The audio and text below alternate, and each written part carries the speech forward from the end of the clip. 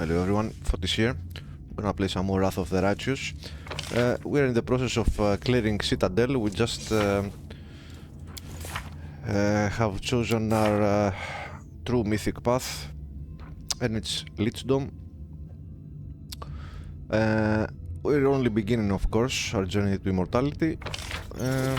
Yeah, so we found here this lovely couple once again.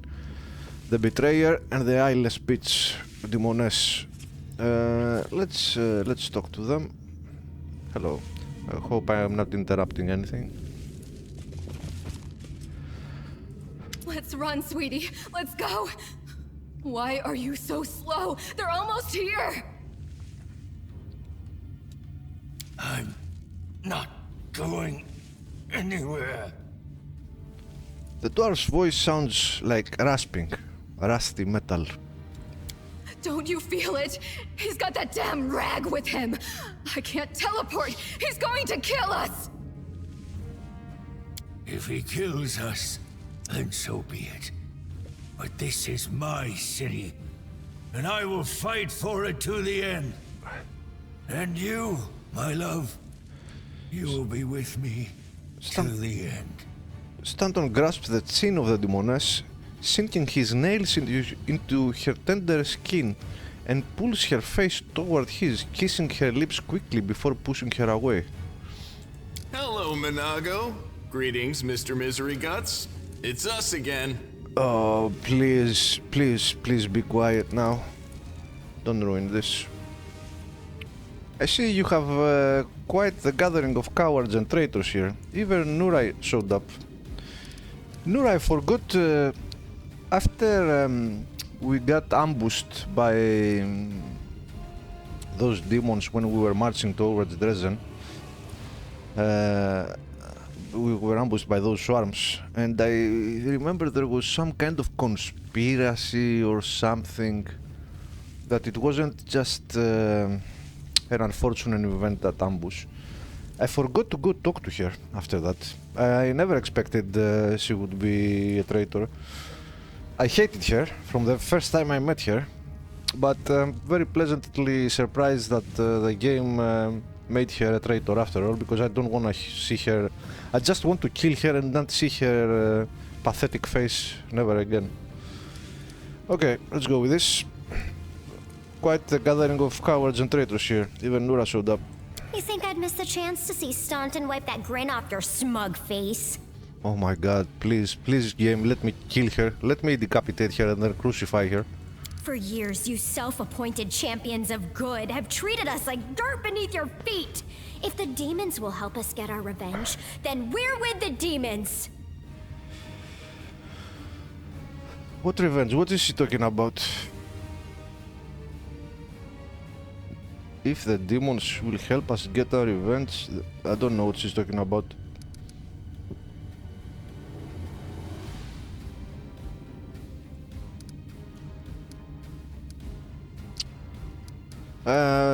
Tell me, Staunton, why? Why do you fight on the side of demons? I don't care. I don't know him. He's not my friend. He's not anything to me. But I don't want to know, to be honest. It's like asking a criminal every time, let's say you're a judge, and I mean, if you're a judge, you kinda have to know to judge him, but in my case, I mean, the dude worked with demons twice, betrayed the humans, the mortals, twice. Like, what is there to ask for? It's irredeemable, for whatever the reason.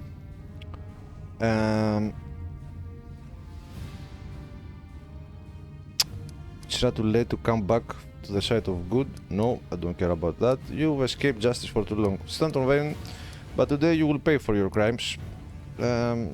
I wanted something more spicy.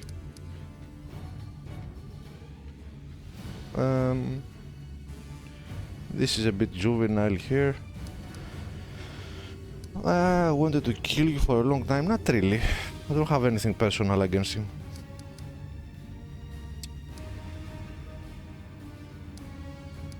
Nah, maybe I should just attack her.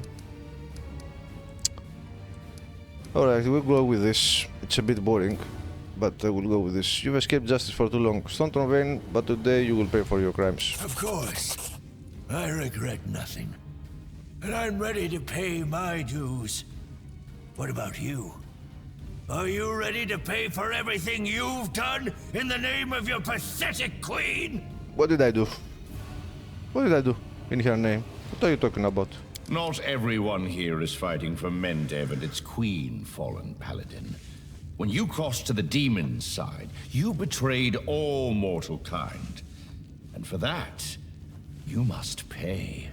Finally, some logic, a sense of reason. Thank you, Regil. Why aren't more characters like him? And even with him, I have my objections because I don't like. I really despise Olcat's decision to make him a gnome. But other than that, the way he's written and the way he sounds is, oh wow, one of the best ever. He's up there with the best companions I've ever met in any CRPG. Apart for his looks, very disappointing, but doesn't matter. I think it's enough of talking.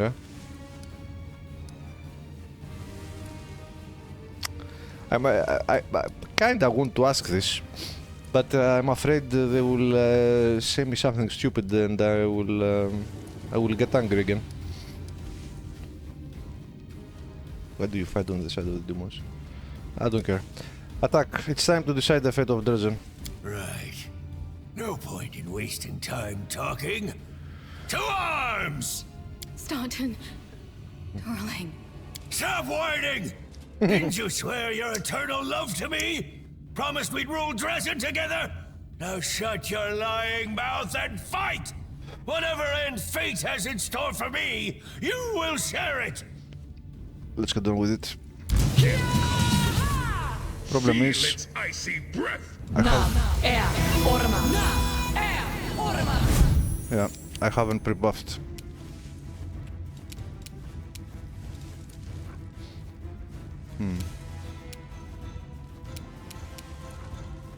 Oh, what? 28? She's level 28.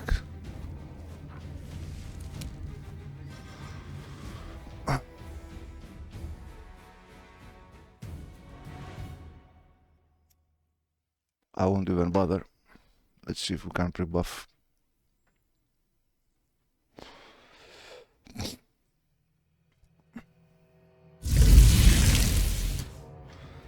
Do we have any buffs?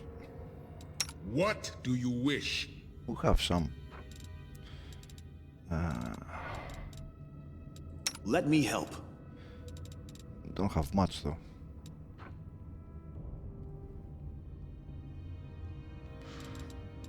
We must stop this war. There is no hope, only us. The gods have abandoned... What was I saying just now? Wanna play together? Yeah, we don't have a lot. Maybe we should give it a shot, I don't know. Search for the beauty with your heart, not your eyes.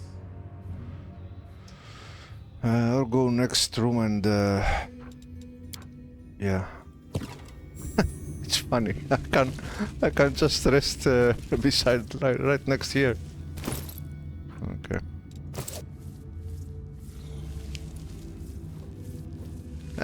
Let's try. My will is resolute. Let's try.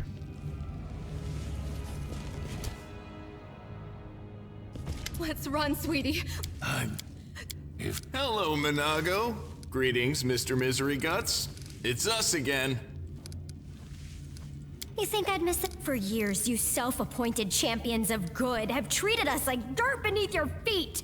Of course. Not everyone here is... Right. Staunton. Stop whining! We won't fall here.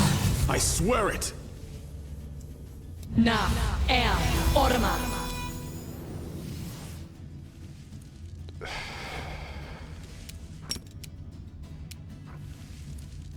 You've crossed the wrong mongrel. Yes, she needs to go. She really needs to go.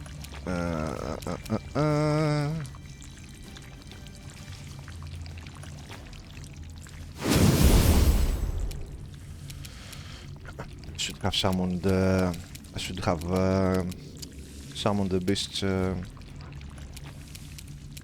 should have done the summons before I began combat.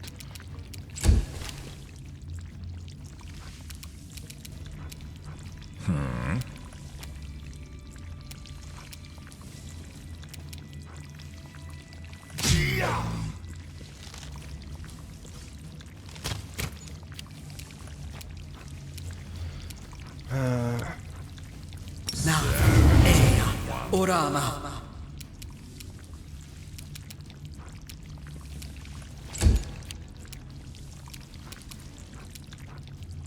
Adrenaline. Visibility.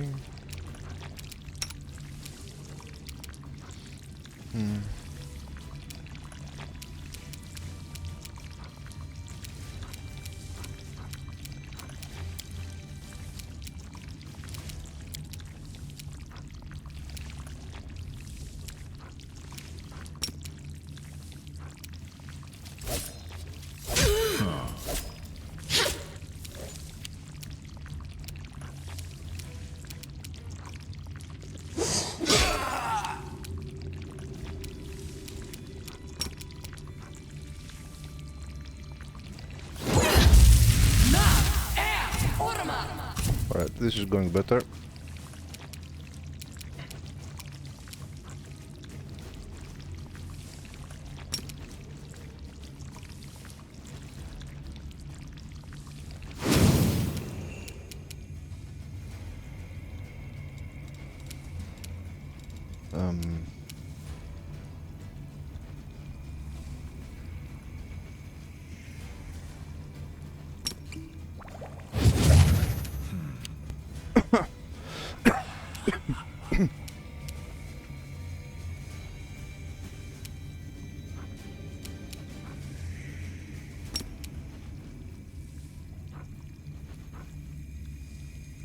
Oh, he can't attack.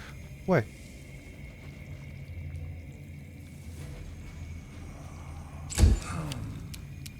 Don't understand.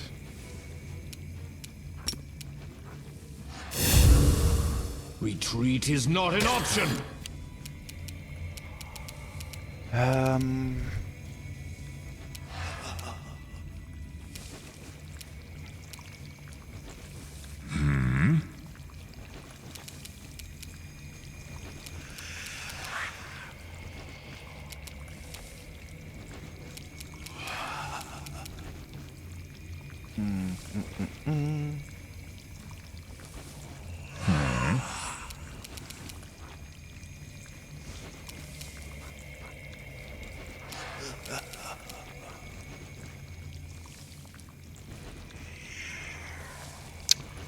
Morale bonus on saving throws. Morale,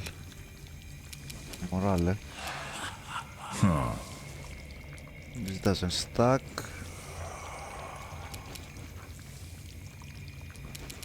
We have protection from evil. We don't have protection from energy, we don't have anything. Not very good.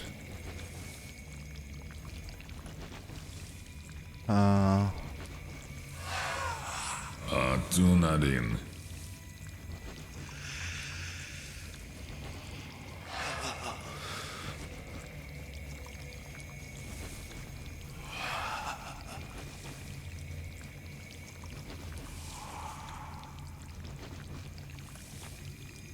Player.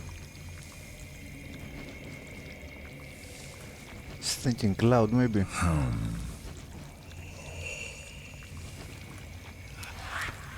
Wait a minute. Where is the protection from poison? God damn it, man. The rest of the... Why some of my guys don't have protection from poison? Ah, maybe it got dispelled, huh? God damn it. She's not very good. Death words. Holy sword. This spell allows you to channel holy power into the weapon in your primary hand. The weapon acts as a +5 holy weapon. Extra 2d6 damage against. Okay. I need a check for this.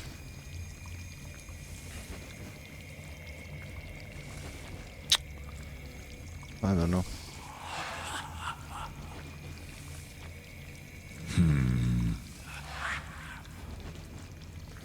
Oh.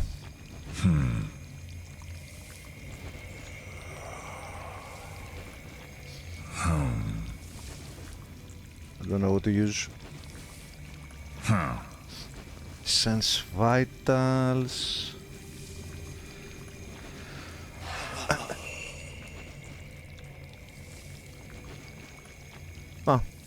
Let's do this. Better than nothing.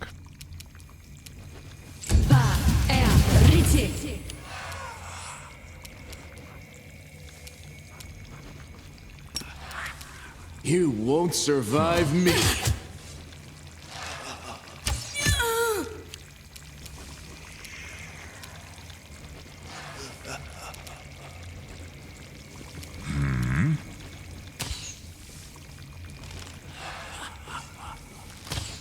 That was a bad choice. What?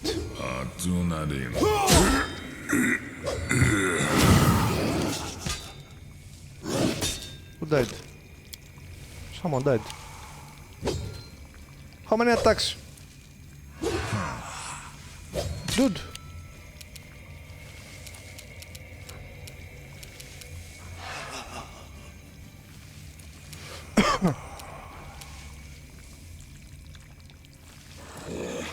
How many attacks, goddammit, how many attacks? Fucking hell.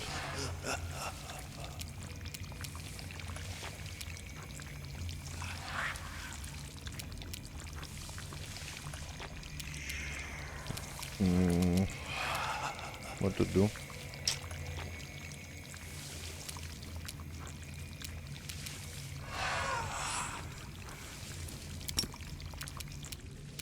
Oh my god, why did I take this spell? This is fucking huge. I can't even cast it. Too bad. Useless spell, man. Maybe with some immunity. Maybe if I had some kind of immunity. But the way it is, I can't even use it. It has a huge area of effect. I need to do a respect with her or something. I can't even target it. I can't even target it.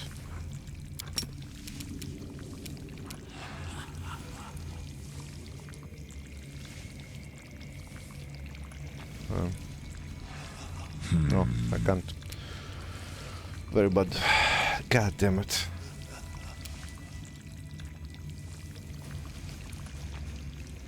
I could do curses. Maybe I can sleep him.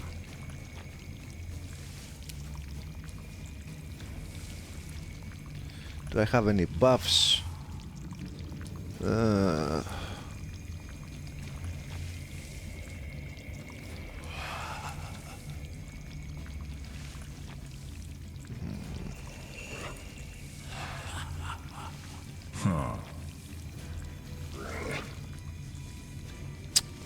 I don't know.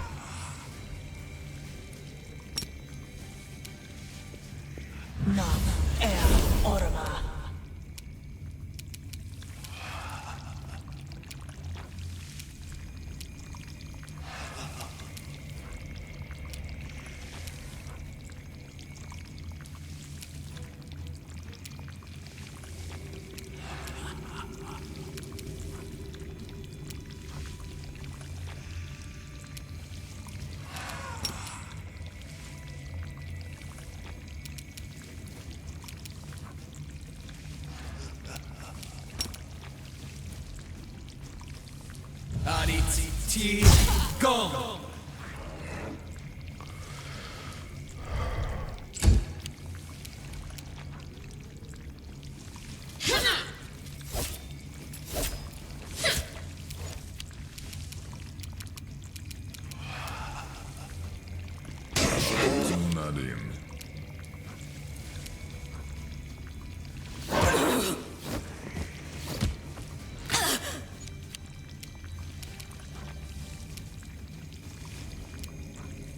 Death comes.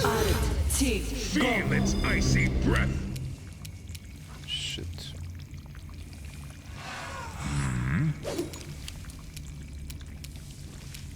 Kneel before me. Kill her.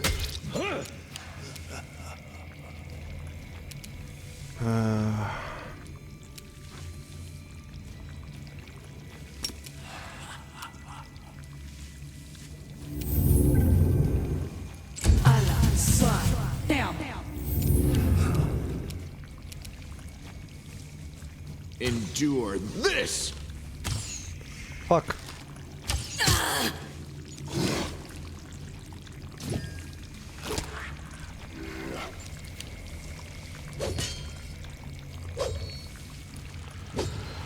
Oh, okay, that was good.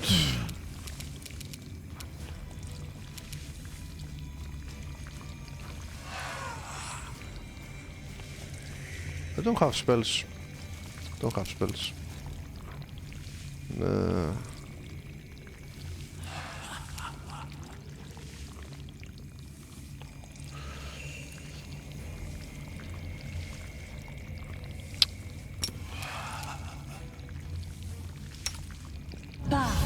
Continue fighting, everyone.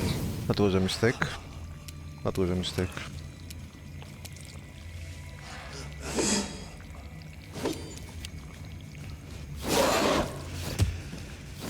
That was a big mistake.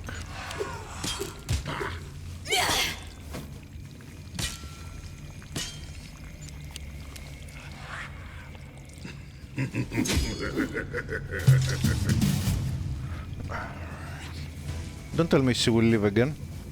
You stubborn ass! You want to die for a heap of rocks? Go ahead. I'm not staying here. No, my dear. You are.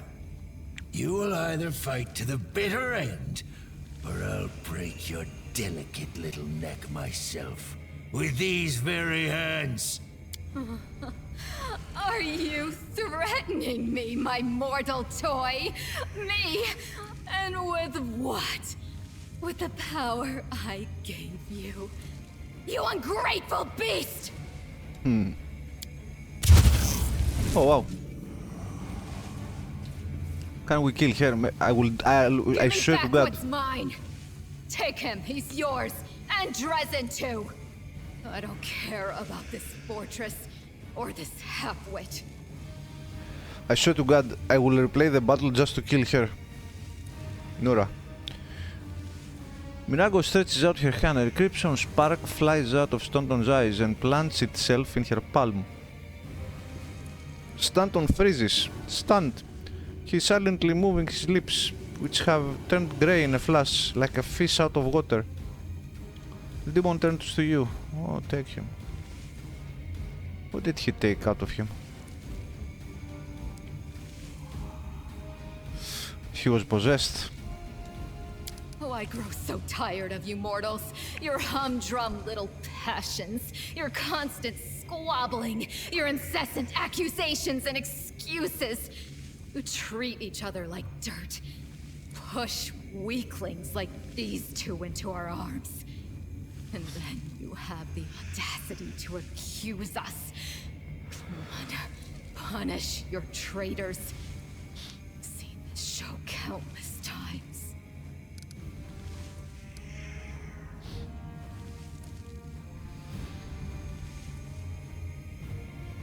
I pushed the weaklings like these two into your arms. I didn't do anything. She doesn't talk about me. This doesn't concern me. I haven't done anything to that little cunt right there. Nor this idiot here. I barely know him, just met him.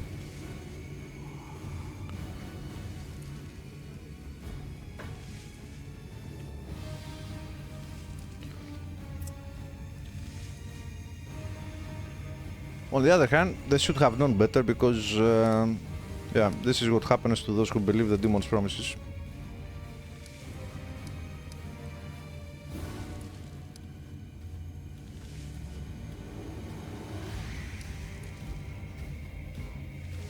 What are these dialogues, man?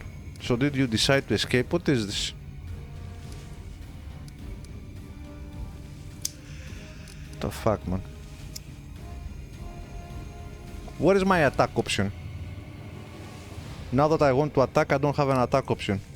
Just like some miserable option, dialogue options here. Who is this directed to? Thank you for your help, but you don't think this is going to save you, do you? To Staunton. Who am I supposed to be talking to? Like she's talking to me, but am I talking to her now or to him? Very poorly done here. This is directed towards her. Where are you going? The fun just started. Thank you for your help. Who is this directed to? I don't understand. This is directed towards him, like very bad, very, very sloppy. I don't know. Where is my attack option? I want the attack option now. I don't want to speak to these idiots here. God damn it.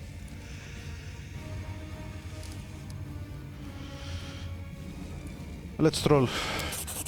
Have fun with Staunton. You and he have similar ideas about what counts as entertainment. Take your filthy rag. Take your befouled ruins. You can make soup out of this moron for all I care. I've had enough war. We Lily two were created for tenderness and love. Stay away from me with your swords and shields. Why is she talking like when she talks, she's always like she's crying. She's a powerful demoness. Why is she playing the victim card? She always crying. What's the reason behind this? It's very annoying.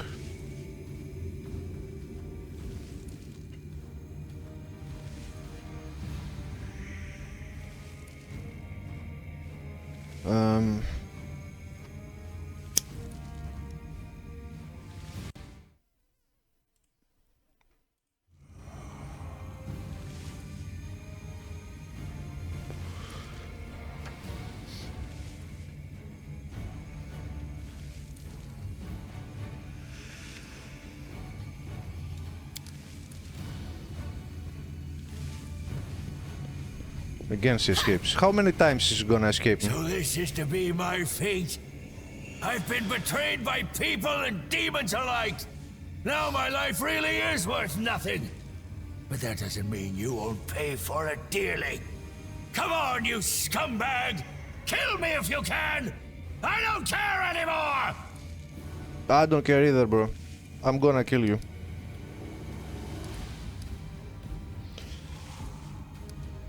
This, you mean nothing to me. I don't care about your sob story. I don't care about your... I do care about your betrayals. All I know about you is that you are the biggest betrayer in the history of betrayers. And, but it's nothing personal. But just know you are not... You don't even worth to spit on you, but... too bad Queen Galfrey didn't hang you back then. I regret that as well. She should have done it, but that's water under the bridge. We all make mistakes. Let's get this over with. Alright. To arms. Let's go. What's he drinking? Alright, everyone, focus fire this little cunt.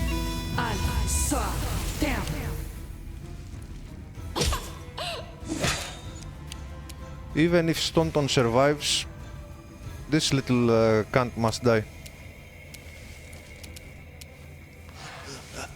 Make every strike count.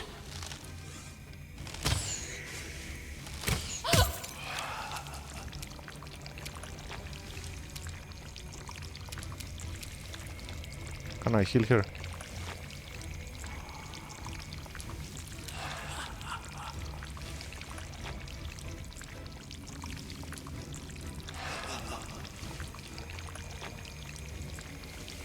Do I have anything to heal her?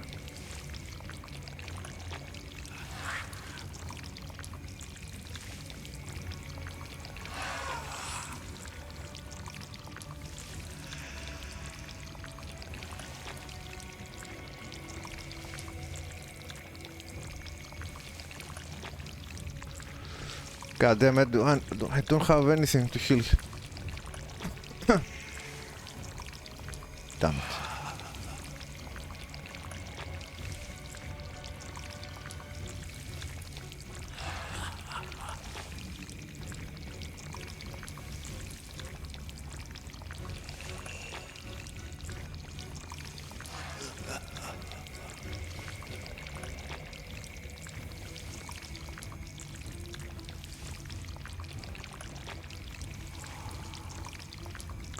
Dude, I have no cure. I can only cure light wounds. Cure moderate. There are so many. This is one of the worst parts of the game here, and this is a mod too. This is even worse going through here. But when you want to use all these items, it's the worst part of the game, unfortunately. Whatever.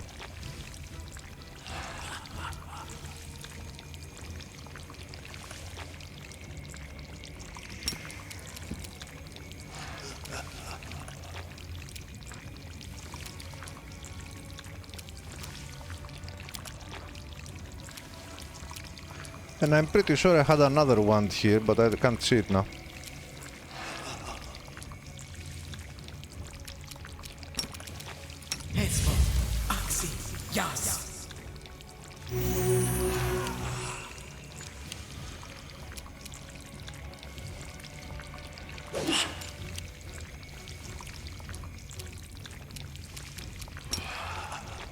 This one's mine.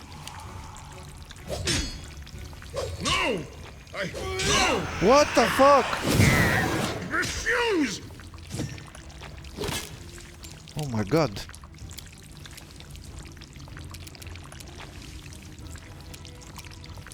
Fucking devastated us.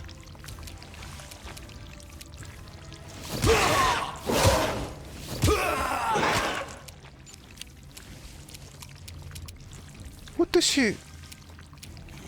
I was doing damage to me. What does she have on me? She has cast something very bad on me. She has something like reflect. God damn it.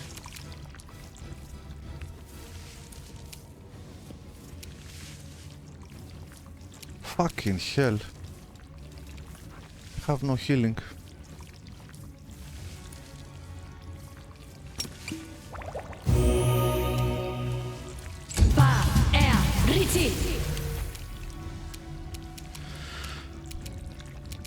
God damn. Ah, this is not going well at all.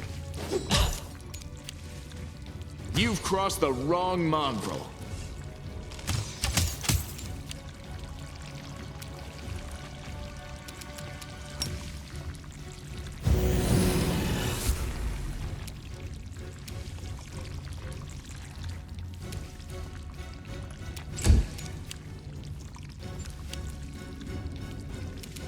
Did I die? Press the attack. Kill the bitch.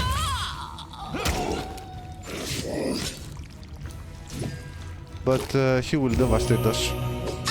Yeah, we're dead. No! I refuse!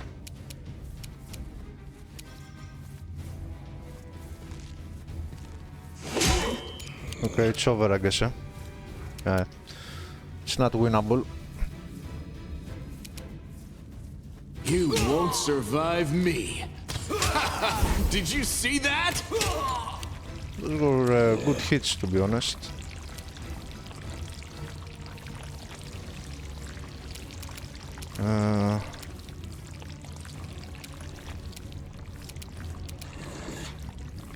But we're about to die here.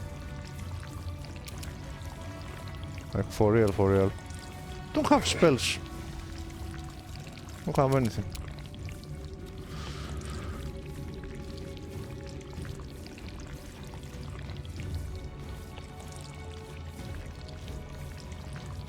Don't know what I'm supposed to do.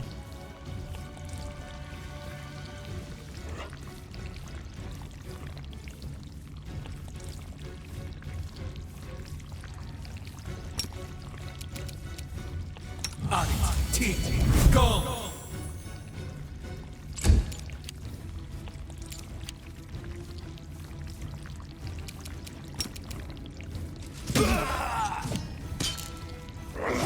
She's not even taking damage. Oh my god, the damage! The end. Dude. He has very low SC, but why is he doing so much damage, bro?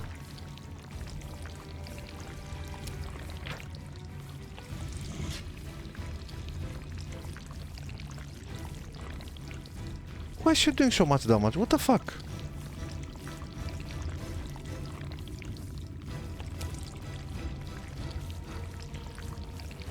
Any good creature striking you with unarmed strikes, natural weapons or hand weapons deals normal damage, but at the same time the attacker takes 1d6 points of damage. Oh, that's why Ulbrich almost died. He has a reflect. But he has divine power. The damage he does is ridiculous.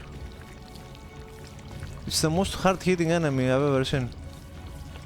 His stats are not that good, and he's very easy to hit. I should have targeted him earlier. He has haste.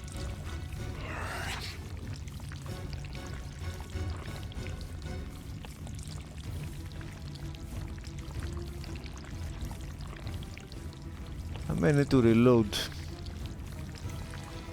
What?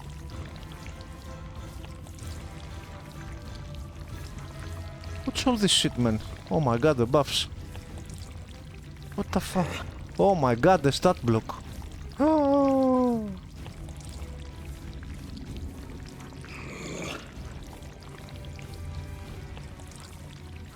Improved critical, double glaive. Oh my god. Righteous might.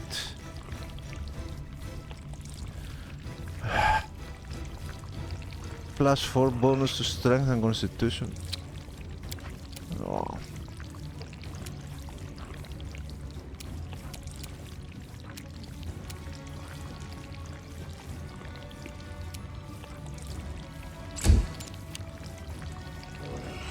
Endure this!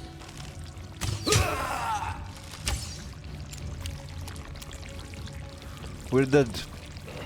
Begone, fiend!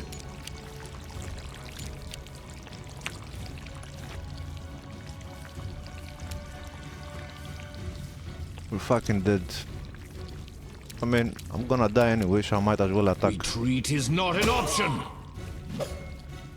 I refuse to surrender.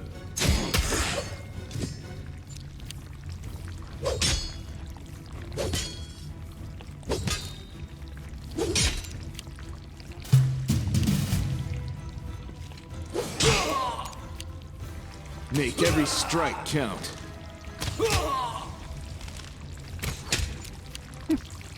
Fall!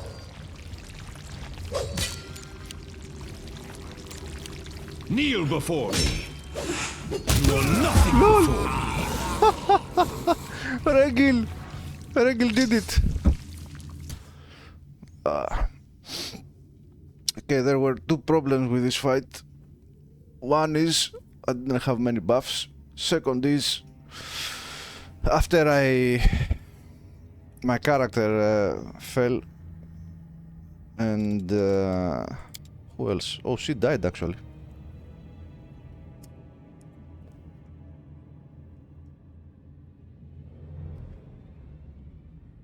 She actually died, eh?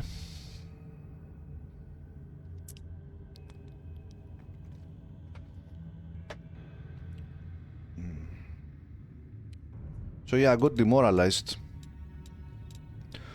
But the weakness of Staunton was his AC. He didn't have good AC. He had ridiculous damage, but not good AC. Did we kill the bitch here? We killed her, right? No, we didn't. The bitch is still alive. Okay, let's save. We'll resurrect her. We really need to rest.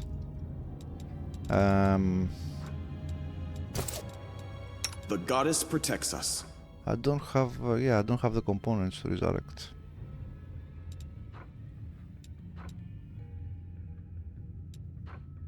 To raise dead, rather. Breath of life, burst of glory. I have any scrolls?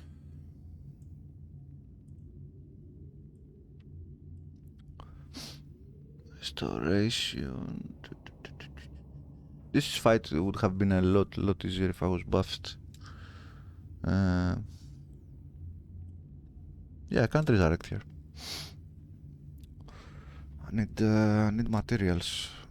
What's it called? And maybe even then, I need diamonds to resurrect.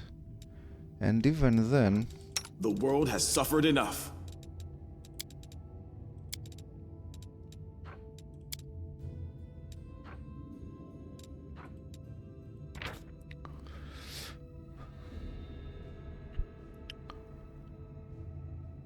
Subject of the spell gains 2 permanent negative levels when it's raised, as if it had been hit by energy draining. Creature whose permanent negative levels already equals its hit dice cannot be brought back to life. Okay, this is not the case. Okay, so we just need to resurrect her when we go back and buy some supplies and just restore her negative levels with restoration. Will that do? All temporary ability damage eliminates. Don't think. The spell functions like restoration lesser, except that it also dispels temporary negative levels or 1 permanent. Oh, so we need just 2 restoration casts. It restores 1 permanent. She will have 2 permanent levels. Okay, we're good. But yeah, we didn't do well here. This was terrible performance. What was that glaive, man? Attachment +3. So yeah, whenever the wielder. Oh my god. Soul Basher. Stand on Veins Warhammer. Doesn't look like a Warhammer. Was once a weapon of honor and repute among the Crusaders. When the Keeper of the Sword of Valor rejected his duty as a paladin and became a double agent, he single-handedly reforged the Warhammer into the glaive Soulseer. A weapon admired by the worshippers of Baphomet. Mistress Minago herself tempered the new blade with the grimmest and most sinister enchantments, and no crusader would ever dare to reclaim the disgraced weapon.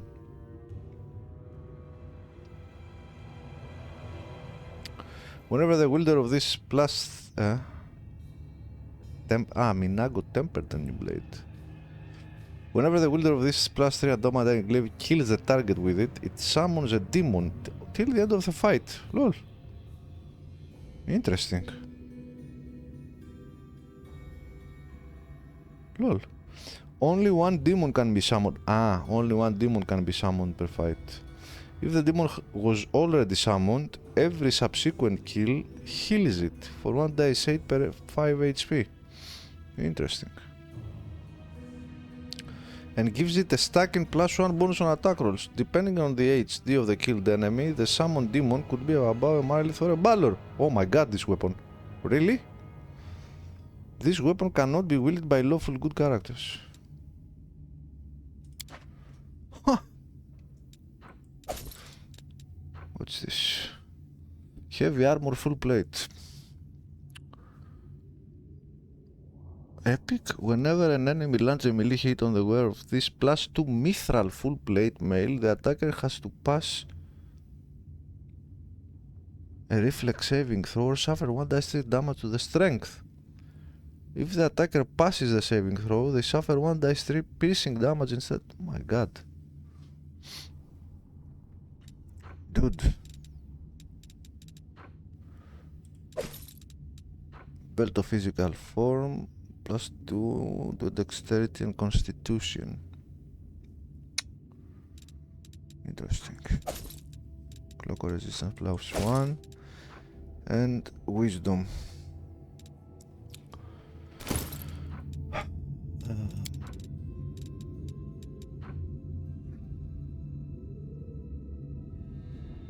Why is this blue?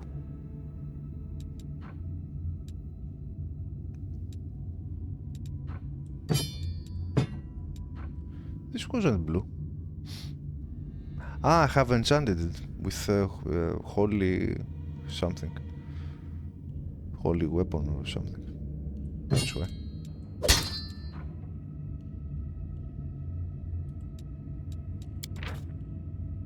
Yeah. It's holy. It's a spell.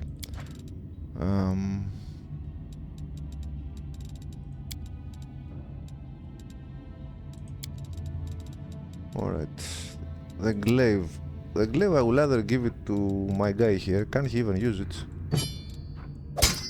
Yeah, he can. Or I could use it.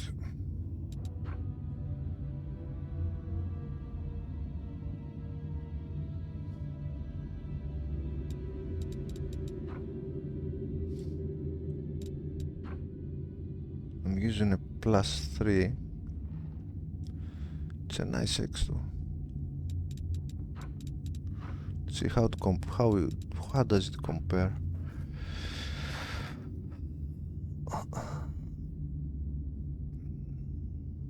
Yeah, the X definitely does more damage, that's for sure. Definitely.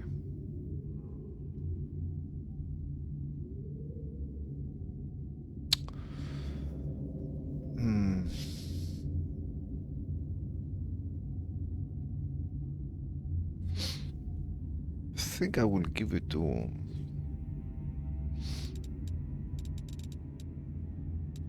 my dude here.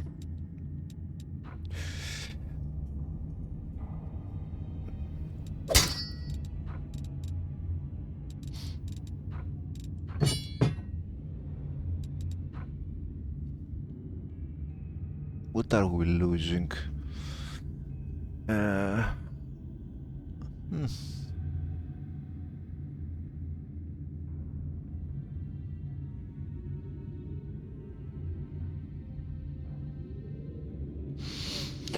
The +5 slashing damage of the axe requires a fortitude save first. Ah, it's thundering too. It's thundering too, though. It's +1 die 6 of Sonic.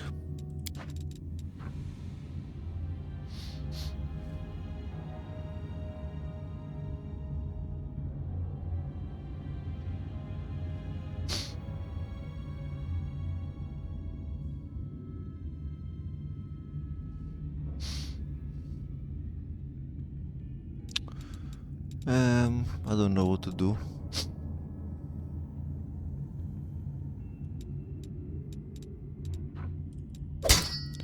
It's also +2 to attack. It's also +2 to attack though.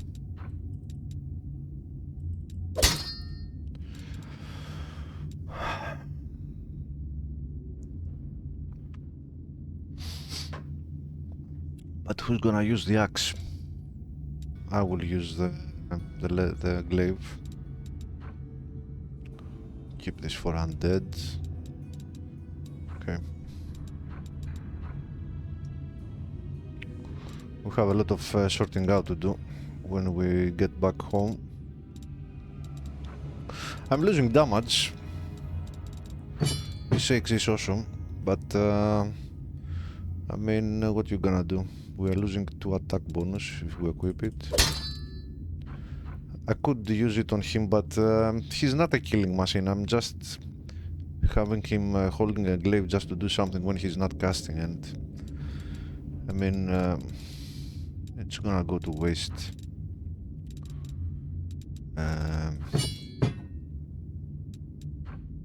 Yeah, +2 to attack. We'll lose some damage, for sure. Oh, dude, why does the game do that? Like, I hope it just... Let me switch here and put the item here, goddammit. Don't put it back there. How much damage do we lose? 13, 29... Yeah, it's significant damage. And it's dice 12 against dice 10. Yeah, it's a lot of damage we're losing, but we gained the summon. We'll go with the glaive. I can't say no. I'm always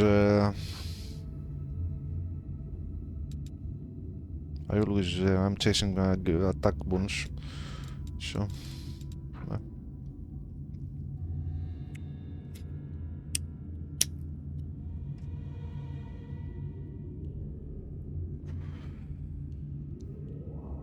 okay. I gave the skeleton Regil's armor, gave Regil this one, and I gave him the belt of physical form +2 dexterity and constitution. My skeleton, look how small he is, god damn it! This man with his voice and his logic, he should be enormous, he should be of legendary proportions, not a fucking gnome, god damn it, Volcat. God damn it. Haven't you heard of Darth Vader? He's the epitome of Darth Vader, how he sounds and how he behaves. But his appearance is like a cartoon, god damn it. Fucking gnomes, man. I never in my career as a gamer, 25 years, 30 years, no, what am I talking about? More than that, like, I've been playing games for 35 years now. Never once in my party. Had I ever have a gnome in my party? Never. It's the first time ever. And the only reason is because he's very well written and he sounds awesome. Anyway, let's go talk to the little cunt there.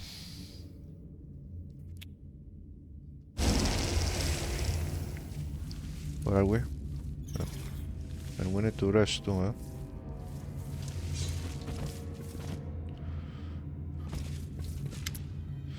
Breathing heavily, Nura stands up and wipes her bloody hands on her clothes. Well, what are you waiting for, you scum? Fucking cunt, I will fucking kill you. Game, let me kill her. Come on, finish me off. Kill me like you killed Staunton, and be glad you've defeated the villains. Just make sure you don't wonder whose fault it was that he and I were on demon side. Thoughts like that could make you lose your appetite. Yeah. It's everybody else's fault. Always. Zero accountability, but you are a female, so I didn't expect much more from you.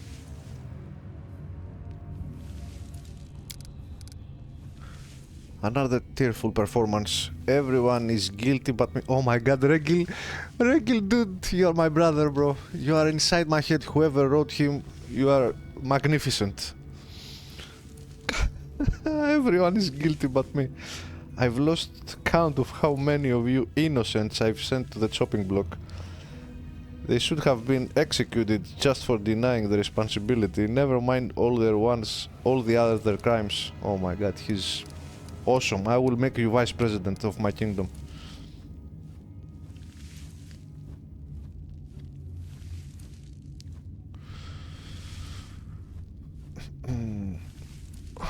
Why did you betray me? I want to know the truth. I don't care. Where I don't care about the whys. In these situations, I don't care about the why. What will you do if I let you go? I don't care, and I will not let her go. It's not too late to return to our side. Help me destroy the demons. Yeah, sure. I will not kill you here. You'll be locked up, and I'll think about what to do with you. Oh, no, no, no. I'm going to turn around and count to 3. When I turn back, I want you gone. No, no, no, no, no, no. Finish, Nurauf. You deserve this. Finally, finally!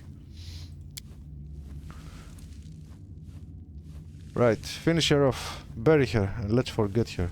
Now you're talking. Immediate execution. Is that really necessary? You could just send her to prison and at least give her a chance to change. What? Wait, are you serious? I'm surprised you don't suggest we spare the demons and put them in cages until they come to their senses. Look at her. She obviously doesn't regret anything she's done. To us or the soldiers. There you go. Everyone deserves death. Today I will get mine. Yours await you tomorrow. Ah, shut the fuck up and die. You fucking cunt. Finally, thank you, game. Thank you. Thank you.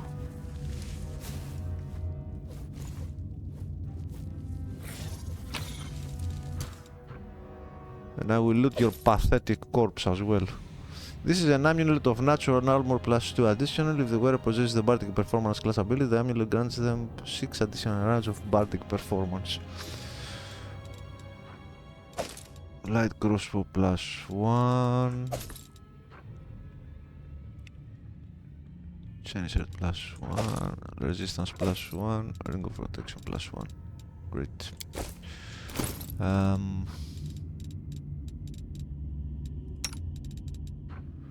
I'm wearing a +2. You need the... what do you need?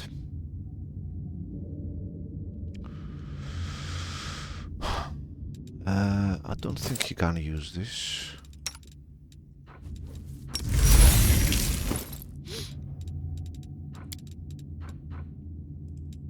Oh, he can actually. He needs the armor, goddammit. He needs the fucking armor.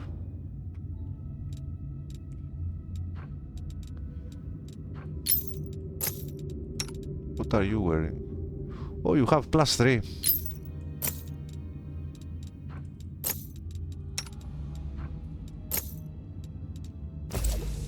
Hmm? Yeah?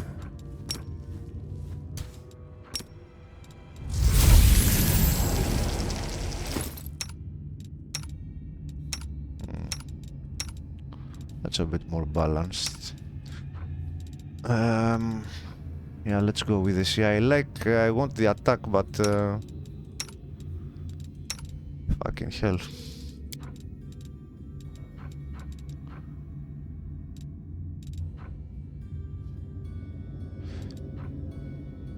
Wait a minute though. Oh.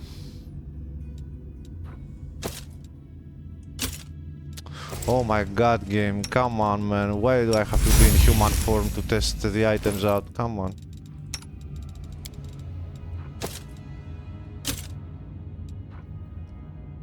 Huh?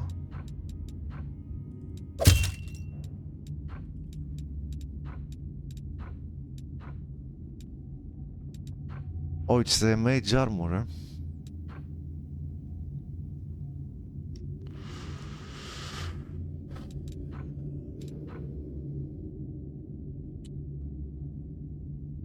Can the animal wear this?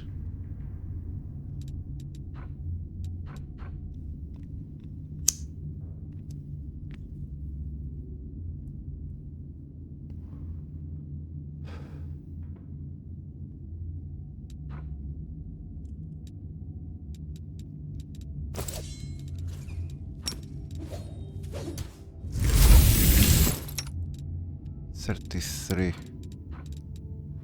He doesn't gain anything by this.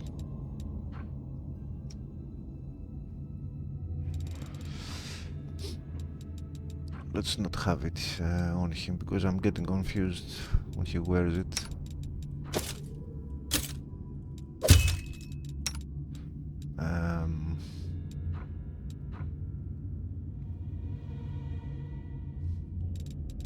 If I could find something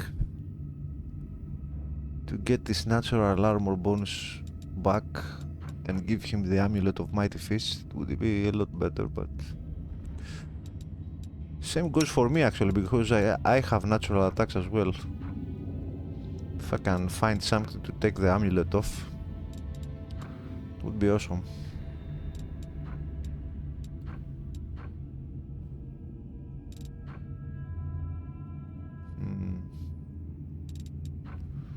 For now it's not happening.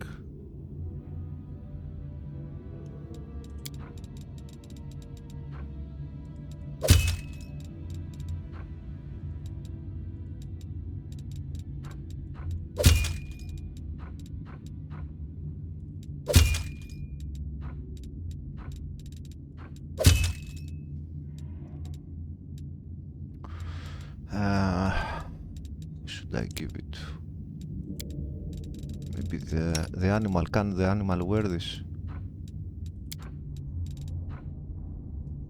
It can, but I'm giving it magic armor as well.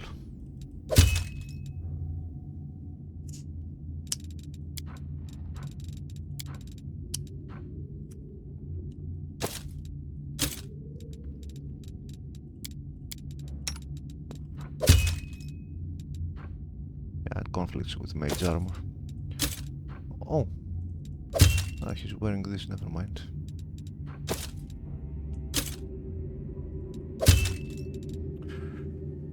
So many options.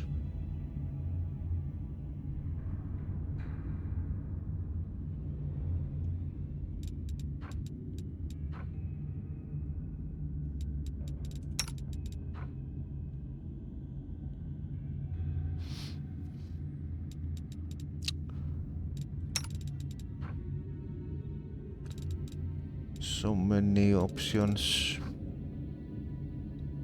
Who are these good for?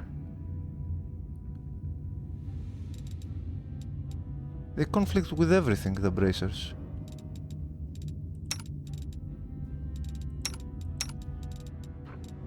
They conflict with everything.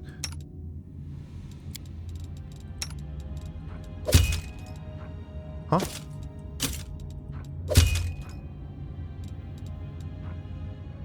Why doesn't it say it conflicts now? It does, apparently.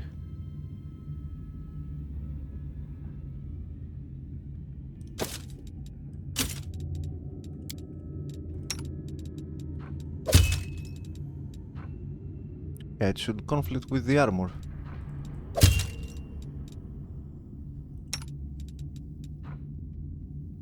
Doesn't say anything.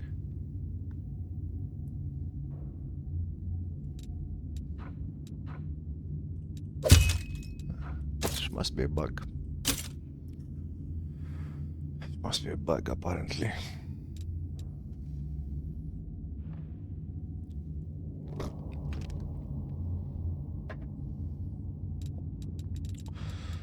I don't know.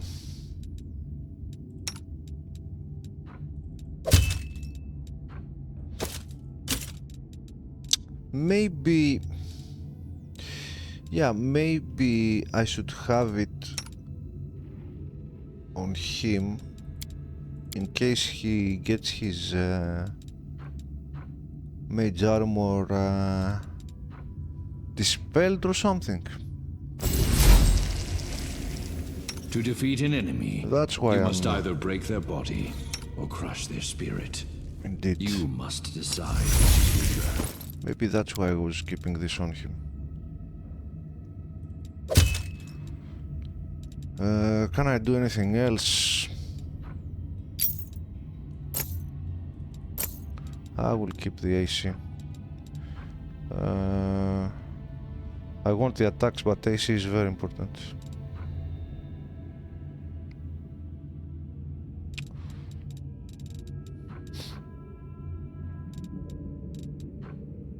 intelligence he doesn't need. Let's give the animal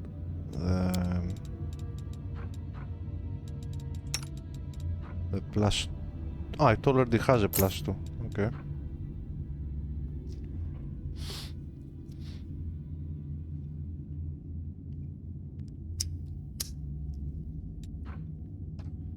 Alright.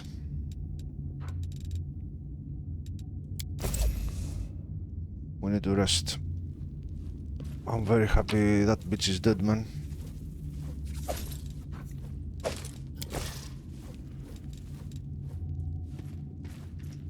It is laid as directed. But we really need to rest.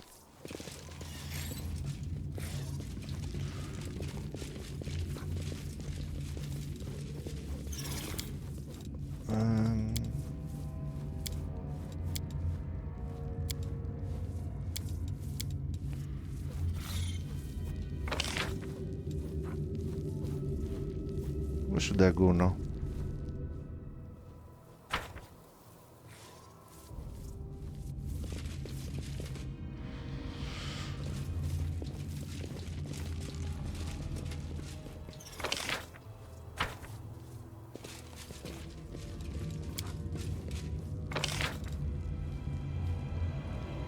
Don't think there's anything here. This is how it was meant to be. Let no one bar our path. Where are we supposed to go? Main floor. Oh. The commander of the crusade has managed to overthrow 70 years of demonic rule in Dresden and restored the Sword of Valor to its rightful place. Will the commander be able to defend the banner he has won with such a valiant effort? We'll see.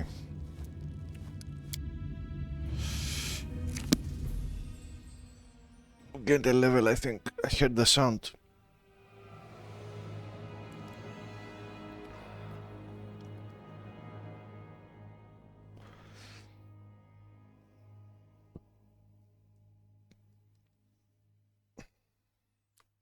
Oh my god, the loading. Are we... What act are we now? I know we were in Act 2. Is this the end of the act? I suspect there's gonna be a lot of talking now.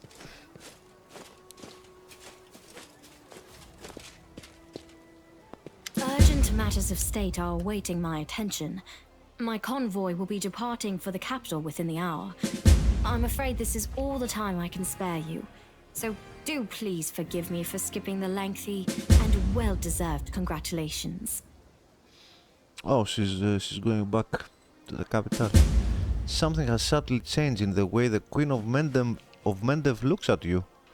Respect shines in her eyes, but her slightly furrowed brow indicates a hint of unease. Every death is an irretrievable loss, but considering the scale of our forces, the losses among our troops are tolerable. Morale is high among the Crusade forces that were entrusted to you. You handled the command superbly. I never doubted your personal ability to deal with the demons. I knew that you could become a living symbol for people to follow. That you have now displayed a decent head for tactics is a pleasant surprise. Indeed. I believed in your success and prepared for this outcome after a fashion. I brought a reward to personally bestow upon my Knight Commander. But now, I think this reward is insufficient. So please, accept one more gift from me personally.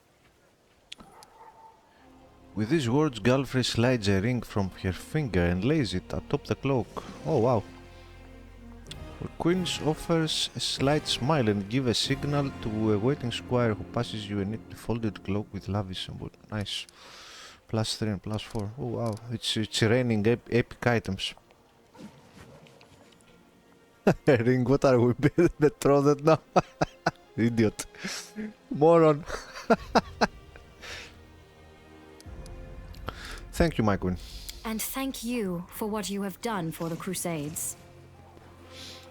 Now on to the main matter. The Sword of Valor has been returned to us. Touching it has awoken your power and changed the great relic beyond recognition. Many clerics are at a loss to interpret this unexpected turn. Is it an omen? Happenstance? A warning? Only one thing can be said for certain. Your power is astonishing and unlike anything ever seen before. Okay.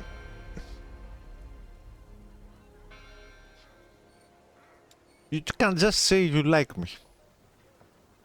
I understand. It's natural. Although, I must admit, this power has taken a most unexpected form. Frightening to many, but thrilling to some. The god's machinations are curious indeed. The queen says these final words pensively, as though talking to herself. She definitely likes me.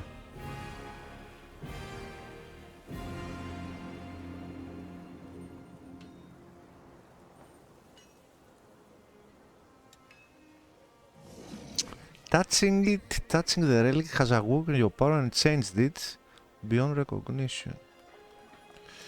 There. I have said all I wish to. Is there anything you wish to discuss with me before I depart?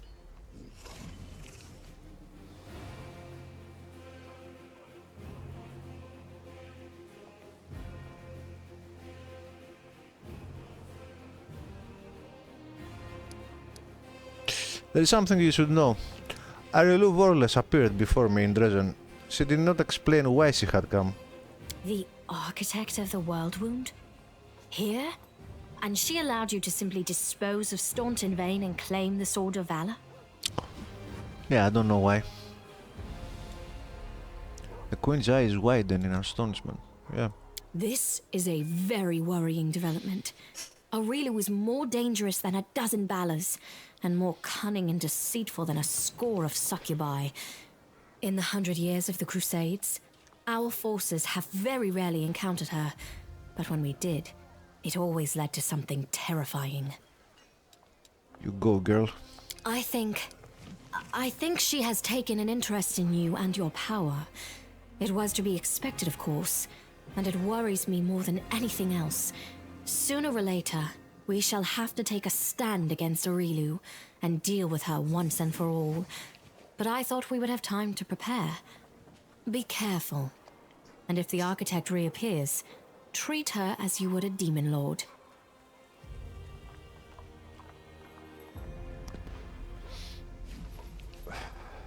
Do you know anything about the huge demon that we met at the gates? It was much stronger than the rest. The Baldur Dorazand, one of Daskari's generals. He, Hep Zamira, and the Echo of Daskari are some of the most notable demons in the Abyssal Forces. You will soon learn these names. Dorazand has not been sighted by our scouts for a long time, and his appearance at Dresden was an unexpected development.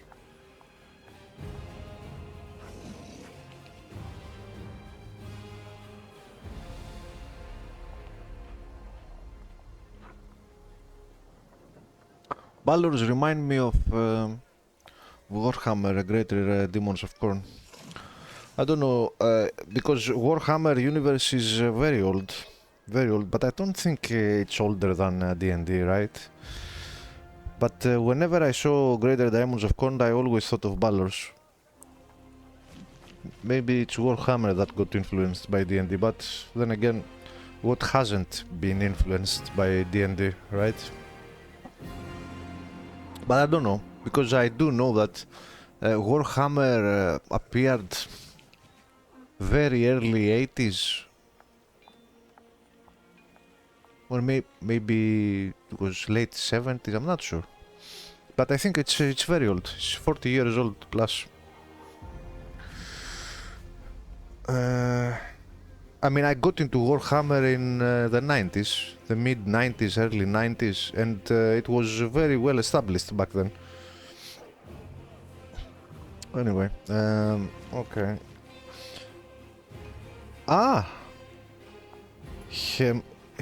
Hepzamira, the Nephilim. Hepzamira is Baphomet's daughter. Why do I say Baphomet? It should be Baphomet. Baphomet's daughter. And current favorite. Maybe I'm... there was a band, Samael, and they had the song Baphomet's Throne. It was one of my favorite songs growing up. And I think they were saying Baphomet, not Baphomet. And it has stuck to me since then.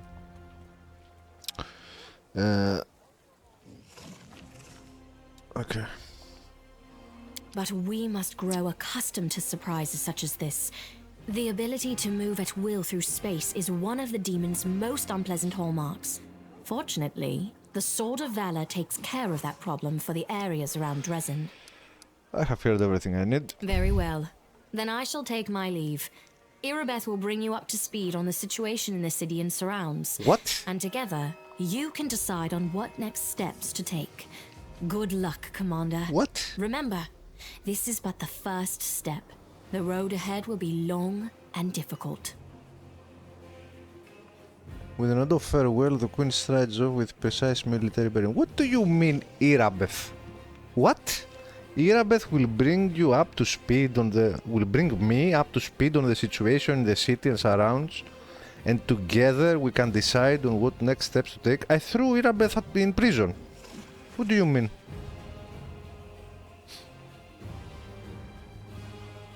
And she didn't participate in the siege of Dresden because she was so afraid. And now she will bring me up to speed? Are you serious? Oh man, I will fucking kill you all. I will make you undead, all of you.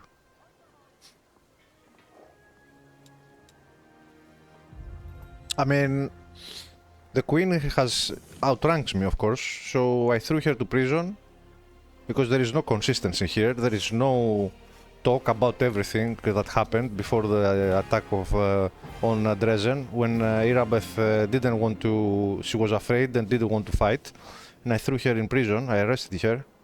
She was arrested for that, but no, it's all good. But because now I have to justify things for the game. And it's a game that doesn't have any problem throwing at you pages and pages and pages of text. But when it comes to things like this, oh, nothing happened. Like, tell me, dear old cat writer, tell me. Have the Queen say to me, I know you arrested her, I disagree with your actions, and I pardon her. Whatever. A two-liner. No problem. But no. Allow me also to congratulate you on your victory, Commander. Fuck you. Fuck you. Guards, arrest her again. We won the battle for Dresden, but this war is far from over. What? The demons know our true strength. You did... So we must brace ourselves for a merciless counterattack. They will do everything they can to gain control of the city and destroy you personally, and all of us along with you. The only good news is that cultists make up more than half of their forces, so they will have to march the same roads as our fighters. If they were all demons, they could appear here instantaneously and lay siege to the city. Praise Iomade for small mercies. Look at her, telling me what is what with her, and her voice acting is all right, brave and courageous and... Dude, you didn't even fight in the siege. You were so afraid that you didn't want to fight, and I had you arrested for it. And now you are here telling me about battles and this and that and the demons and... just shut the fuck up. The main demon forces are moving out from the City of Eyes and the Threshold Fortress. Scouts are reporting that for now, we don't stand a chance of tearing through the defense and launching a counterattack. We can only gather our forces, rebuff their attacks, and wait for the right moment. We? Unfortunately, other hostile groups keep appearing out of nowhere. And on top of all that, Minago is still prowling around somewhere out there. And Nevian's trying to find out where that Abyss scum has run off to. Maybe he's already got some leads. We won the Battle of Dresden. We. You were in prison. Fucking hell game. I don't know, maybe I should quit playing story-driven games and just play tactical RPGs that are focused on battles, because I don't know, man, writers, so much inconsistency. Like I can, you know, it's not only the political correctness and the forced fed the DEI stuff that they're making us cope with, but I mean, I can handle some of that, fine. But god damn, man, the logic faults and the inconsistencies on not only this game, in other games, in other story-driven games as well, they are like they are unbearable. I was so happy yesterday when I acquired my first mythic path and the Lich mythic path, and I saw the powers and all the combinations that can be achieved and the growth in power of my character. I was very happy, but now today I'm just playing for 1 hour and I feel irritated. Luckily, we are not alone. Mendev is with us. Queen Galfrey has sent us the first reinforcements. They've just entered the city. Besides, news of your victory is spreading through Avestan. I'm sure that crowds of new volunteers will soon be pouring into Dresden, inspired by your feat. And that's very good news, because we're going to need troops. Here is a brief report about the main problems we're currently facing. Irabeth shows you a sheet of paper with a list of 4 items. Demons with special powers, secret path, missing patrol, and dragon. What's that? Ah, the problems we are currently facing. Demons with special powers, secret path, missing patrol. Oh, I'm dying. Help. And dragon. And one last thing. Sorry, I'm bitching and complaining all the time now, I know, but I can't help it. Whenever I encounter a character like this one, which she's a joke, right? Although they present her like she's serious and all that, she's a fucking joke to me.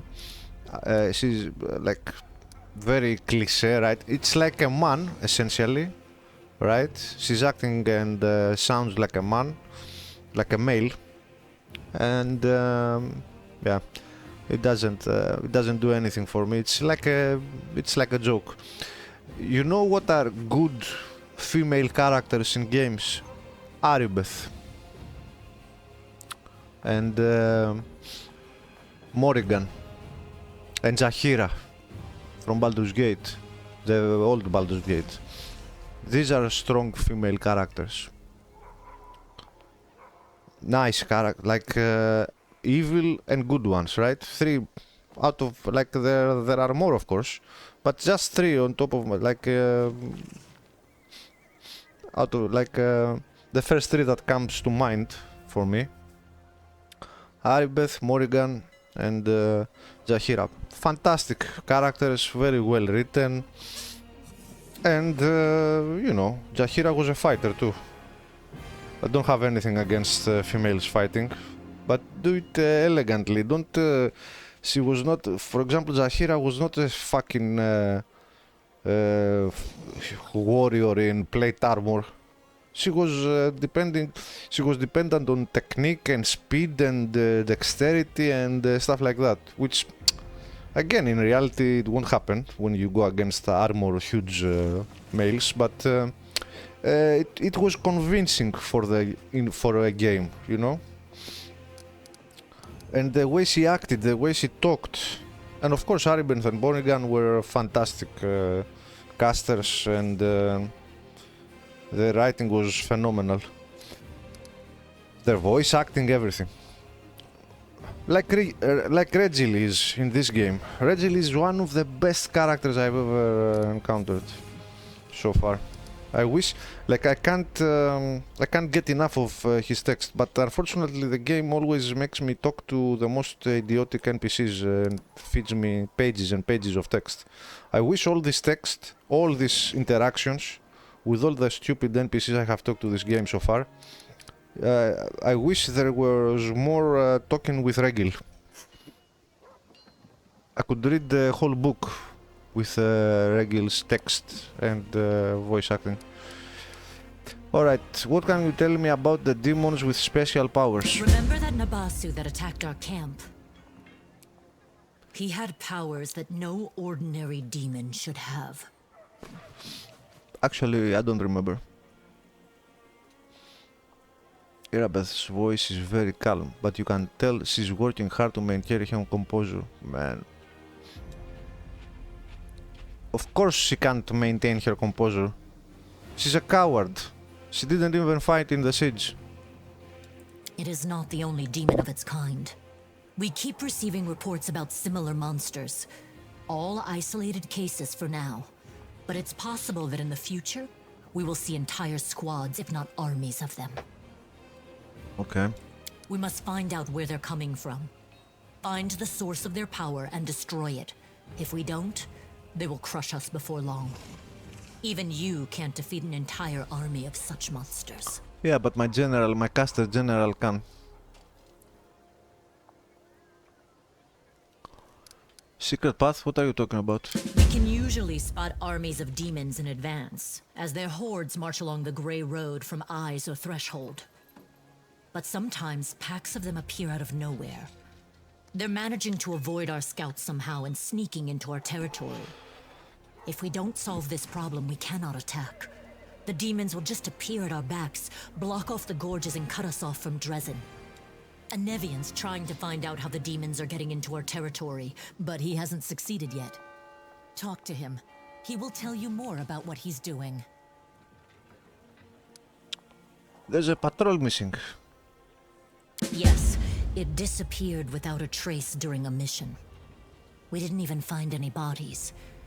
Maybe someone abducted them, or there's some natural threat in the area. And we can't rule out the possibility of desertion, either. Like you deserted before the fight to Dresden?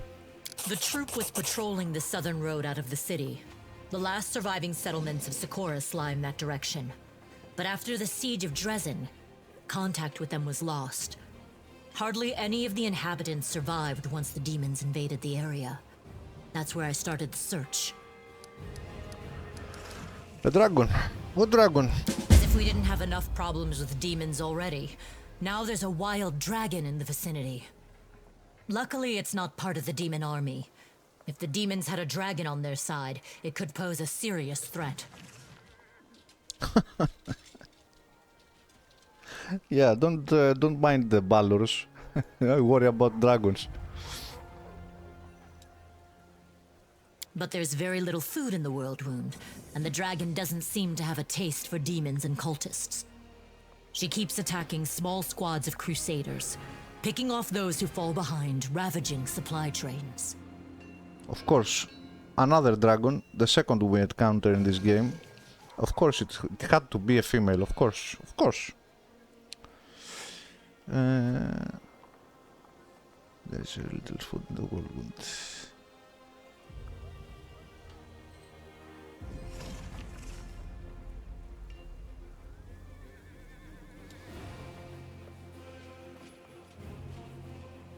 The dragon's been sighted frequently in the sky, but we don't know exactly where her lair is.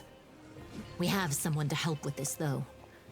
Do you remember the dwarf who bravely attacked the Baldur in front of the citadel during the siege? He is back in the city, and he doesn't mind hunting this dragon, apparently. Go talk to him in the tavern. We might be able to help each other.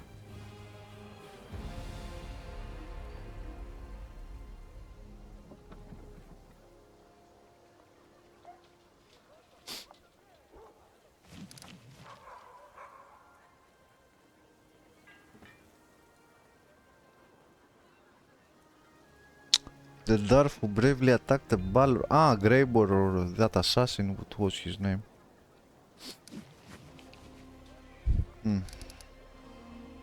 Is that all for now? There are a few pleasant matters. At the Queen's command, the Crusaders who took part in the attack have had their pay doubled, and medals will be awarded to those who were particularly outstanding in battle. You know one of them. The Knight Elan from the Hound Hearts. He led a troop of Nerosian recruits and brought them to the main forces, and later drew the demon's attention in the battle with the Baldur, allowing the wounded to be rescued.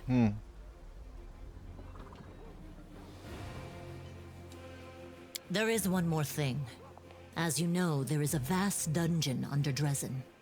It's empty now. None of those imprisoned by the demons survived, and we don't have any new prisoners. We've temporarily placed the body of Staunton Vane in the dungeon. You slew him. What are your orders regarding his body? A Nevian thinks we should burn it quietly and forget about it. Some want to see his corpse displayed in the square, but I don't think we should behave like demons and barbarians. He may have been our enemy, but he deserved to be buried as a knight. However, the decision is yours, of course. Who asked of your opinion?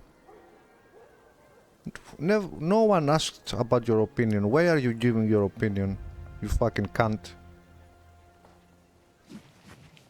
Inserting yourself like this.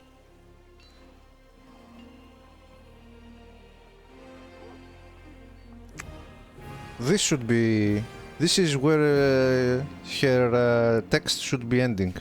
Here in this question mark. We temporarily placed the body of Staunton Vane in the dungeon. You slew him. What are your orders regarding his body? Full stop. Let me answer. All the rest of this bullshit shouldn't be here. I don't care about what an Evian thinks. And I don't care about what you think. If I cared, I would ask you. God damn it. But other than that, this is a role-playing game, right? You see how many details you can pick it apart very easily.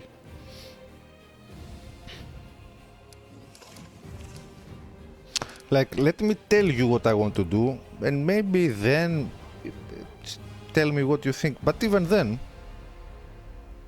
or let me tell her, I don't care about your opinion, you know? There are many ways to do it, but they just can't write, man. They can't write.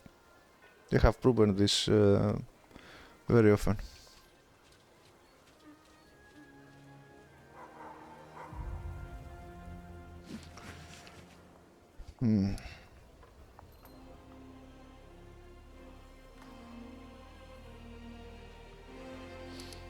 Requires Lich Mythic Path. I have my own plans for that corpse.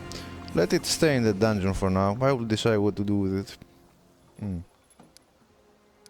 There's something with Staunton. We're not done yet. Bury Staunton as an idea, right? Burn the body quietly, display the corpse in the square. Yeah, let it stay. Let's go with the mythic path. Let it stay in the dungeon for now. I will decide what to do with it. I mean, he's dead. He can't harm anyone. Your own plans. Yes, you bitch. My own plans. As you wish. Irabeth frowns, but doesn't dare to second guess you. Oh my god. I want to publicly execute her, can I?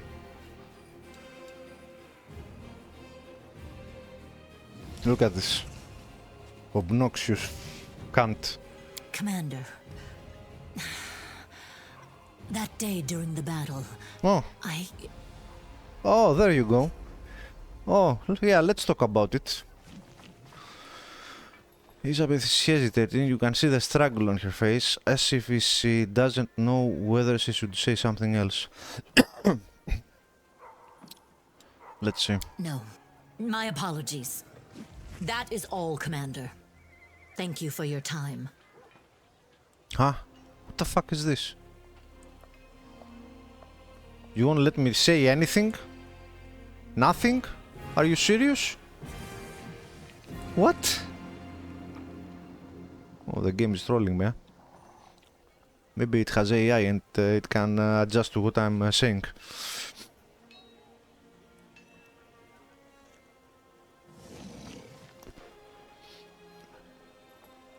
You should be in prison, bitch. You fucking deserter.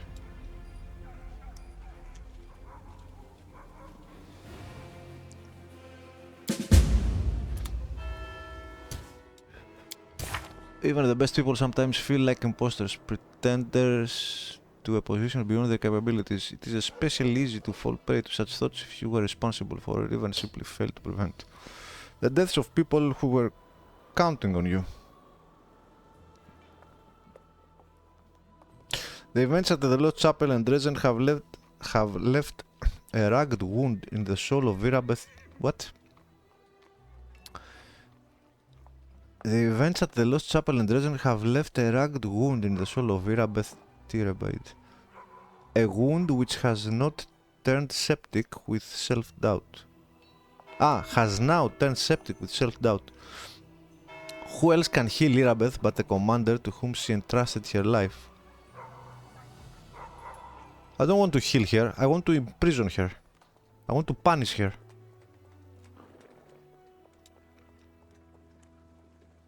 The horrors endured in the Lost Chapel and her resulting breakdown during the battle. That's why you can't have women in the army, man. You just can't. She suffers from fucking PTSD. The horrors endured in the Lost Chapel and her resulting breakdown during the battle for Dresden have destroyed Irabeth's morale. Why is she still an active officer? Fuck you, game. Can she regain her confidence? I don't care. I want her in prison. Does the commander even want that to happen? No, I don't want that to happen. It's far from clear. But first, a conversation with Irabeth is in order. You know what? I'm pretty triggered with this. Let's go find her and talk to her. Oh man, there's so much stuff here. Where are we? What the fuck? Oh my god.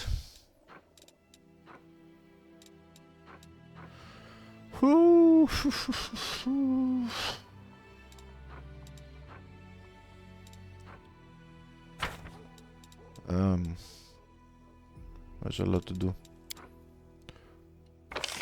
So where is she? Chai? Blacksmith. Exotic weapons provider.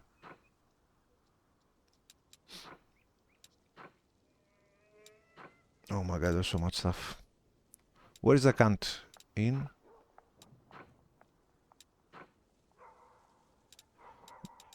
How am I supposed to find her, man? Maybe she's in here. We should kill something soon. My impatience grows.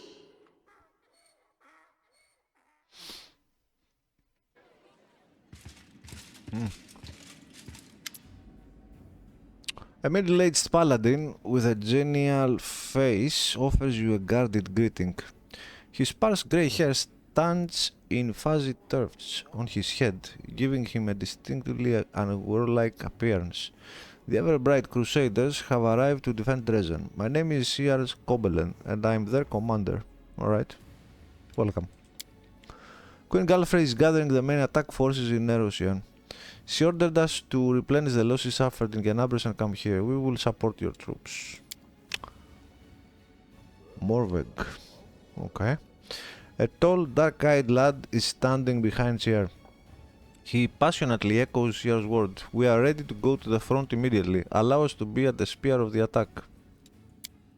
The old Crusader calls the young man to order. Morveg, don't speak unless spoken to. Don't worry, no one will be defeating any demons without you. Siar smiles kindly and tells the boys here. What the fuck? Don't tell me they are gay. No more gays and lesbians, man. Come on, please.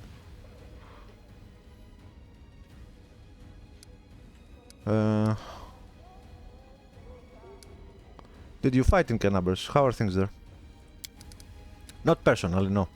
The Queen summoned me and the bulk of our order to Nerosian. Almost all those who remained behind in Genabres died, and the ones that didn't were disorganized and leaderless, but the order did not perish. New volunteers have been pouring into our ranks. We are licking our wounds. Genabres is rebuilding. Life wins out. People are coming from all over Avestan to help. Many are joining up with the Crusaders, just as it happened back in the First Crusade.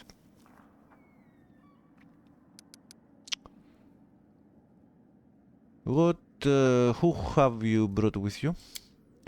Ever-bright crusaders mainly, but we have a lot of volunteers who joined us. Those who arrived at the Queen's call, but didn't want to sit in Nerusian waiting for the main army to set off. All the hotheads know that the front is here. Jan nods at the boy behind him, the one who is eager to fight. We picked up this one too. He walked to Canabras with an old sword in his hand and a few copper coins in his pocket. He was going to keep walking to kill the demons, and then he would probably have laid siege to Threshold, no doubt. The boy's cheeks go pink at the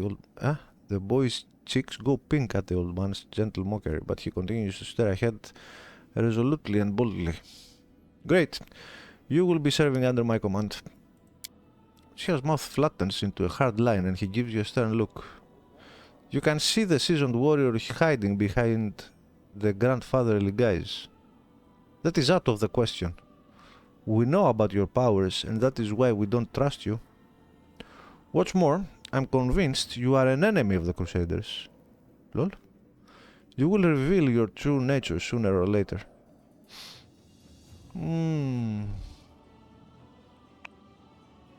Oh.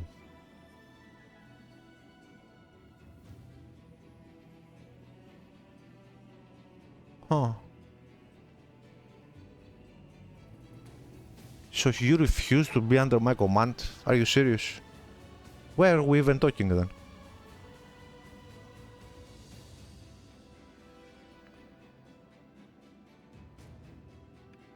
And why is he confronting me with this? The Queen ordered us to help you hold the city, and so we will. But she didn't say a word about us personally obeying your orders. Ha! The ever-bright Crusaders will act independently. Lol, no. No fucking way.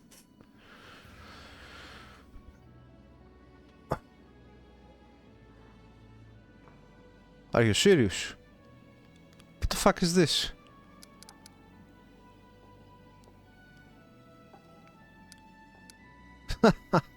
No, there is only one option here. This, you should not, maybe two, maybe you should not see me as an enemy. But he's very, very disrespectful. Not disrespectful, he isn't really. He's not trying to be offensive, he says what he believes. And he's making it clear, he draws the line that he will act independently. And I'm free to take it however I want. Like, if I choose to be offended, so be it. But it's not his intentions to offend me or anything, or to disrespect me. He's just saying how things are. So one could be an option. On the other hand, he's publicly defying me in front of my subordinates here.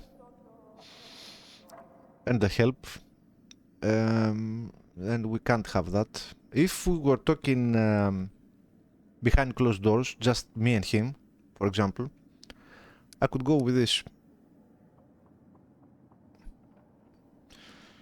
I could try to sell him, not sell him, like being honest that he shouldn't see me as an enemy. We're on the same side, even though I have chosen the Lich mythic path. But this is what I would say to him, probably, behind closed doors, if we were talking just the two of us. But in front of others, subordinates, it's not gonna work. I am the commander and you must obey me. No, this is like begging him to respect me. No, we don't beg. Why are you deciding for everyone? Maybe the other knights don't share your fears. No, this is not a democracy. We won't have... we're not gonna vote here. Do as you like. No, he won't do as he likes. You fool. We'll go Darth Vader. You fool. I will do without you. Or maybe I should execute you to make your knights more amendable. Shia responds with a harsh look. You have just proven your unworthiness to command the troops of our order. Get the fuck out of here.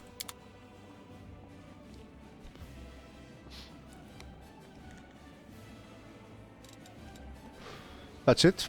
The left. Yeah, I won't have independent armies. What if I give them an order? Armies don't operate that way. What if I give them an order to go and guard that place or go attack that fort? Will they be like, oh, you know, no, we don't feel like it. We have other opinions. We shouldn't go there, so we won't go there. We'll go do this and that. No, no, no, no. Doesn't work like that in the army.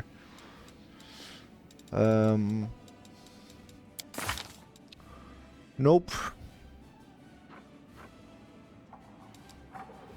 It's funny how I'm I'm on the road, I'm on the pathway to Lichdom and I still hold the holy symbol of Yomidai. Where is my summary biography?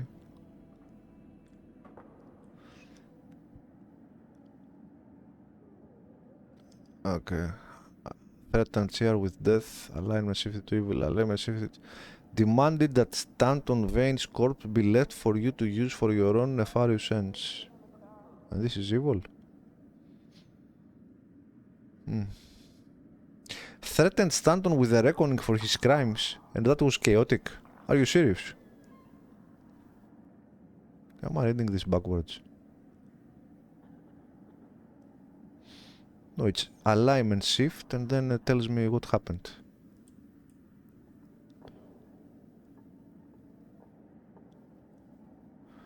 Upload Greyboar surprise attack on the Baldur.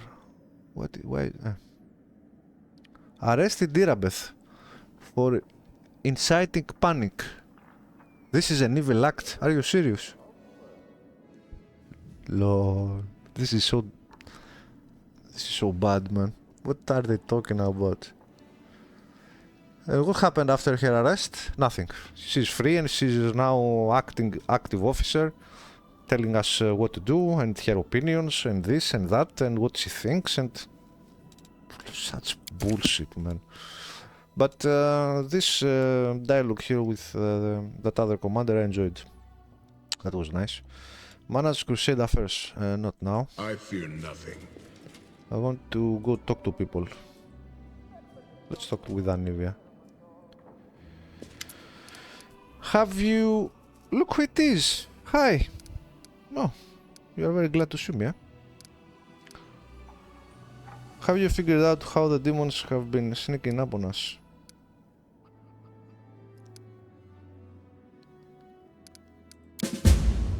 Anivia answers with scarcely concealed irritation. No dice.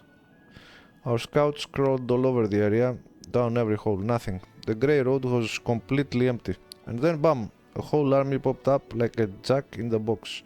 I can see that you are still useless and unfit for the job. If it was a strategy game, I would replace you, but unfortunately, we have to have you. My only lead is a few scouts who didn't come back from the gorges to the southwest. But we found no sign of secret paths or underground passageways, and definitely no route we can use to quietly move a large force through. But I feel in my gut there's some evil scum out there. Oh, you think? We just have to look harder. Of course, I could send out more scouts, but they might just disappear like the first ones. Why don't you go there yourself and find out what? Oh man, I'm getting triggered. I can't. Like, this dude. Oh my god. He's like one of the most useless heads of security or counterintelligence or whatever you want to call it. He's useless. And he's sending me out like I'm commanding a whole army and he's telling me to go out and find out myself what is what. Oh my god, the writing's so bad, man. I can't. I don't think I can take much more of this. I think I'm gonna drop it. More people, the most people I have heard or read about their of them dropping the game is because of difficulty reasons. But I think I'm gonna drop it just because of how bad it is, how bad the writing is. It has moments of genius sometimes, like with Regil, for example, or although, I mean, the bar is so low That even when Regil says the most, a logical thing, a simple thing that everybody should agree, like not anything spectacular, but it stands out so much from all the other bullshit that's happening in the dialogues and writing that it seems like a genius, you know.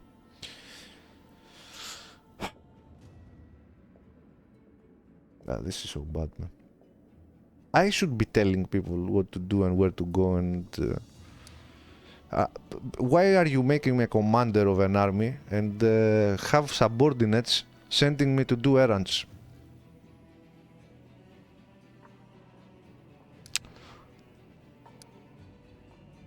Did you find anything about where Minago is now? He shakes his head sharply. Nope. 0. Zilch. Oh my god, this is juvenile. A whole lot of nothing. Awful, awful, awful writing. Awful, awful. I'm the fucking commander of this army. Not me. My character is a fucking commander, right? They know, people know that I have supernatural powers and not of the good-natured ones. Because they know I have chosen a dark path.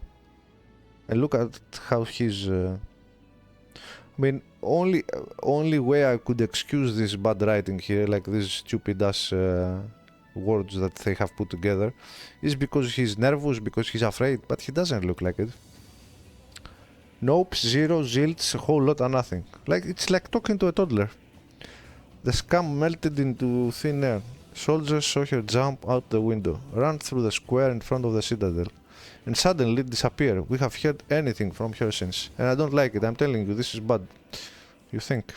And look how he greets me, the player. I mean, us.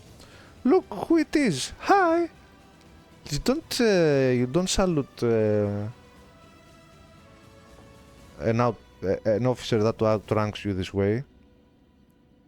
Even more so if it's the commander of the whole fucking army, and even more so if he's on his way to become an undead lich. Like, terrible. First of all, her kind don't just give up. If we can't see her, it means she's setting a trap for us somewhere we won't expect. I mean, it would be great if the Demon Lord just gobbled her up for all her failures, but I think that's too much to hope for. But that's not the worst part. We have a more interesting question, you know. I wonder how she teleported from the city.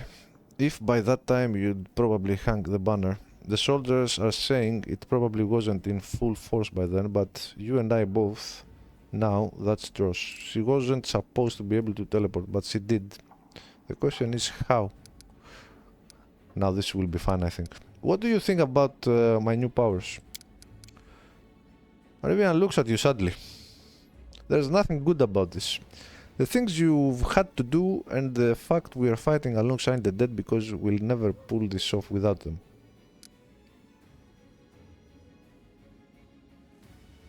Oh. But at least we are moving forward, not falling back like before. I guess it was the only way, but times call for bad measures. Oh, he's being pragmatic, which surprises me. Surprises me. In a good way. Alright. There you go. Now I don't have anything to bitch about. God damn it. Okay. Alright, watch yourself now. Dude, this is not... even the salutations are not good. Like... I'm telling him, okay, I have to go. Even this, alright. You got yourself now. It's not like that, bro. Okay, Commander. And that's that.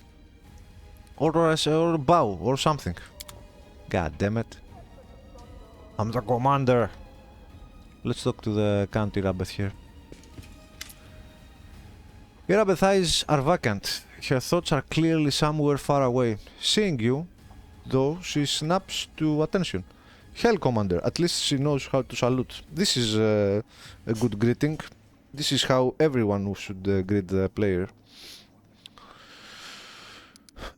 How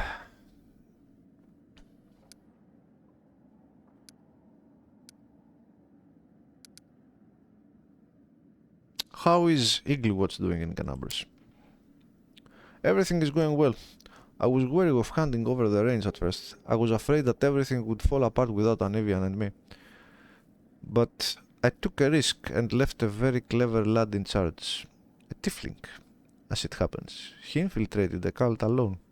They couldn't imagine a tiefling wouldn't be on their side. Don't tell me he's Wolfie. Please don't tell me he's Wolfie. I will uninstall the game. He exposed an entire cell. I personally knighted him just before the city was attacked. Of course, there were many who weren't happy about it, but it's not my job to make people happy.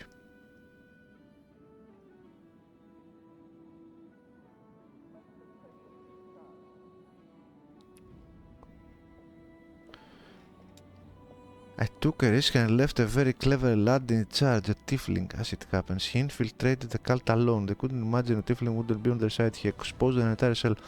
I personally knighted him just before the city was attacked. Are we talking about at the start of the game here or something else?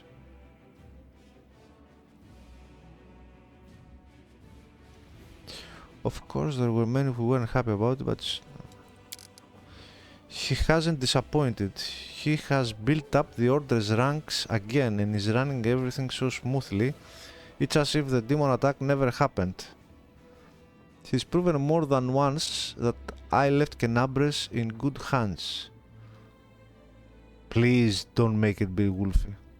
But I admit it, it's still strange to think that such a small order as the Igglewatch now has two chapters, one in Dresden and one in Canabras. If the tiefling she was talking about is Wolfie, I will uninstall the game. Seriously.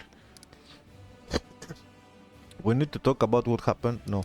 Give her the solemn hour to Irabeth. I found your father's sword, take it. Praise Yomidai. Irabeth takes the sword as gently as if it were a living creature and sees it in a scabbard. I don't know what to say. I'm forever indebted to you. I never thought I'd get my sword back. Yeah. Please allow me to reward you, and please no objections. I could never replace this sword. I shall never part with it again, I swear. 50k. She gave me 50k. Right, I'll take it. Now, we need to talk about what happened during the attack to Dresden. Irabeth lowers her head. My behavior was unworthy of a knight, even less a commander. How can I lead the soldiers when I was sitting around while the others shed their blood? Yes, that's true. And I kinda appreciate the tone and what she says, but she's not on her knees begging. That's a problem. Under the circumstances, leaving my position would be tantamount to desertion. Still, as your advisor, I strongly recommend you release me from my position as head of the order. Strip me of my knighthood and send me to serve in the Condemned. Oh, yes. The Condemned is a military unit made up of petty criminals, conscripted as disposable soldiers and frontline fodder in the Medieval Crusades. Oh, yes. Yes. But I want to have more options. I don't want to let her pick what is going to happen.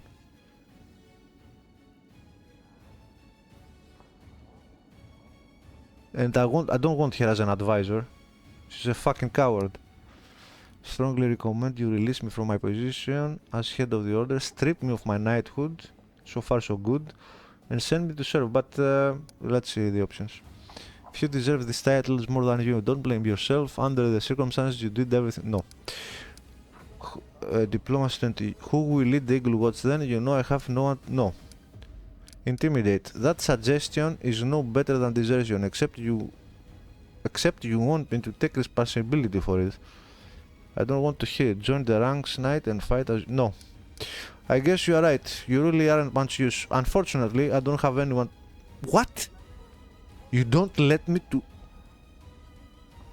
Are you serious? You won't let me get rid of her? Oh, this is so bad. every like we have 4 options and all of the options is towards keeping her in her place. Are you serious? Oh man, this is worse than Fallout 4. What the fuck?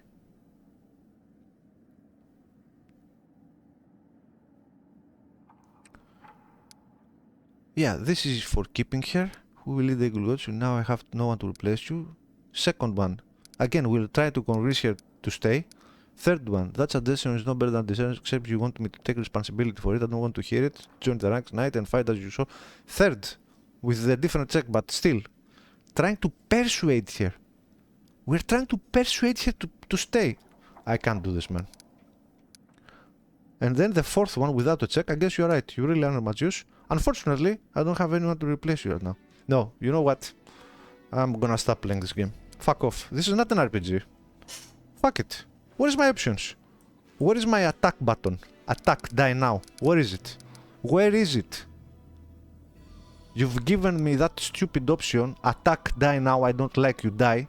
You have given to me 1 million times. But now that I want it, I don't have it. And you are serving me here 4 options.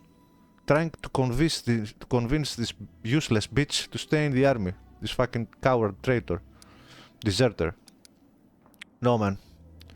I think I'm done with the game. I don't have a stomach with this. I think I'm in 3rd act and this game has 3 more acts to go.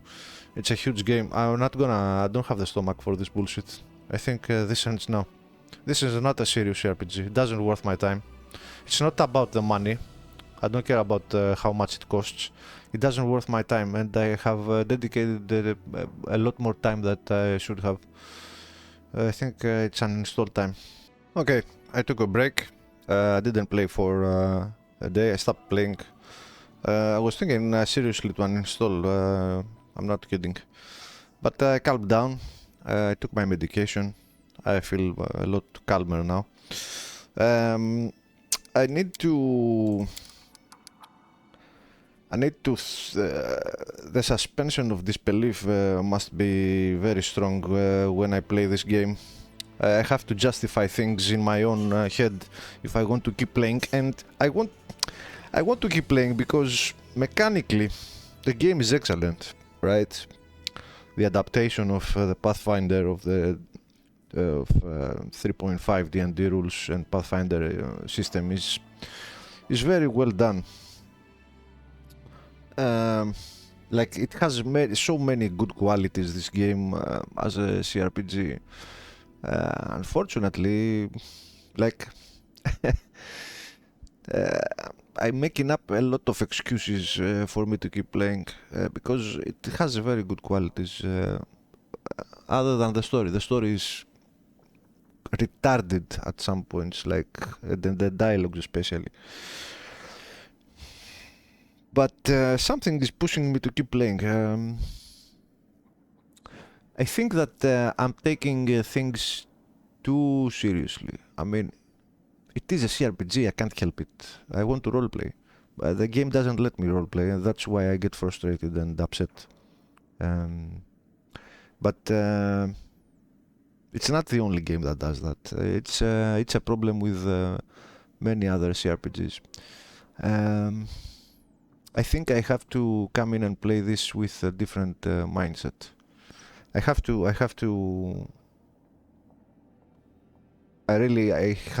play things out in my head. For example, let's say here, right? The game doesn't give me any option to get rid of her, to replace her, because if I will go with this, unfortunately, but my character says, unfortunately, I don't have anyone to replace you right now. This is completely bullshit. Completely bullshit. We have an army. This is not. How about the generals that command the armies, like the actual, the Heroes of Might and Magic part, where we go, we have the sorcerer general that annihilates hundreds of enemies with his scorching rays and stuff. How about we replace this piece of shit with one of my generals? And I can hire more generals if I want to, right? I can hire generals on the overworld map. Why can't I replace this piece of shit here with this DEI piece of shit with a general from the overworld, right? So for some reason the game wants you to maintain this character. It's DEI, of course. I can't. It's DEI, in-game DEI. So I will justify. I will play along. Right. For example, there is one person that outranks me, and that's the queen. Okay. So first off, I throw her in prison, and she's out, which led me to believe the queen let her go free. Let Irabeth go free.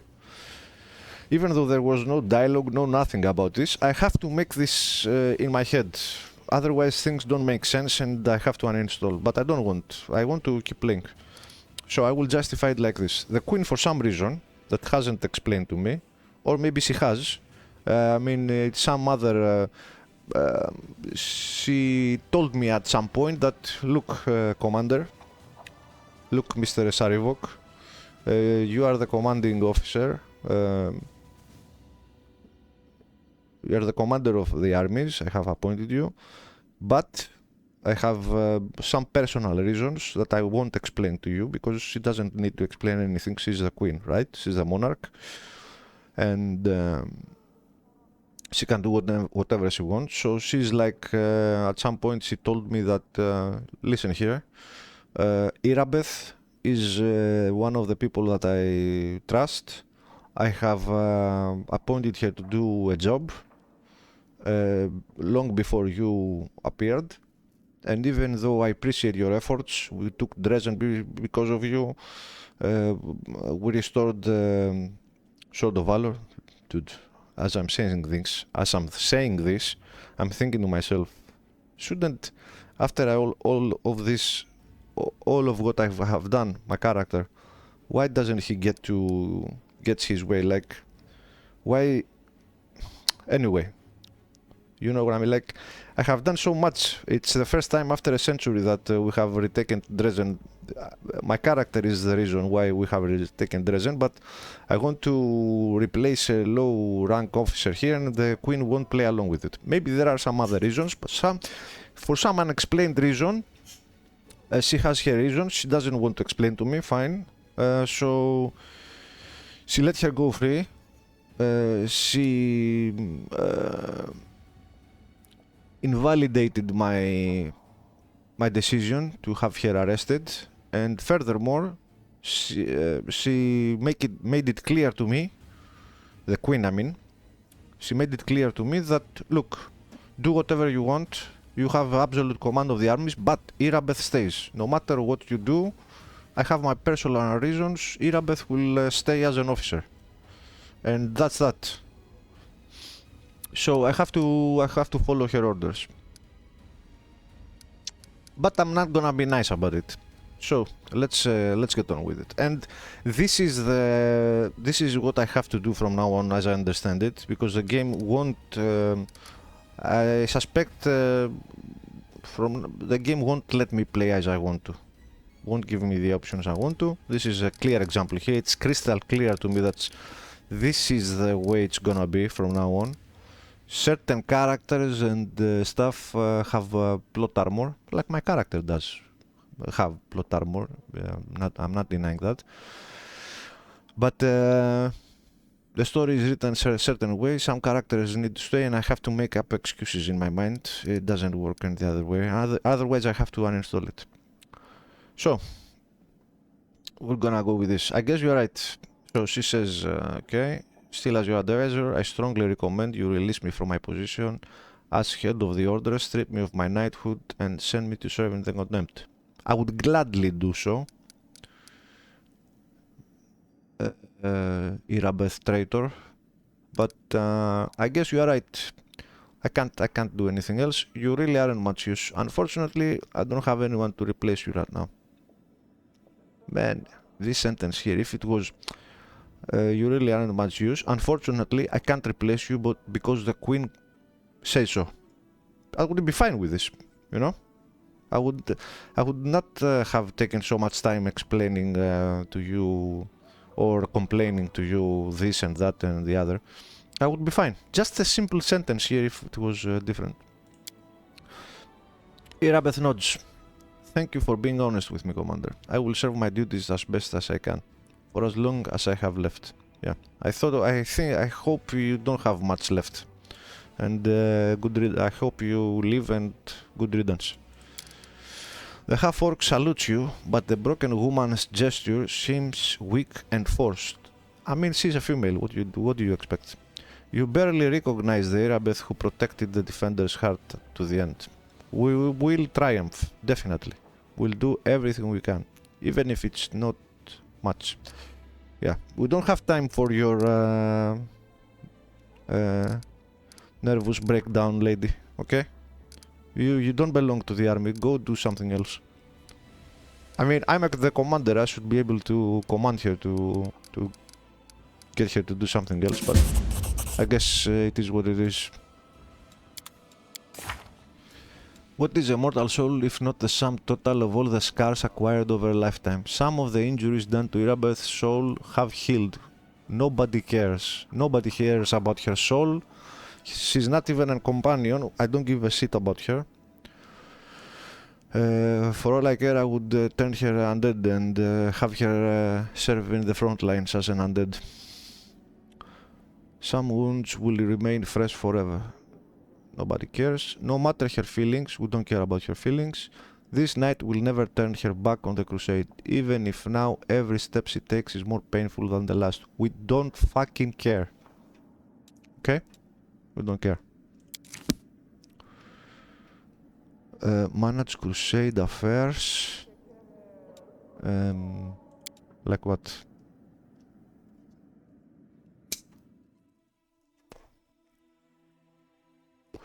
God damn it.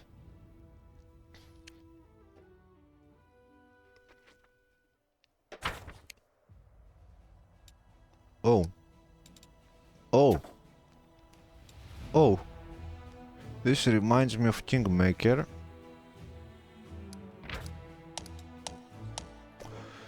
Now that you have captured Dresden, new options for the crusade have become available to you. You can now construct buildings in forts and Dresden, issue decrees and capture and investigate new regions.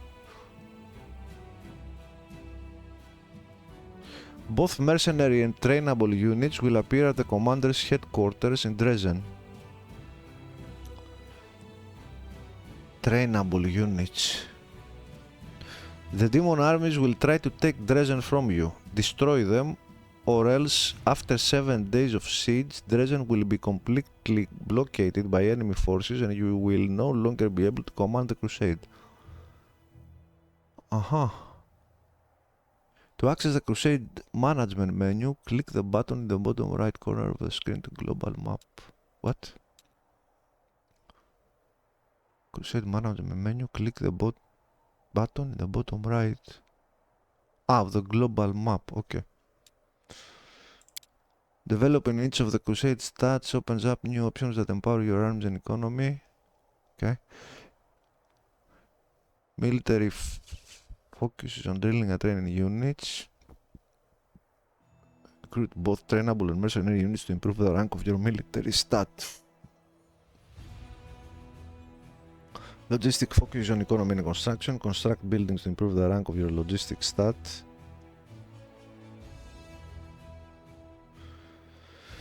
Diplomacy focus on establishing contacts with mercenaries and foreign nations. Enhance the significance of the crusade by earning resources of all types to improve the rank of your diplomacy stat. Enhance the significance of the crusade by...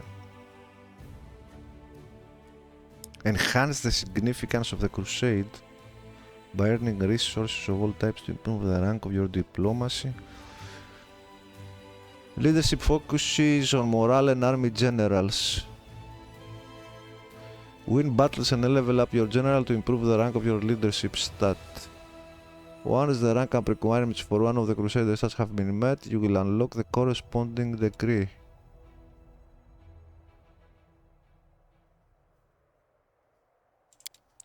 Your military campaign will require 3 types of resources: finance, material points, and energy. Finance points are used for all of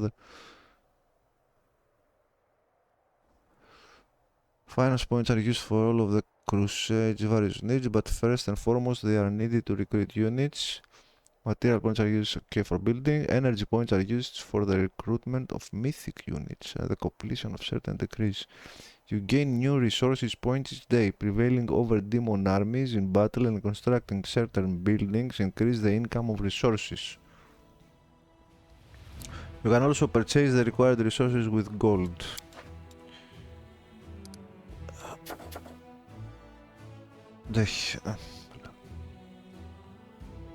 Let's make sure.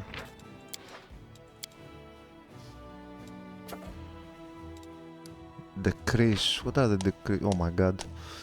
You can only have one of your decrees issued for each of the crusade stats at any given time. Each decree has a cost and a completion time. Some decrees can only be issued once. Others have a repeat time, which is displayed in the decree description window. I don't understand what these things mean. We'll find. Oh my god. Oh shit. Your progress in crusade management unlocks certain special decrees. Stat rank up decree becomes available about. Oh man, a lot of stuff. Bombarding of information here.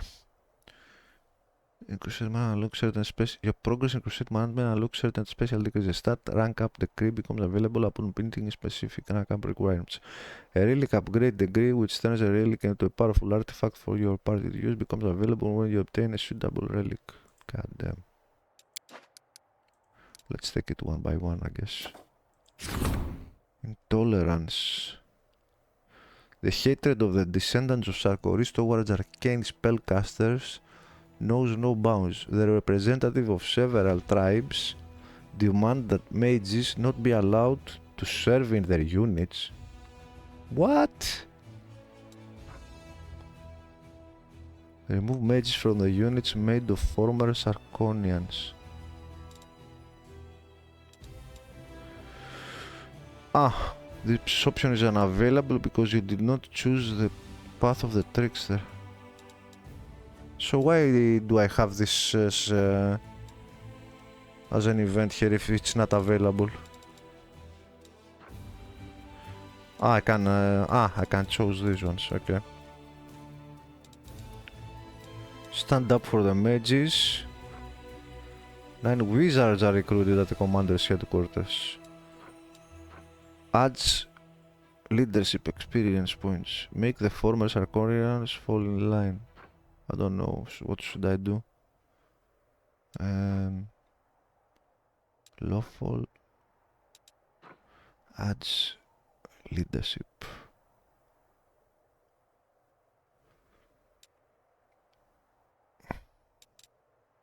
I don't know the gravity, like the importance, like I can't judge right now what's the importance, how important is 1500 leadership experience points, let's say. I could try to just roleplay it, but should I get the wizards? 9 wizards are recruited. Or should I just, like, role-playing wise, I want to do the lawful thing here and make the former Sarkonians fall in line, but I don't know how important. Are the 9 wizards more important than the leadership experience? 9 wizards. I think we can get leadership when we are using armies, but wizards, barbarians, only 12, only 9. I mean, so far it seems like spellcasting is the best way to go in crusade mode. Let's take the wizards. I hope I don't regret it.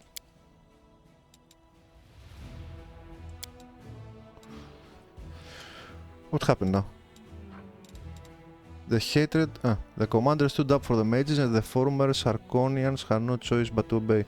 News of this decision spread among arcane practitioners, and many of them have decided to join the Crusades. Witches. While exploring Sarkorian lands, a group of scouts stumbled upon a hidden settlement of exiles, runaway witches and sorcerers practicing forbidden rituals. Criminals in their homeland did not welcome the commander's soldiers and made it clear that they did not want anyone meddling in their affairs.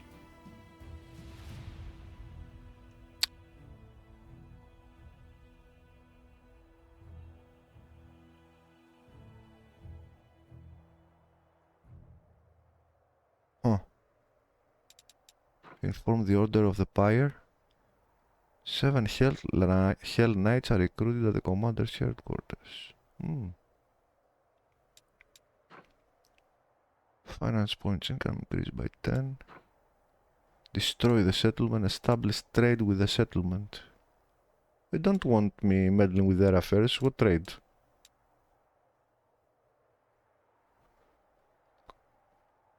They did not welcome the commander's soldiers and made it clear that they did not want anyone meddling in their affairs. How are we gonna establish trade with these people? Destroy the settlement, add leadership? No. We'll take the Hell Knights. Inform the Order of the Pyre. I suppose they're gonna burn them all. Yeah. Let's go with that. Upon receiving Regulus' report, the Order of the Pyre exterminated the cesspool of witchcraft. Many dangerous exiles remained in the Whirlwind, and thus the Order has sent their representatives to Dresden.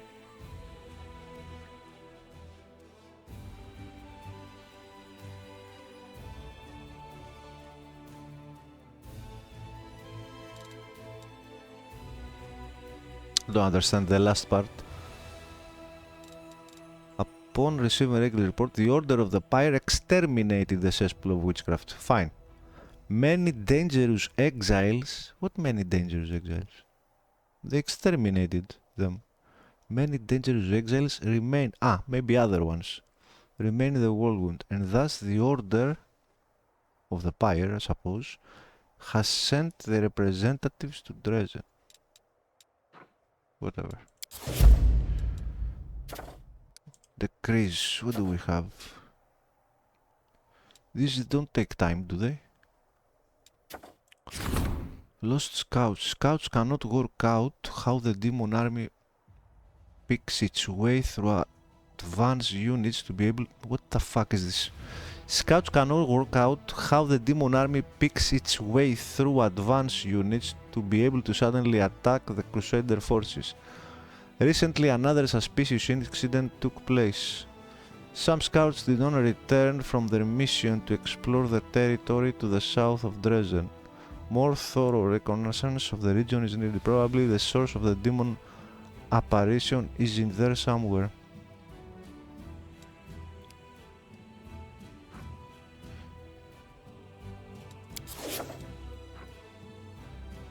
Necromancy permanent. Armies get a replenishment of skeletons and zombies equal to value of killed enemies. After a victory, the cost of recruiting mercenary units increases by 100%. Wow.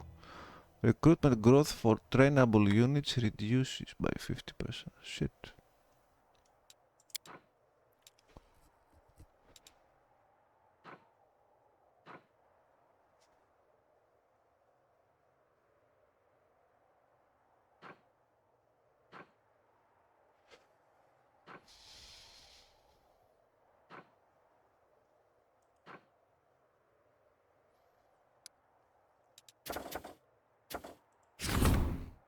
Not enough resources. By upgrading an outpost to a bastion, the commander will expand its territory for building as well as allow the construction of advanced structures. Forming a logistic council. Dude, there are so many things here, I don't know the gravitas of each one. The success of military action depends on a regular supply of everything troops need and the just distribution of resources. The logistic council, made up of experienced officers, will ensure there is no chaos in the army while the commander's attention is focused on the front line. Sounds good. The fate. Ah, I can do all of those, but I need money and stuff, eh? A skilled craftsman can do some work on the relic, the fate of Soulseer. Requires 5 days to solve.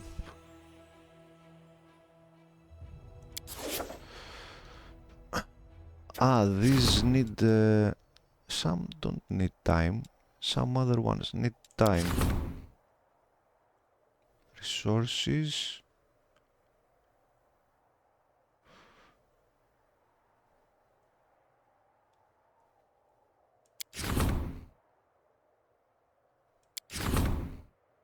Ah, all of them require 5 days. Oh, oh, okay.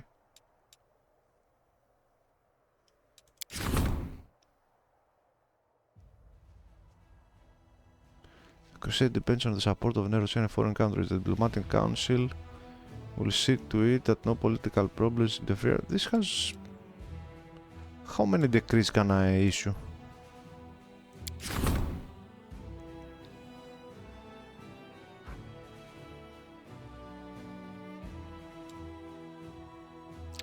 Forming a military council, a council of officers seasoned in the art of war, will help the commander to implement new tactics.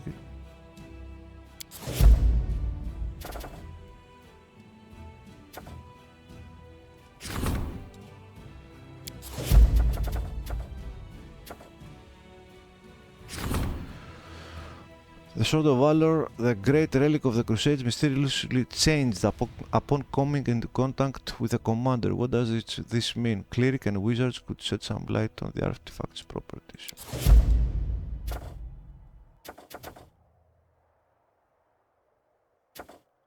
Oh, I can't do anything else.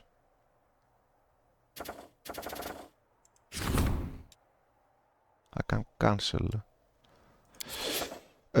Let's do the stuff that only needs 1 day. Let's go like that, I guess.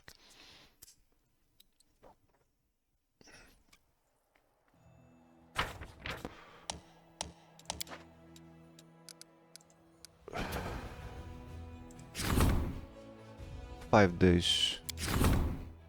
5 days, 1 day. Diplomatic Council. We will need it. Military Council, 1 day. Let's do it. 14 days.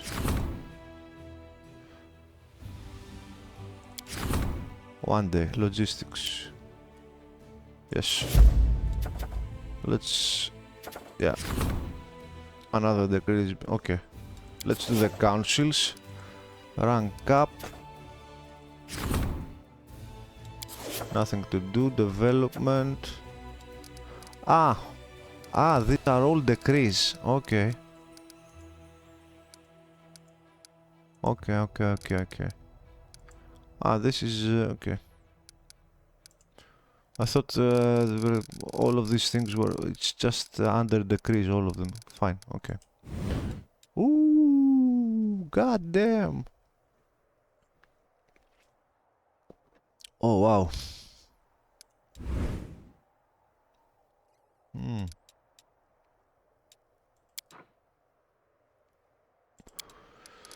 Nice. This is very convenient here. Oh, let's see.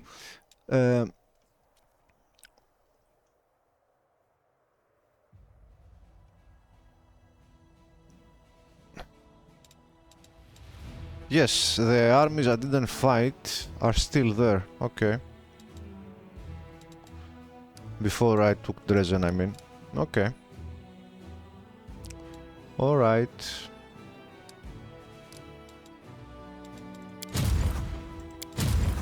Oh, there's the wizards. It's only 9 of them though. Lightning bolt, dispel, dimensional magic missiles. Okay.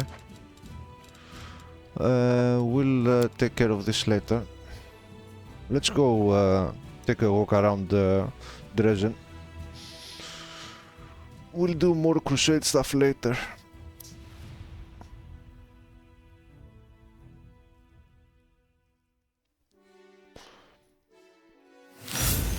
Alright.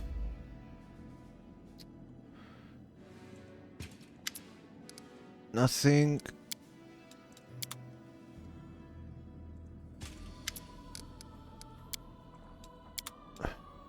Regil, nothing. Alright.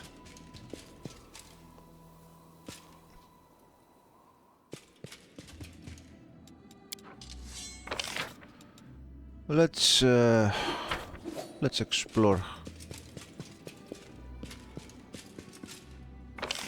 Outside.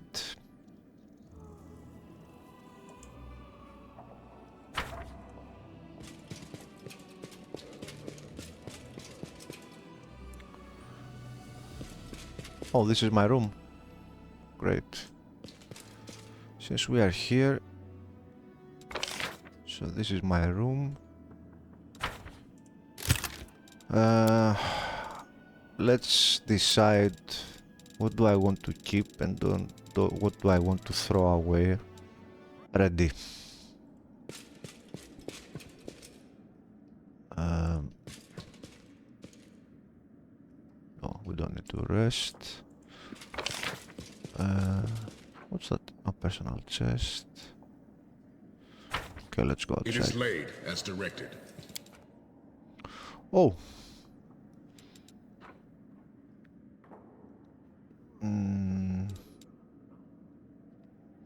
So we are here right now.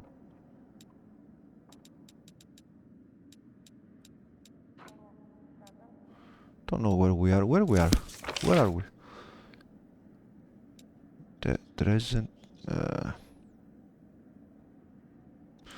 And I can't get out from here, right? From this. No. Where the fuck am I though? In this map. This is how it was meant to be. Let no one bar our path. If I would guess, I'm here. Streets, inn, prison, tavern, barracks. Let's go to the streets.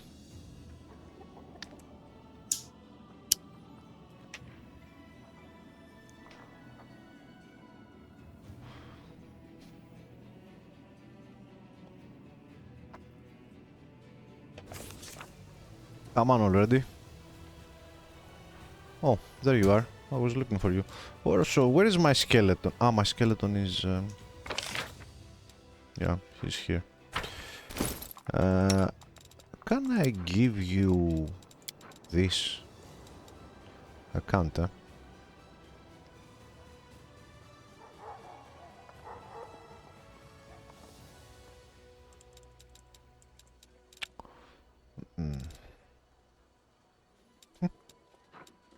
Looks nice.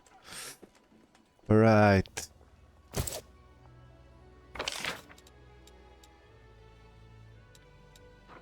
Let's start by talking to our companions.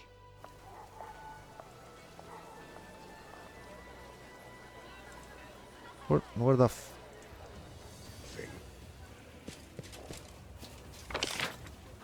How good do we... Where is he? Oh. Man. Nothing, I guess. Do I even want to bother with walking all around here for like they have nothing to say most of the time. Yet. Generally the game is very unresponsive, like they have nothing to say after we took Dresser. My companions have nothing to say. Very...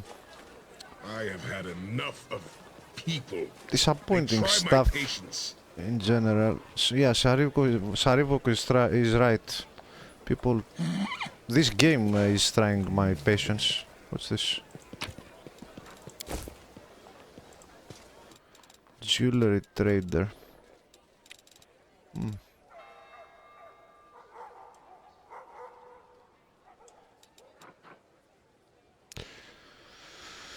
I think I need diamonds for resurrect. Let's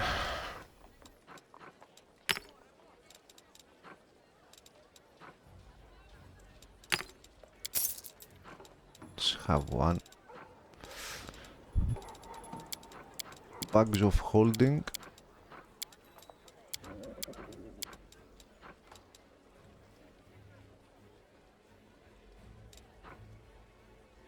Competence bonus on persuasion checks.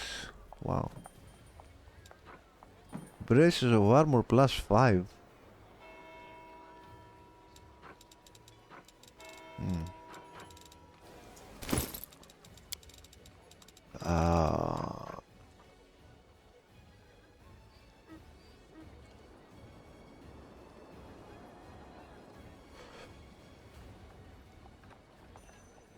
Maybe the magician's ring. Maybe I should give it to my casters.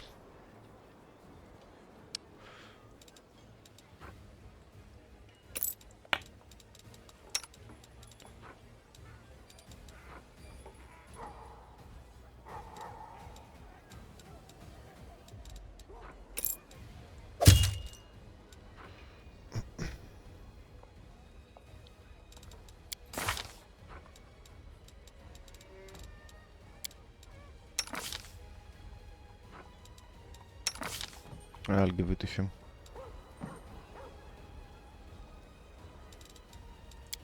Also, do we have magic weapon greater? We do. We don't have spell slots, unfortunately. I will get this later. And what level is magic vestment?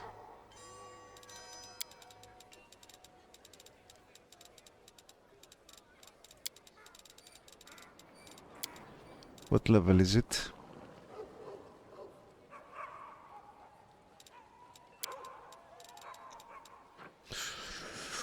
We want the greater though.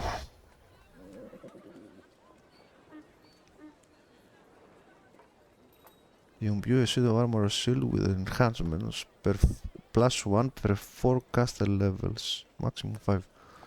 Wait, wasn't this the greater, magical vestment greater?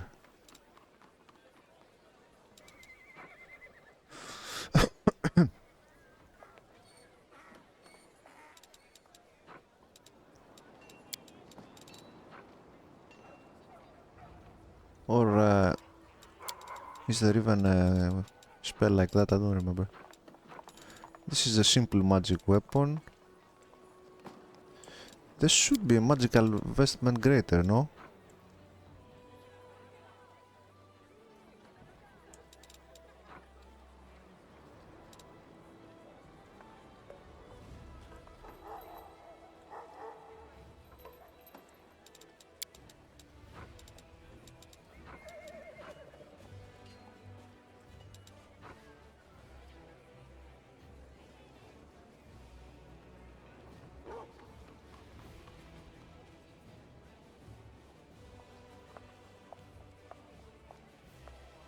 Oh, this gives Bane against evil. Nice.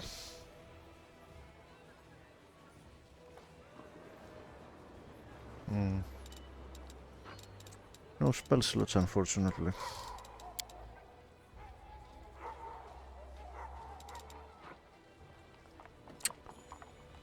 Shouldn't there be another magical vestment spell?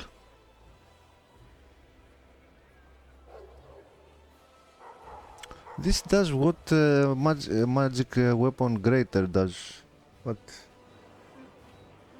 I may be mistaken.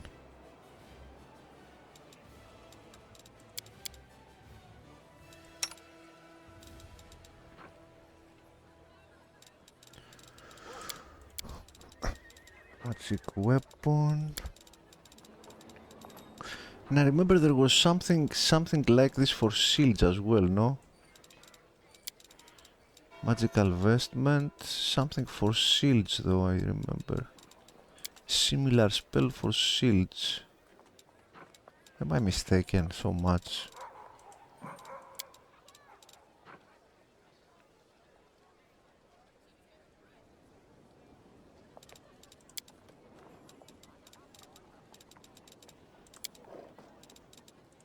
Where is magic weapon greater now?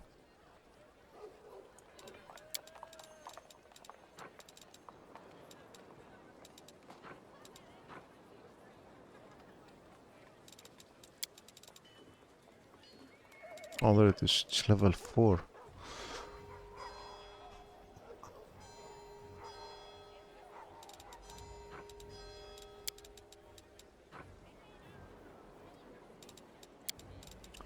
So I remember something similar for shields.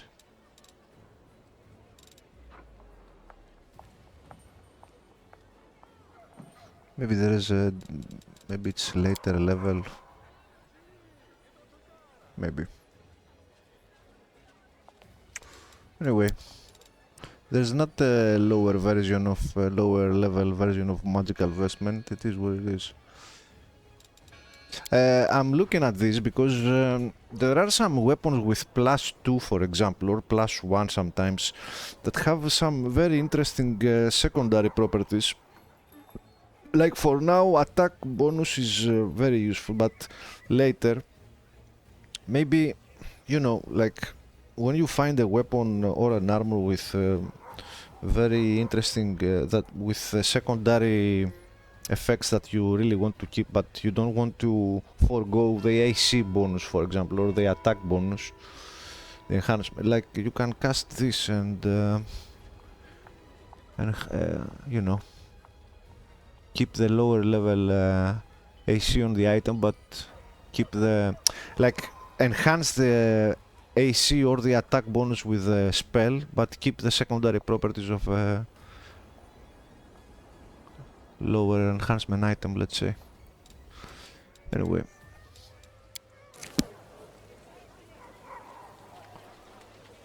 I don't wanna buy anything just yet.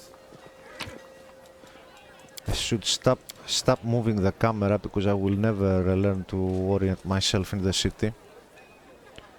So we are here. House. Let's walk around a bit.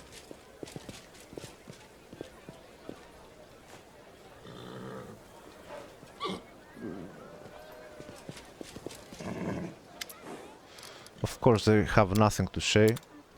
Nothing. They're like fucking robots. It is laid as directed. No congratulations, we did it. No nothing, eh?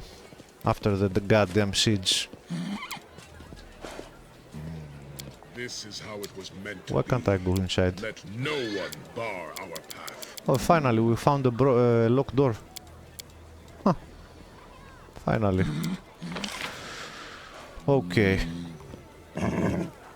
Arcane Weaver. What is that? I fear nothing.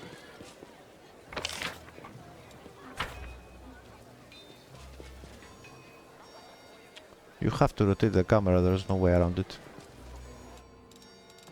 Oh. Scrolls.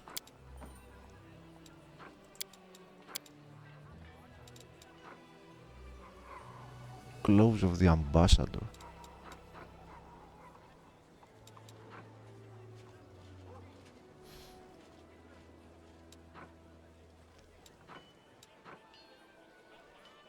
Five resistance bonus against demons and +5 competence bonus on low religion.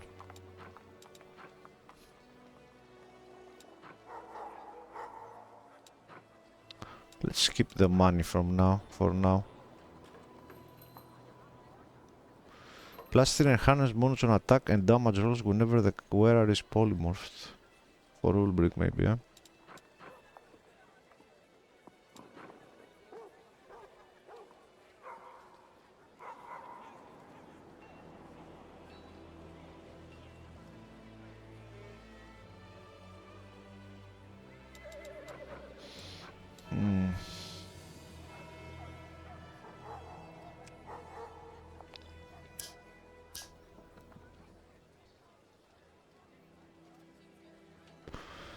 Clock of Resistance. Maybe get one. Let's get one. Ah, there's only one, actually.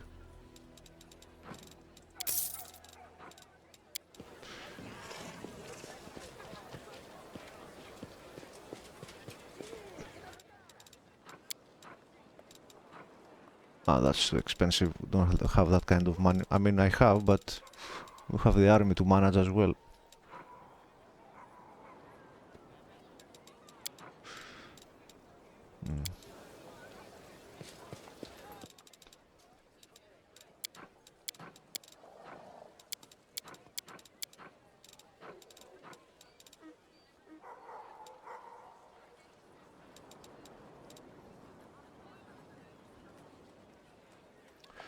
Let's just look at the cheap stuff.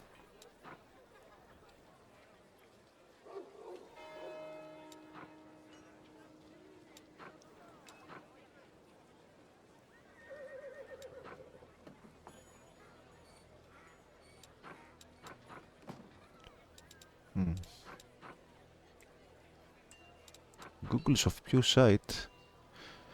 +1 bonus to caster level check made to overcome spell resistance. Interesting. For Ember.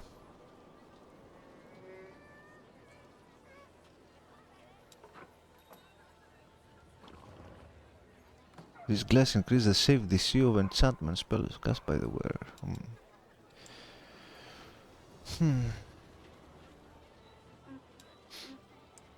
This is nice for Ulbrich as well. Some of this we'll find though during adventuring. Clarity. +2 to the DC for all saving throws against mind effect. Okay.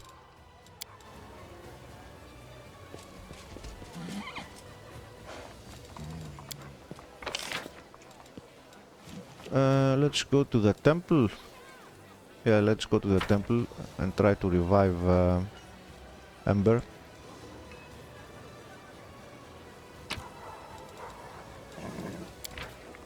Night of the Witch.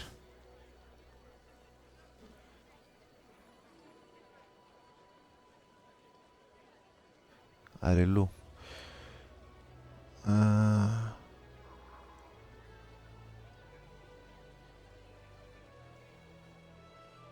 Okay.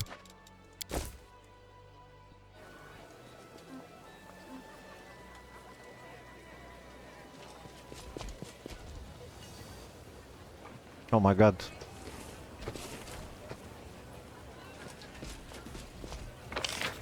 So we have the two traders here. Ah, exotic weapons provider.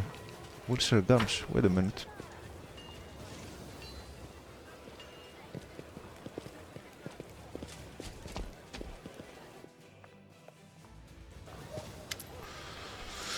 Nothing.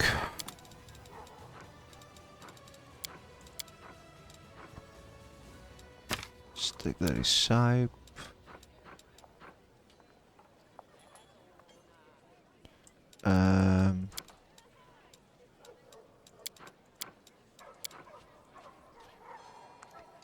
Bug?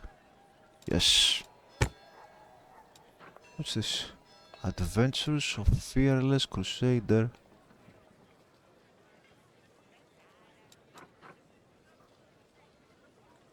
Did I sell these things to him or?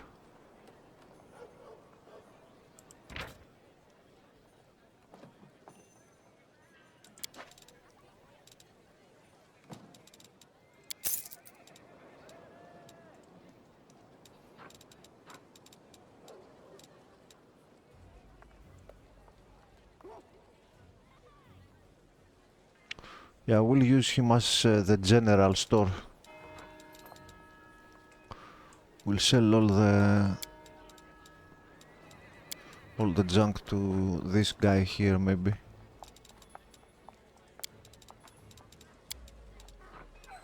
I think he updated his. Yeah, he has updated his inventory.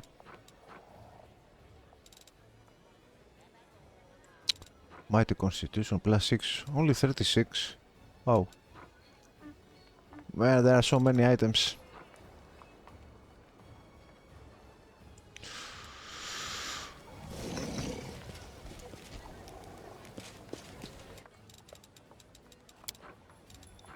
exotic weapons.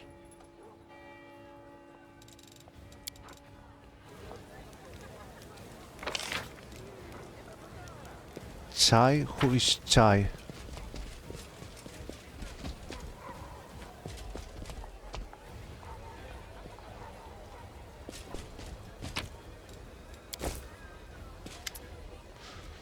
A vendor wrapped in black gives you a charming smile. He is strikingly tall and thin, but doesn't look hungry or emaciated. Yeah, he doesn't look like a vampire at all. On the contrary, he moves with the strength and grace of a gymnast. Commander, what a pleasure it is to talk to you in person. I'm so glad. Please, would you like to take a look at my wares? Only the best ingredients and accessories for practitioners of death. Who are you? The vendor leans down to you and whispers in confidence. My name is Chai. I'm a Dampir, that is, a half-vampire. But that is not my claim to fame. I pride myself on being the most in-demand smuggler of necromantic goods this side of the inner sea. Necromancers are distrustful, paranoid creatures. However, my half-dead state makes them somewhat well-disposed toward me. Also, I never disappoint them. Ingredients, weapons, forbidden books. I can get all these things in abundance. I heard that there was a Lord of the Death in the north and decided to come here immediately. You have opened up a new market. It would be silly not to be the first to try and capture it. There are many experienced necromancers and specialists in this craft among my suppliers. You will be satisfied with your wares. Show me.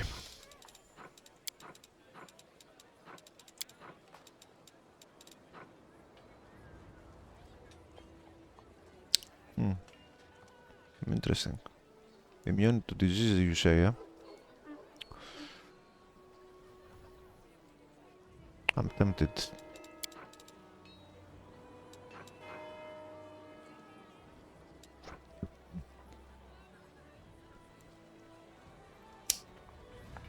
Very nice items. Immune to disease, eh?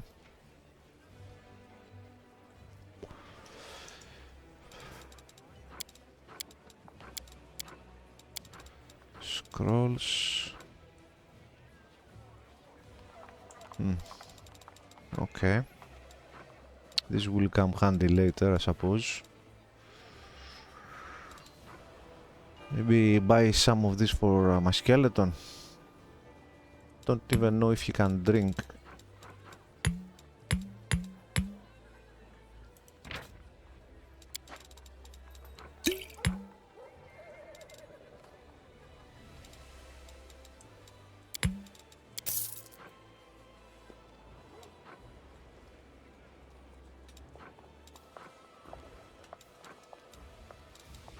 Undeath to death. This spell snuffs out the life force of undead creatures, killing them instantly.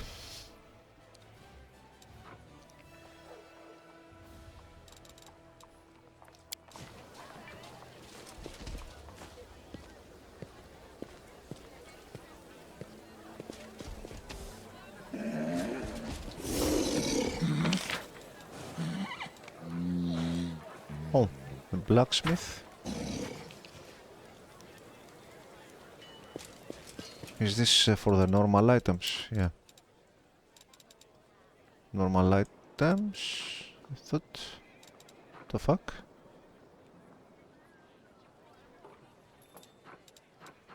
Mantis favor.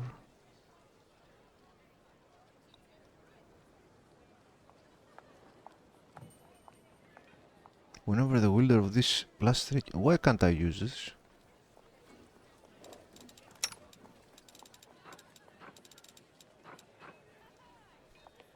Ah, it's exotic, okay.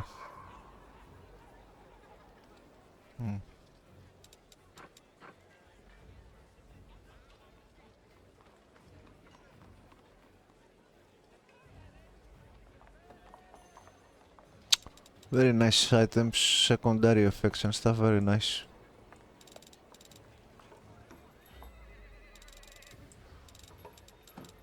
Oh, you have armors too?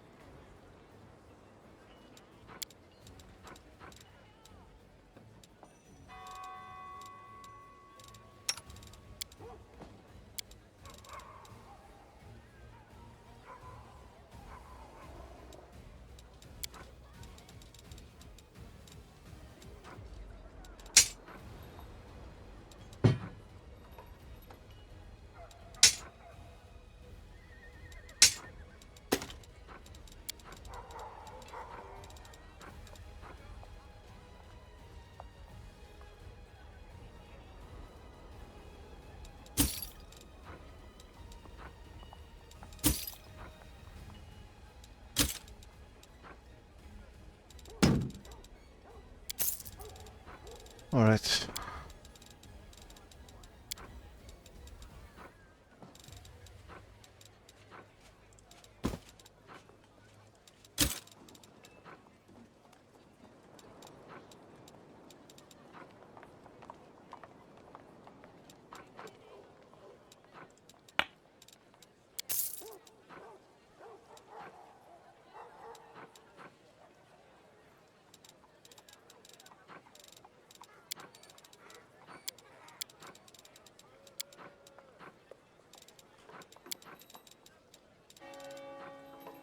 Oh, this is a bigger one, huh? It's 200 rubles. This is 100, okay.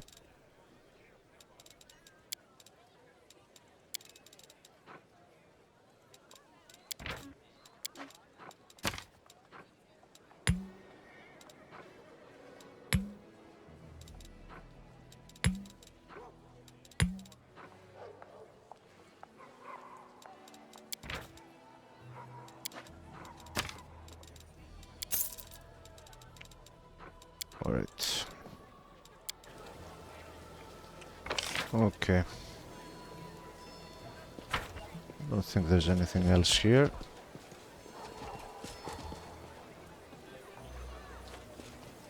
Shrubbery, flowers, weeds, all of it.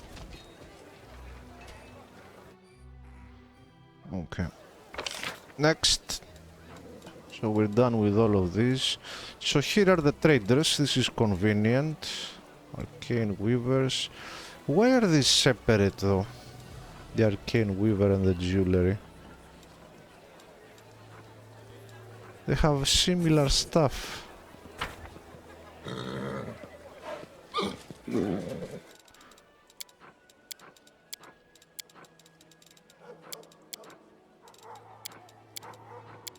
No, actually, the arcane weaver has scrolls and stuff, huh? And potions.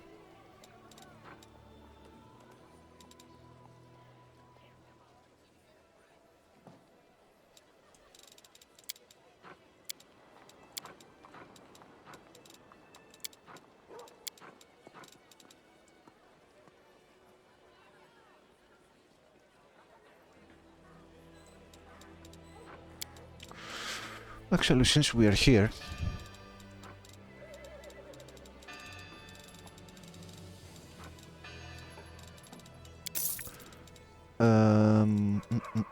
so scrolls he has some jewelry as well. He has a lot of magic stuff. No potions. Do you have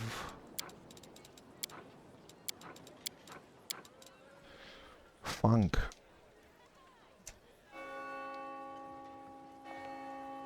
No. Lead blades? No.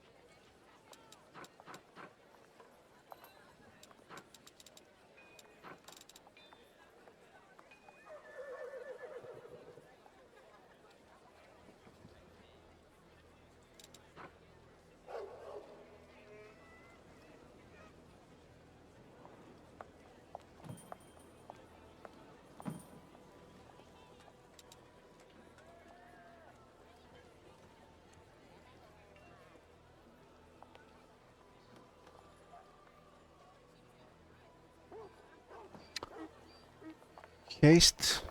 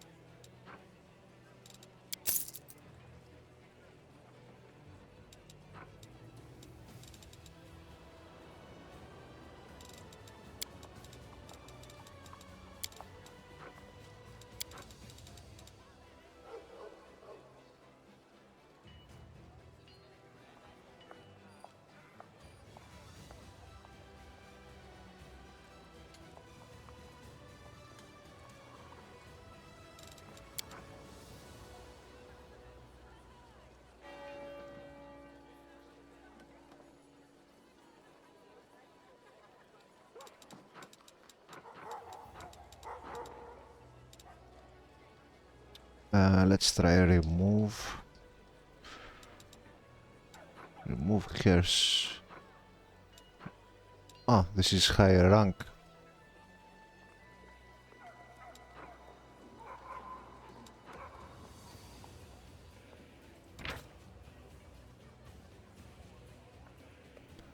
Against the DC of which curse?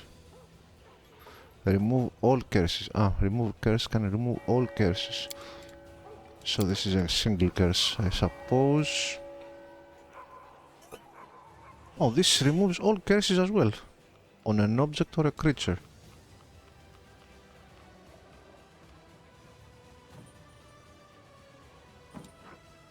The description is exactly the same, or what am I missing? Don't understand.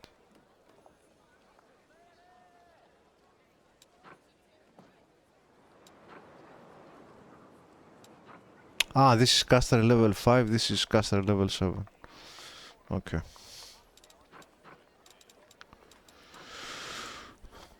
Fine.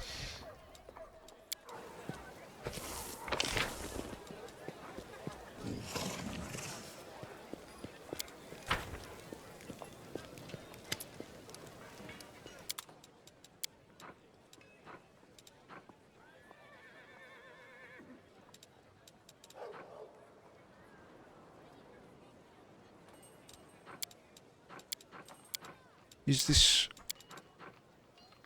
one use or?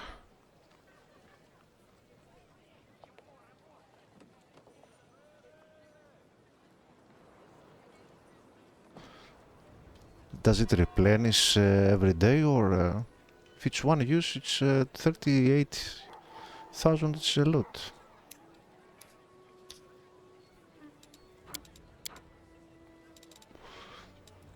Right, let's move on.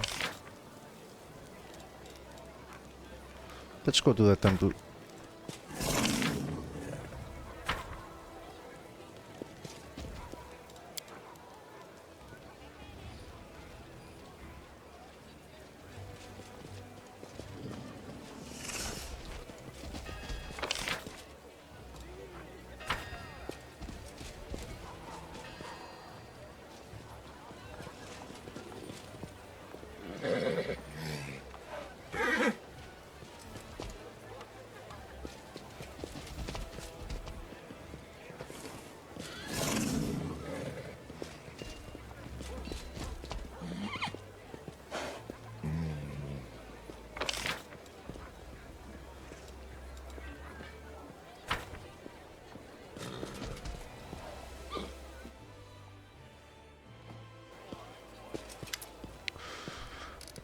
Arsinoe. A woman in gold embroidered cleric's robes greets you with a polite bow. Her eyes, the color of molten gold, gleam brightly in her dusky face. Greetings, Commander. My name is Arsinoe.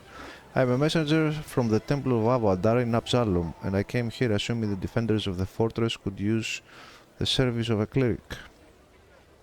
Perhaps you've heard about the wound that sometimes opens in my chest. Are you familiar with this kind of ailment? Arsinoe quickly probes you with the skill of an experienced healer. So the wound was right here, and then it disappeared and reappeared. Amazing. No, this is the first time I've ever heard of such magic. What do you think it might be?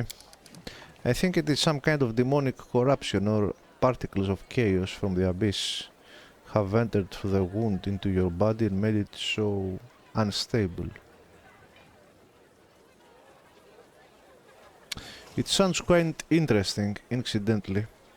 Judging from the records of researches of the abyss, stranger things have happened in the cursed place.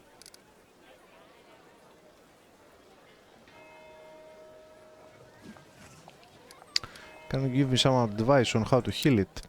I'm sure that you have already used the purification and chaos warding spells, and for obvious reasons you do not have the option of leaving the campaign and going on a long pilgrimage to various shrines.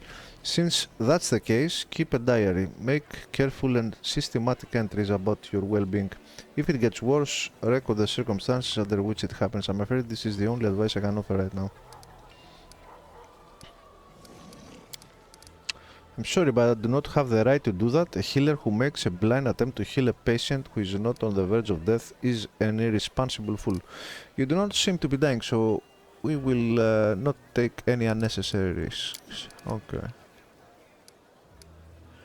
What service do you provide? I can sell you various divine spell scrolls. Even if you don't have anyone in your party who can read them, I'll be happy to read it for you right here. However, take care out there on your travels. A scroll is useless without someone who can read it. To use a scroll while you are on the move, you'll need a spellcaster whose magical training covers such spells, or someone skilled in magical devices. Tell me about Abadar. How did you end up in Dresden? My story has grown longer and longer over the years, yet sadly, it never gets any more interesting. I was born and raised in Absalom. Soon I realized that bringing the world of Abadar to places where it's already been heard was too easy a challenge for a cleric like me. I have traveled all across Golarion since then, watching civilization bring enlightenment to the wildest of places. This brings joy to my heart and makes me feel like I serve my God with my deeds and not only with my words. The tiny baron in the stolen lands that had been my home for a very long time eventually turned into a strong and prosperous kingdom, and I felt that I had to go somewhere else and bring the blessing of Abadar to someone who really needed it. It will take quite a long time for Dresden to recover and become an unfailing stronghold once again. I will do my very best to help. You look like shit. You are an Aasimar, if I'm not mistaken. Oh yes, I'm an Aasimar. Hard to miss, isn't it? I look exactly like my great-great-grandmother, but I am the only one among my kin to have Aasimar blood manifest so visibly in my appearance. I have to admit that it is a very fortunate coincidence. My Aasimar features are rather appealing and make people trust me more easily. This is a good quality to have for a priestess wishing to gather a consecration. See that you have consecrated the altar of Abadar. So I have, and before you ask me why I did this when there is a temple of Yomidai in Dresden, I will answer. Even though my god is the ally of the inheritor, some still prefer to pray and trust in Abadar instead of her. After all, my humble altar is no worse at removing the corruption of the abyss than the grandiose altar in the temple of Yomidai. Tell me about Abadar. I'm delighted to. Abadar is the patron deity of law, trade, and the prosperity of cities. He teaches that law and order allow civilization to develop and keep people safe and wealthy. Yomidai and Abadar are allies. Abadar is an ally to Asmodeus as well, I think. Since Yomidai also holds order and nobility above all else. I did it. It's hardly surprising to see so many mighty fortresses and wonderful cities in Mendev bloom under her blessing. I could use the help of a cleric. That is precisely why I'm here. Scroll of Raised Dead. Do I need those? No, I don't need these.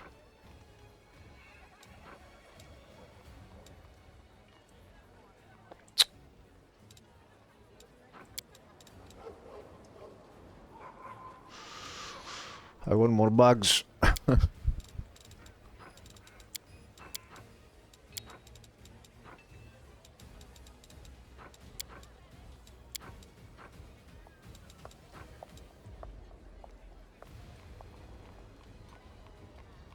Oh wow, this costs 40k. It's level 6 though. Level 3 we have. Level 5?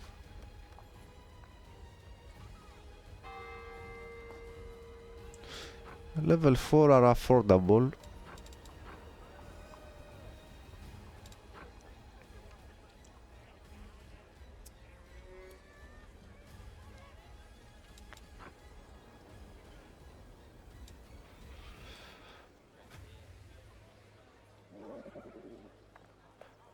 Oh.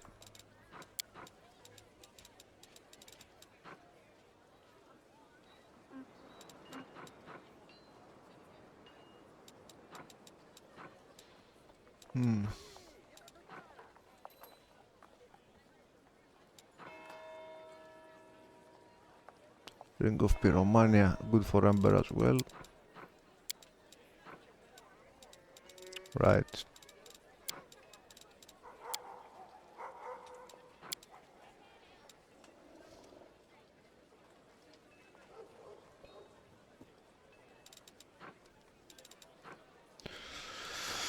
Okay, let's take some of these things.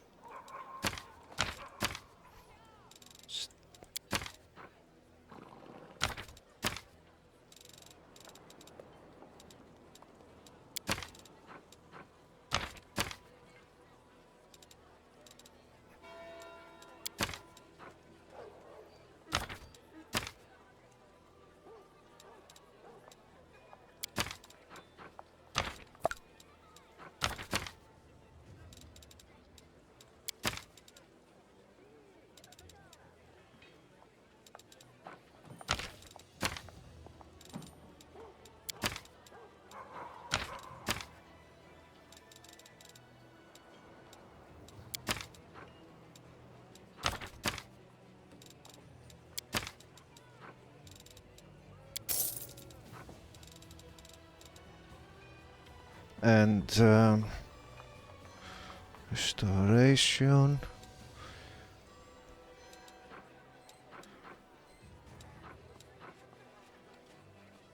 Let's have a resurrection.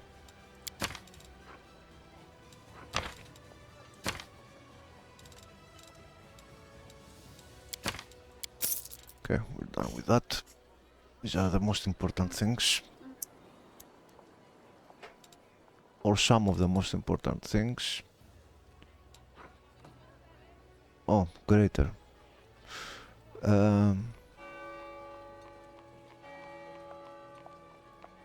What's the difference? Restorator Greater also dispels all magical effects, penalizing the creature ability, kills all temporary ability damage, and restores all points permanently drained. Eliminate fatigue and exhaustion, all forms of insanity, confusion, and similar normal effects. I don't think it's necessary. Stone to flesh. Yes, let's have some of these, just in case. I have to be careful with the money. Also, I think I'm gonna sell this after all. So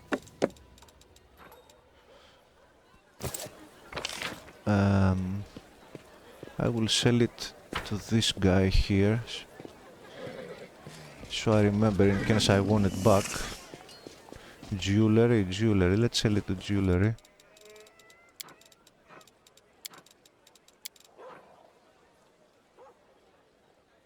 Where is it? Boom. Okay, alright.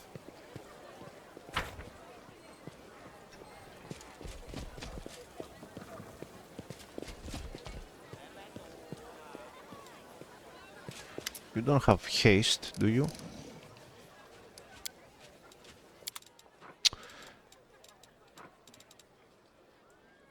And from what I can tell, she can't resurrect. We have to manually do it to resurrect Ember. Check our spell book. We need more diamonds.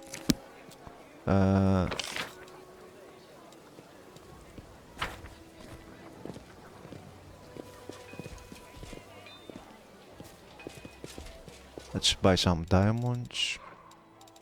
And what the other spell?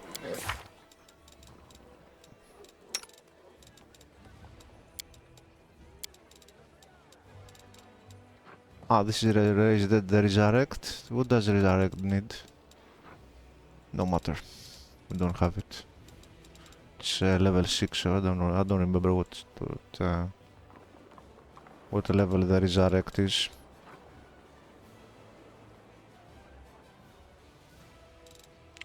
Let's buy some diamonds.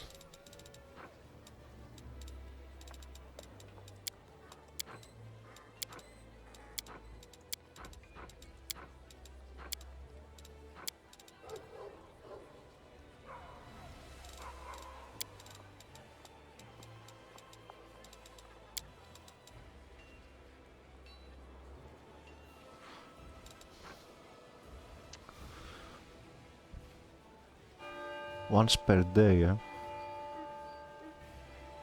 Maybe I should invest in this. A single normal pair of average size and luster is a potent aid to all spellcasters who prepare spells once per day. On command, the Pearl of Power enables the possessor to recall any one spell that they had prepared and then cast that day.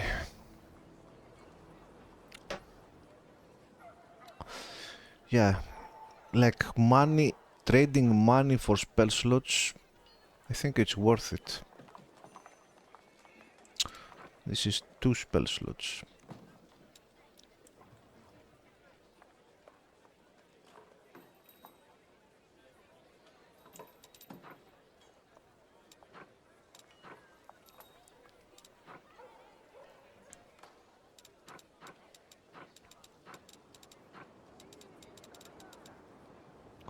Let's go up to 3.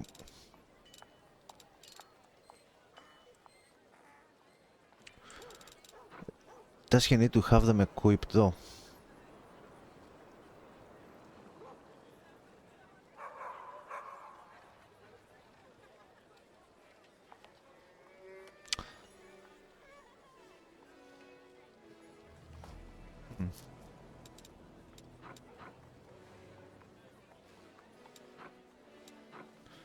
And I wonder, can you use these, that's it, it's a single spell with these which are 2 spells? Can you combine these? Maybe you can. Maybe it's possible. Who knows? Diamonds? Maybe it's not here. Where is it? He doesn't have diamonds.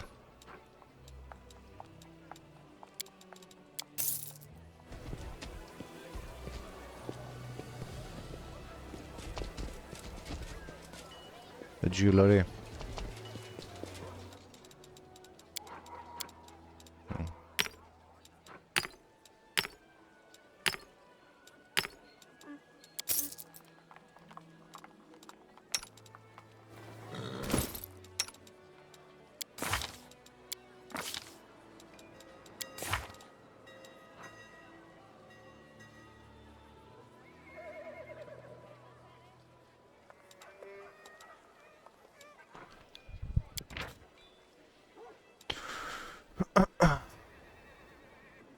And we'll have to use a restore on her after she...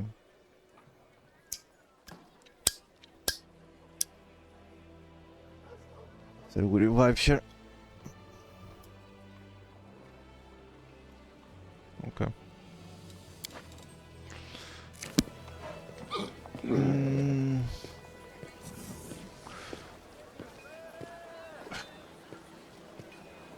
So...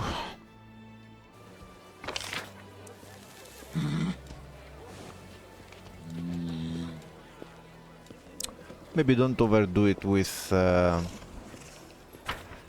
have some... Yeah, I keep the 7k for the army. 70k. We may need to build something or whatever. We'll make more money. I suppose, yeah, the game, from what I understand, will throw tons of money towards our way. Don't think money will be an issue.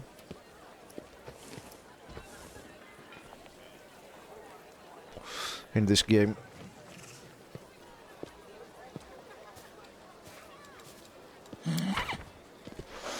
Let's go here. There's something. I'm here. Barracks. Let's go to the barracks. Oops.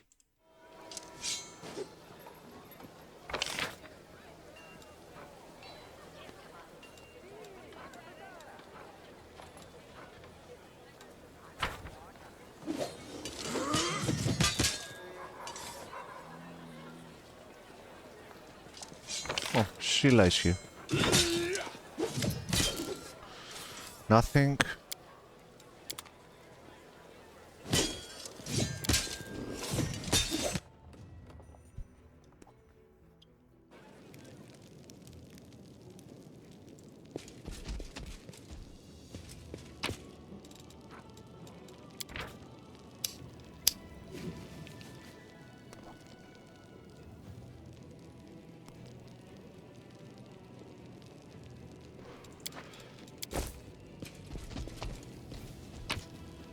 Oh.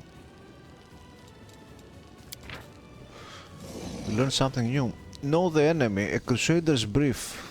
Publishing funded by the Brotherhood of Crusader adherents. Remember, Crusader, your foes are many, and each one is devious in its own way. In the lands of the Whirlwind, 2 demonic masters rule. Learn to distinguish their influence and their followers.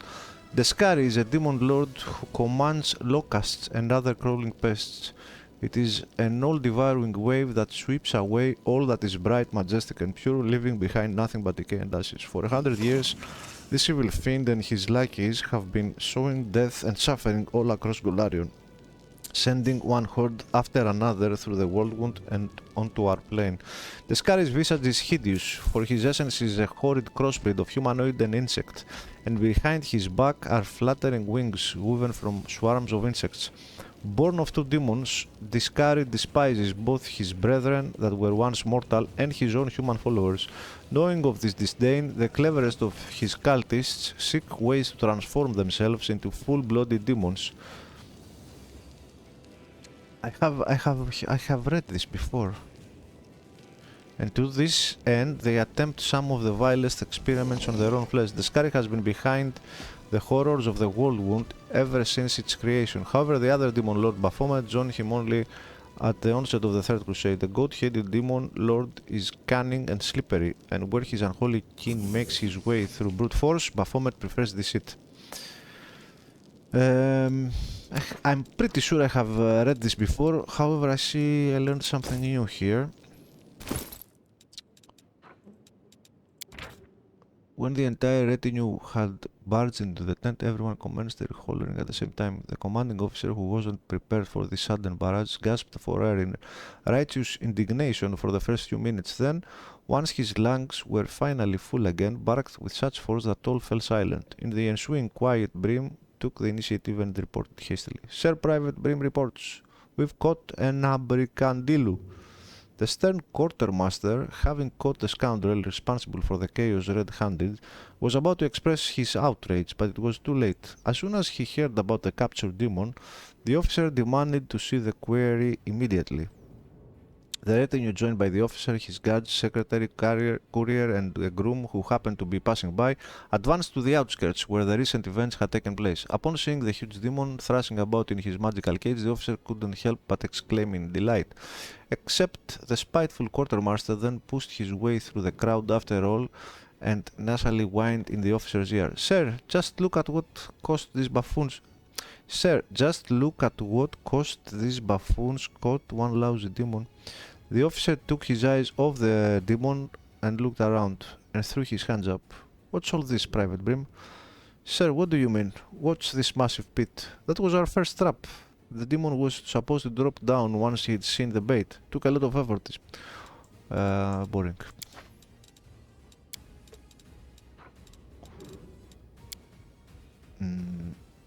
Unfortunately, you don't realize how boring it is, a book, unless you actually start reading it. Oh. Outside. I shall carve a path if need be.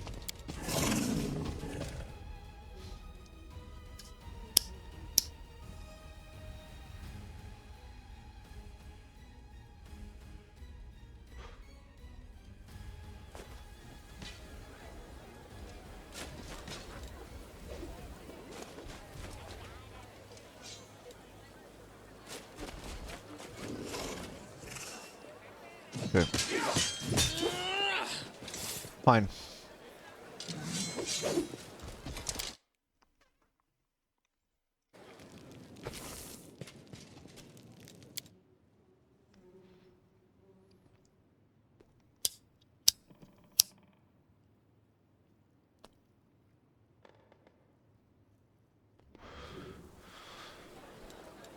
Where are we? Balcony. Oh, we can't jump. But we are supernatural beings. We can teleport. It is laid as directed. Hello, Lan. Bye, Lan.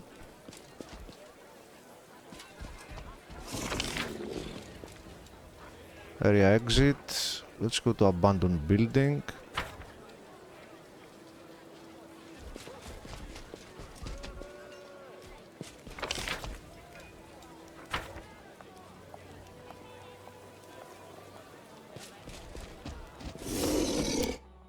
Oh, I can enter here.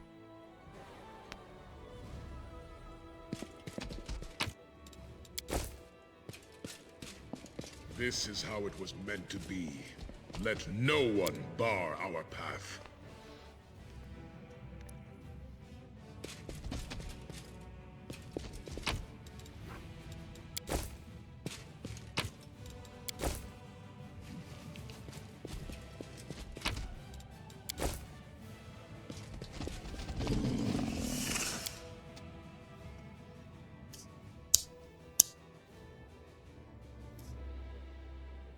Fine. Fine.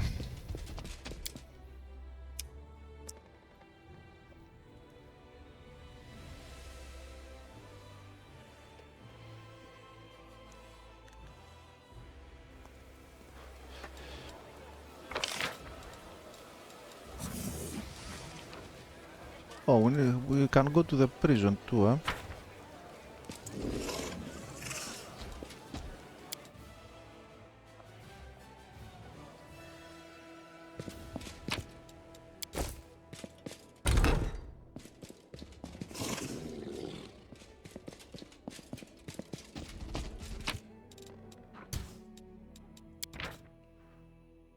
Soldier humor.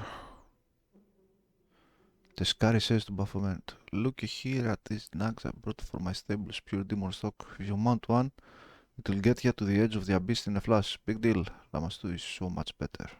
Once I mounted here, I got promoted to Demon Lord." Oh. Yeah, okay.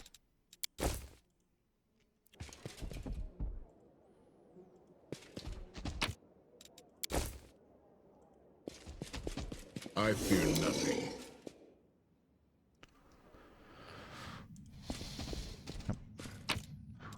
I hope I don't find any enemies here because I'm alone here.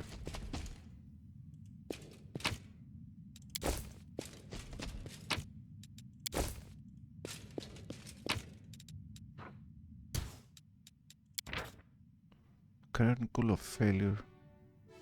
A notice in large letters on the book's binding reads, "This book is banned within the borders of Mendev." Taken from the account of a noble Mendevian warrior, veteran of 2 crusades, who was grievously wounded and is currently receiving treatment in a hospital in Andoran. The first crusade intended to purge the lands of Sakoris of the demon scourge was called up.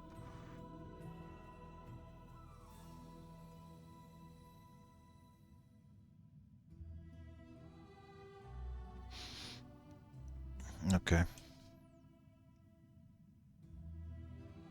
The second crusade goes on, but the morale of Golarian's defenders is at its lowest ebb.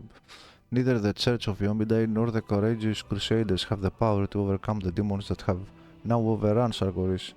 There will be no turning point in this war. All we can do now is wait for death on the borders of Mendev, which has not yet bowed down before the hordes of the abyss, and pray to the gods that the whirlwind does not expand yet again, delivering new horrors into our world. This right here is a lot better writing than, for example, if the whole game was written like this, like the despair and inability of the Crusaders to, like when you are fighting an enemy that you can't beat him, and decade after decade passes, and the demons, you know, gain ground, and it's all seems like it's going to literal hell. It's all crumbling down, right? The despair in people, the diseases, the death, the famine, all that contribute to a very grim reality. And this book here describes it, tries to describe up until the Second Crusade at least. If this was the general feeling when it comes to dialogues, like how Obsidian writes, right? In First Pillars of Eternity, it was very grim. There was no, from what I remember, there was no like stupid jokes and stuff like that. When everything around you is turning to shit, and there is death all around. So, if the writing was much more in accordance with what I read here in this fine book, the game would be 10 times better than it is. So be it. It would be much more enjoyable. For example, with Irabeth, for example, because I have grown to really dislike Irabeth and you know, mental breakdowns but because you can't have dialogues with silly jokes and and these styles of you know, bullshittery and caricature characters, cartoon characters, and then on the other side have a character that has mental breakdowns like Irabeth, or afraid to go to war, because I get it, she was tortured, right? And if the general feeling of the game was different, I would have a different stance against with Irabeth, for example. I would be a lot more sympathetic. But when I encounter cartoon characters with silly jokes and stupid dialogues, all cheerful and stuff, like Wolfie and you know, Ninio and characters like this. Even in my current character, sometimes Lan, for example, most of the time Lan is okay, but sometimes they make such stupid remarks and jokes. Like it takes you out of, especially Lan, a person that is about to die in a few years, like he must be in his late 20s or early 30s. He has 2, 3, 4 years left alive. He, like a person like this, man, he's not gonna make jokes. He's gonna be dead serious about things. Of course, some of you will think now, it's a game, don't take it too serious. Fine, I won't take it so serious. I won't take it seriously, fine. I will be an asshole to everyone. I won't take it serious. I will treat them all as, you know, disposable NPCs. That's why I was such an asshole towards Irabeth, because Irabeth hasn't done anything to me, right? It's nothing personal. But I refuse to take these things seriously when the rest of the game doesn't seem to take these things seriously. So fuck you all. I'm gonna turn you all undead. All of you, you will be undead at some point. I will erase you into my army. I have had enough. Children, women, people. all of They you. try my patience. You will be fighting in the front line as undead, you pathetic fools. I will take none of you seriously. Right? Right. Let's be an asshole to everybody. It's not my intention, but the game pushes me to do that.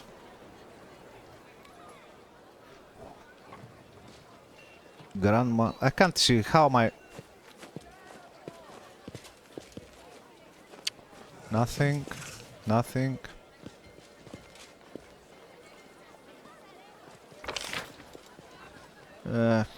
I'm probably wasting my time walking around in this town. Nobody has to say anything.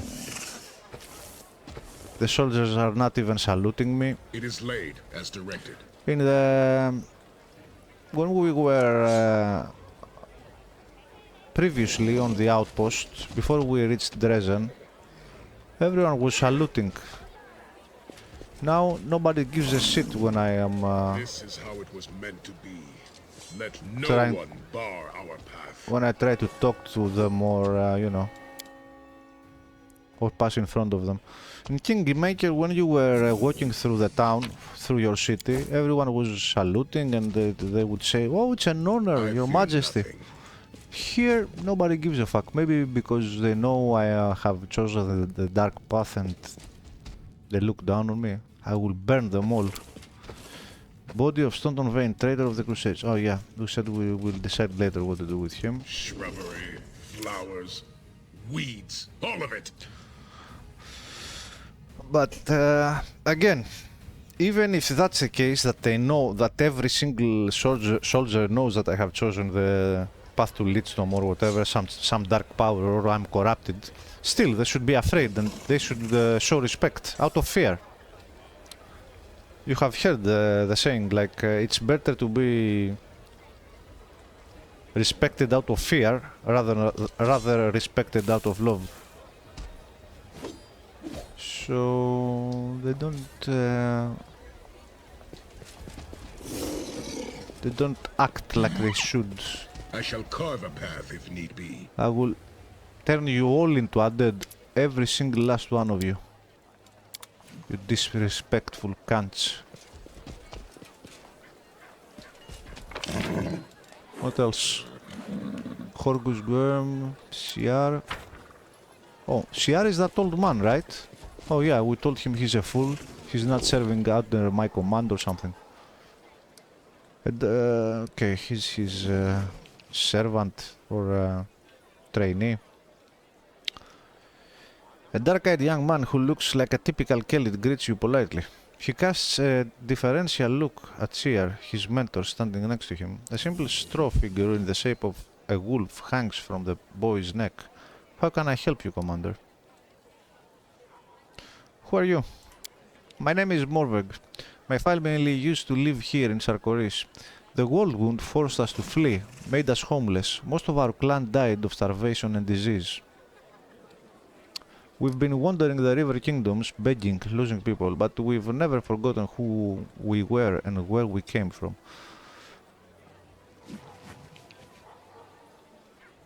When I heard another crusade had been declared, I came here to fight the demons and claim vengeance for the homeland of my ancestors. What do you think of Shiar? The boy looks at the old man standing next to him with sincere gratitude. He's got a big heart. He picked me up, gave me food and clothes, took me on as an apprentice, although I was no one to him. You know, us vagabonds don't often come across generosity like that. Shiar is kind to me, but my master's nature is too soft. He doesn't understand that it's impossible to keep your soul pure when you fight demons. We Kelids of Sarkoris have learned this bitter truth. We know that any means are justified for fighting demons. Oh, there you go. I like you already. But Seer can't see that we are right. We've paid for the privilege of hindsight with a sea of blood and the loss of our homeland. Do you dislike me too, like Seer does? The young boy glances at Seer for approval, but answers quite resolutely. I dare not argue with Master Seer, but demons are the worst of all possible evils. I will do anything to defeat them. As long as you fight them, I am on your side, no matter what anyone else says. There you go. Morveg, you and me will have a bright future. I hope the game gives us an opportunity to see that happening. Maybe I will promote him somehow and maybe we'll murder this idiot here or something. Seer interrupts the boy anxiously. Morveg, have you forgotten what I taught you? You don't get any closer to defeating darkness by letting it into your soul. You'd be surrendering to it. Humility and faith in the light. This is what will bring on our triumph. What you are talking about will make us a mob of bloodthirsty killers who can't tell right from wrong, who live only for war and never for peace. Your days are numbered, old friend. Good luck to you, Commander. Keep fighting until these monsters are defeated. Seer gives you a grim, distrustful look. I'm listening.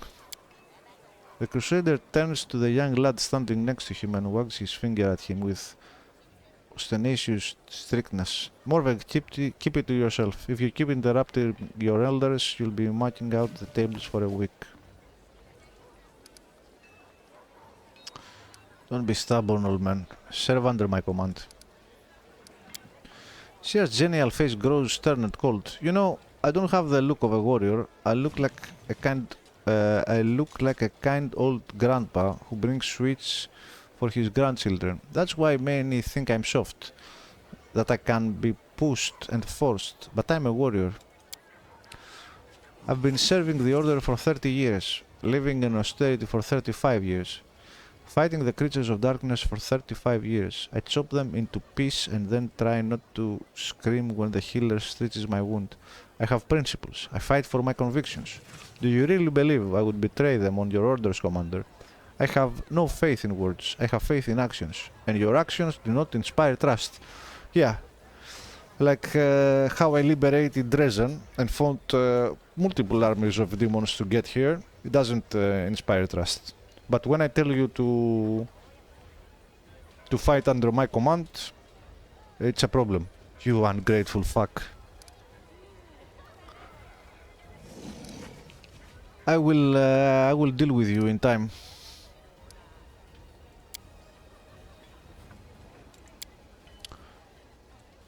Leader of the Order, also known as Sir Dandelion. The old man turns to the lad and reprimands him loudly but kindly. Morveg, you insolent killing whelp. Show some respect for your mentor's age. Or do you think you'll never grow old yourself? Yeah, I don't want to know about him. All I know is I don't like him. And I hope the game gives me some option to do something about him. Like, I don't know why he's still here. I told him that he's a fool and I will do without him. Why is he still here in Dresden? I should be able to ostracize him, like to tell him to go fuck himself and fuck off out of Dresden. Go back where you came from. But no. Plot armor. Are you aware of my special powers, dear Horgus? Horgus answers acidly. You mean, do I know that you dabble in forbidden magics, resurrecting the dead here and there, as if the crusade was blessed by Urgathua rather than Iomidae? Yes, I've heard rumors to that effect. Personally, I couldn't care less. If the Crusaders cannot deal with the problem, then let the undead deal with it. Or Chelaxian devils hand in hand with catapletic gnolls. Catapesic gnolls. All of them together are better than the demons. As long as your army is on the offensive, I will sponsor it, and I don't care how you spend my gold. Beer and pork or embalming potions. There you go. There's a reasonable person. That's why I like him. I always liked Horgus. One-eyed devil. Another jewelry artisan.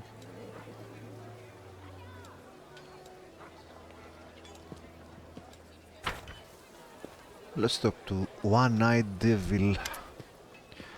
Fine day to you, Commander. After greeting you loudly, the tiefling looks around cautiously and continues in a whisper. Tell me, is it true that Iomidae herself made you her chosen one? I ask because there are rumors in the army, and I've been offered a tiny sum to procure a few of your nail clippings. What? I've been offered a tiny sum to procure a few of your nail clippings. Some believe they heal all disease. It's up to you, of course, but if you want to make some money, what do you say? No, I won't give you my clippings.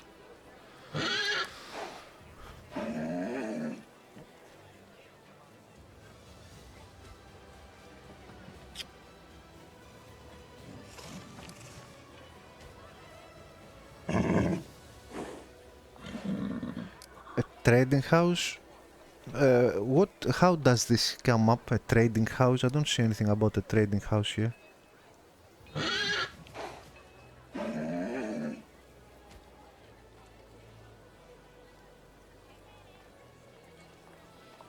How did this come up?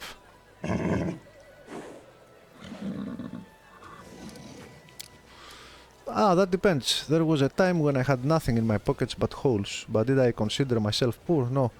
I consider myself a rich man who was temporarily down on his luck. Optimism is important not only on the battlefield, Commander. You are the leader of a victorious army that will be chopping all the demons into mincemeat sooner or later. I'm the owner of a trade empire, which, as you see, is only starting to grow. How did the tiefling end up on the side of the Crusaders? The answer is simple. Is it a tiefling or a devil? I'm confused. It says one-eyed devil. And it looks like a devil, doesn't? I don't know. The answer is simple. The simplest thing there is. This is good world. This is a good world, and I like living in it. Besides, it's the only one we've got. I'd love to know what's going on in the heads of the Dimwits who are helping the demons destroy it. Yes, exactly. I agree with that. My best guess is that their horns grow inward, so there's no room for brains. Yep. I'm from Celiax. Tieflings don't surprise anyone there, and they don't like demons any more than we do here. And why should they? The gods went to all the trouble of creating this world. Even Lord Asmodeus and his devils helped with the construction. Yeah, that's true. And now these freeloaders show up after all the hard work is done, just to gorge and break things. It doesn't matter who you pray to. If you want to live, it's your duty to help. Exactly. Devils are lawful, so they know there's no benefit in helping demons, and especially daimons. Of course, here we're fighting demons, but it's kinda not the same, but it's close. Isn't that a risky name for a store for crusaders? Ah, yes, a week doesn't go by without some dimwit boiling over. Well, they don't pay me to explain the difference between allies and enemies, devils and demons, Lord Asmodeus and all the riffraff like Baphomet and the Scary, so they can't go hang. The tiefling spits between his feet and swiftly places another pinch of chewing tobacco in his mouth. Here's what I think. You like it, you buy it. You don't like it, keep moving. If you are spoiling for a fight, take yourself off to the tavern. True. Why are your prices so high? We are saving the world from demons, and that includes you. That's some claim. Did you hear that, good people? First of all, my prices are perfectly fair. They are no higher than you'd find anywhere else. Second, who's saving who here? Are you prepared to eat, bark and fight with rocks and sticks? You know, I have opened contracts with dozens of suppliers. I arrange deliveries and do whatever it takes to get you sharper weapons, better magical items, better food. And you are throwing the extra expense in my face? This is the thanks I get for honest work? What happened to your eye? Should I make up a story about a heroic fight with a horde of demons? Truth be told, this is how it happened. Back when I was a snot-nosed kid, I had just opened my first business selling pies on the street. The local lads quickly took notice of me and offered me protection in return for a small share of profits. The usual, you know, but I was so young, inexperienced and greedy. So I told them to bugger off. Well, they caught me and taught me a lesson. They took it too far, though. I paid for the lesson with my eye, not just bumps and bruises.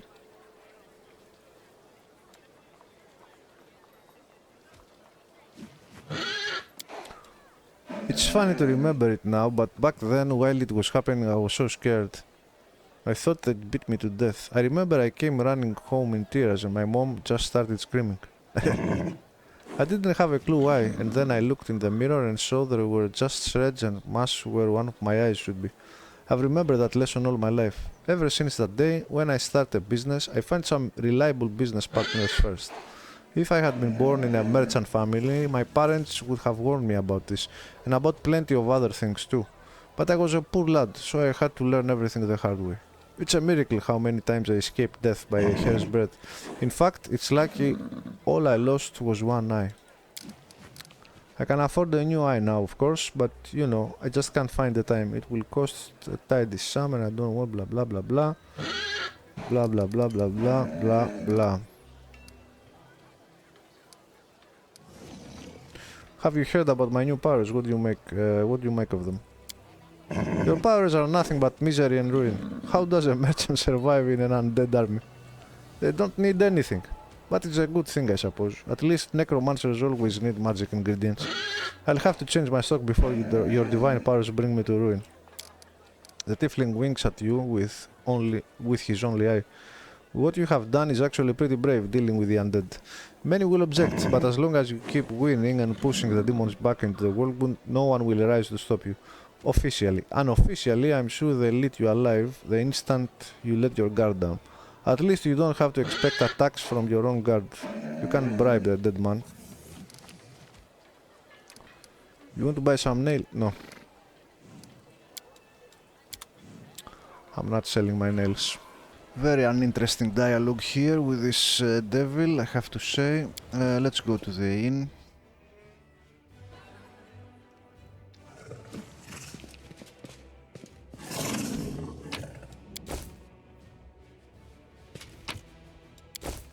I can talk to no one.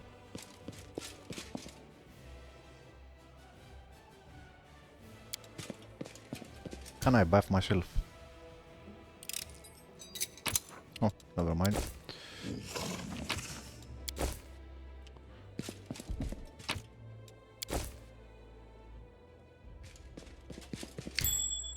Oh.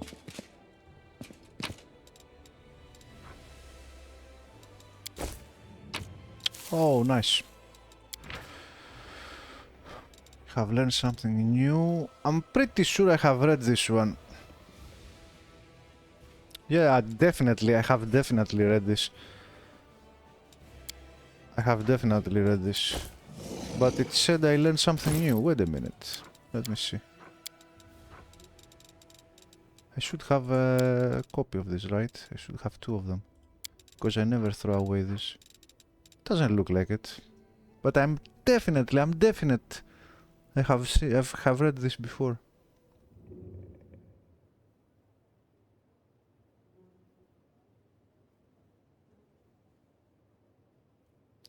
Crusade Chronicles. I have definitely read this. Why don't I have a... They don't stack. No, I don't have it.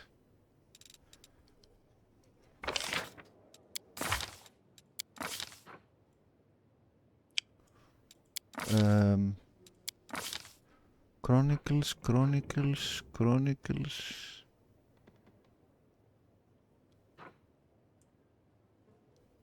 Crusade Chronicles, plus 10 hit points.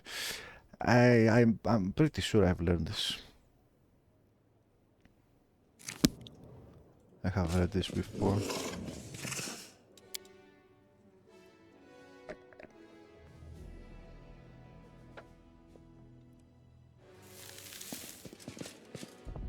Oh, they have hidden the...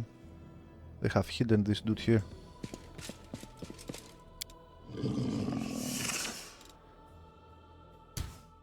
Perception check succeeded. LAN. Ah! My party members help with perception checks even if they are not with me here.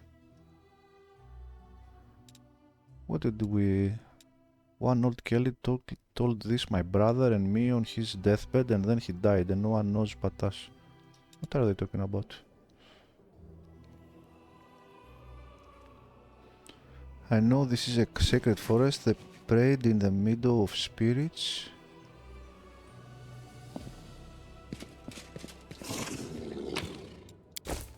It is laid as directed.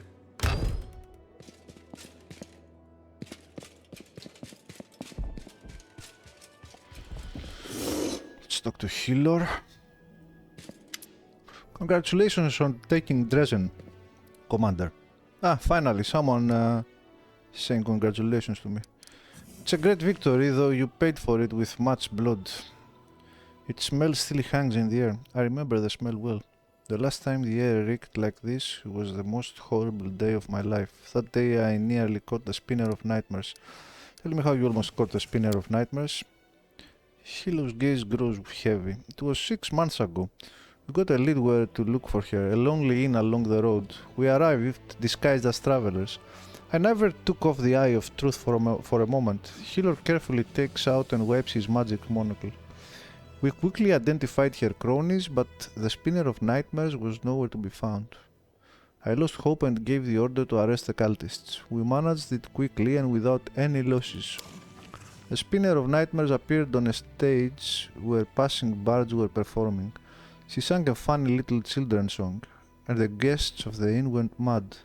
Their eyes turned bloodshot, and they attacked us in a rage. They grabbed whatever came to hand and tried to kill us.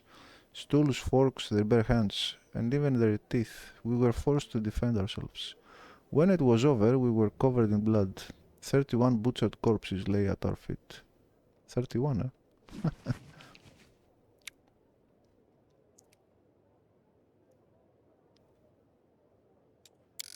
They wouldn't stop fighting even after their guts were dragging across the floor. The air reeked of blood, guts and shit. I was barely able to clamber out. My legs refused to walk across that slimy muck. Once I made it outside, there was only the night and the step, and her laughter. The delighted, mocking laughter of a child who had pulled off a prank. It arced from horizon to horizon. As it echoed in my mind, I lost consciousness and fell to the ground. Hilor's story ends with a helpless eye. The Pathfinder massages his eyes with his fingers, as if trying to push away the horrific images he envisions. Great. This is how it was meant to be. Let no one bar our path.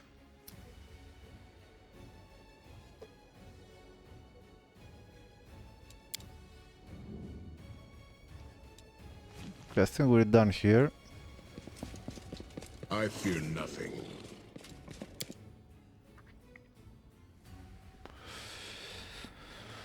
What is the storyteller, I wonder?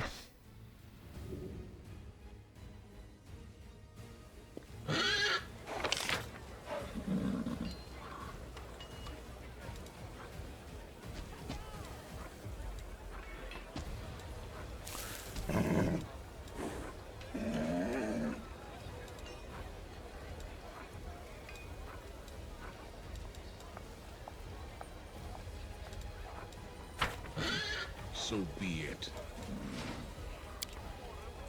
Jewelry artisan?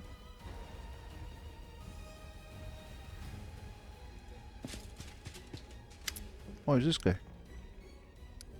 Welcome to the shop of Darek Sunhammer, the finest jewelry in all of Mendev. True artistry, crafted by the master himself and his apprentices. Take a look.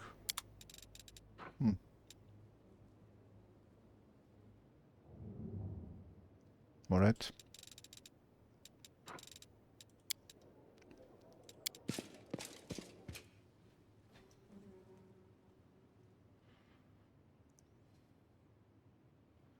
Where is the storyteller?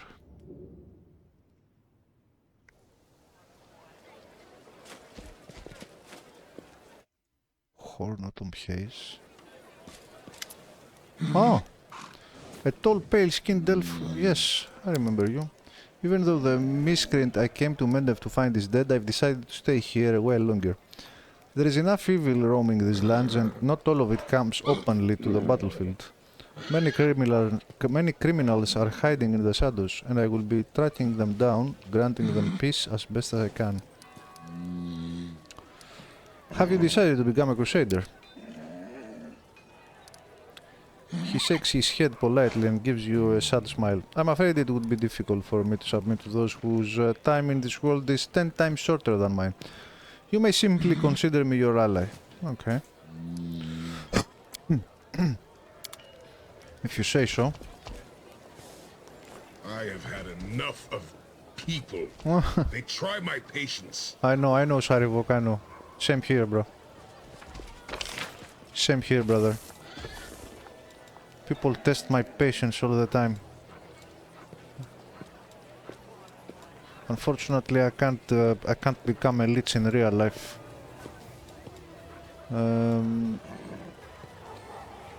Where is the goddamn storyteller, man?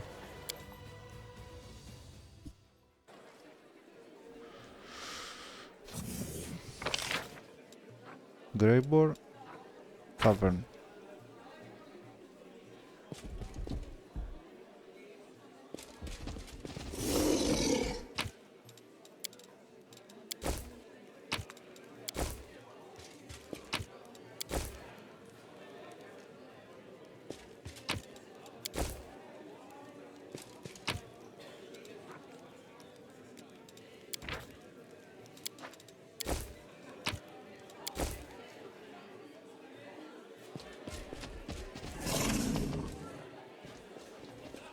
It is laid as directed.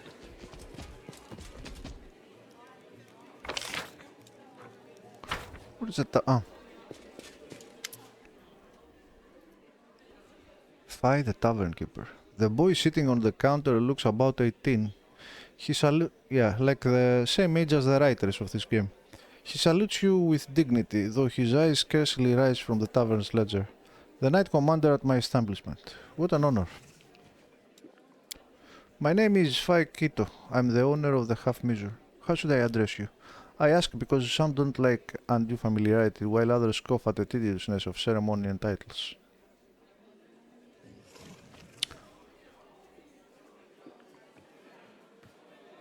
You can call me the Armored Armadillo for all I care. By my title, Knight Commander or simply Commander. As you wish, Commander. So, what can I do for you? Wine, a meal, a heart-to-heart talk?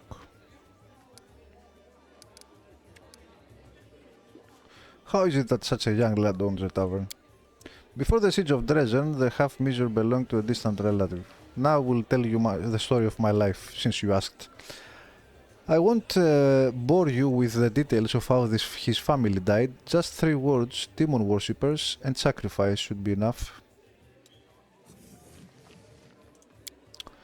Now that the city has been liberated, the authorities and the Omidi's church will be returning what remains to the lawful heirs of the deceased. They take this thing seriously, Mendov. Oh, got money?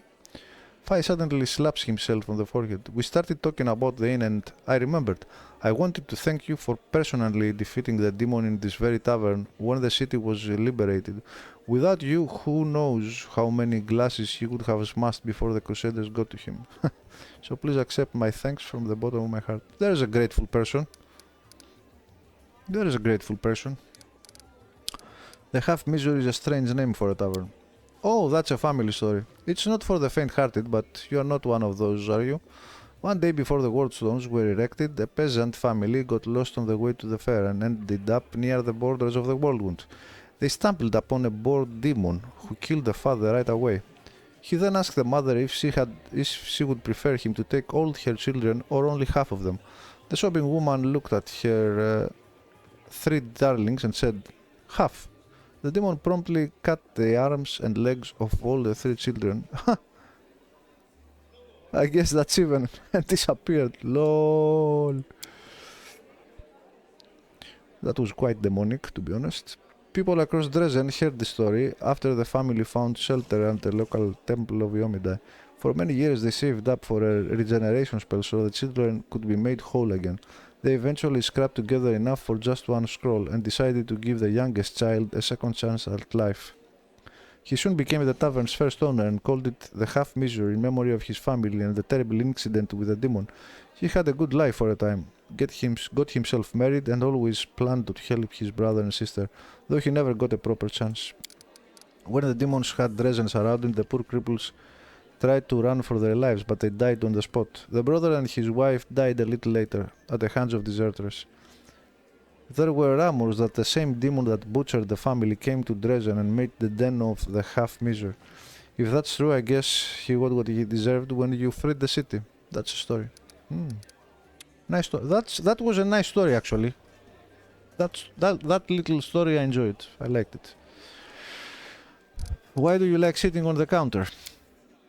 2 reasons.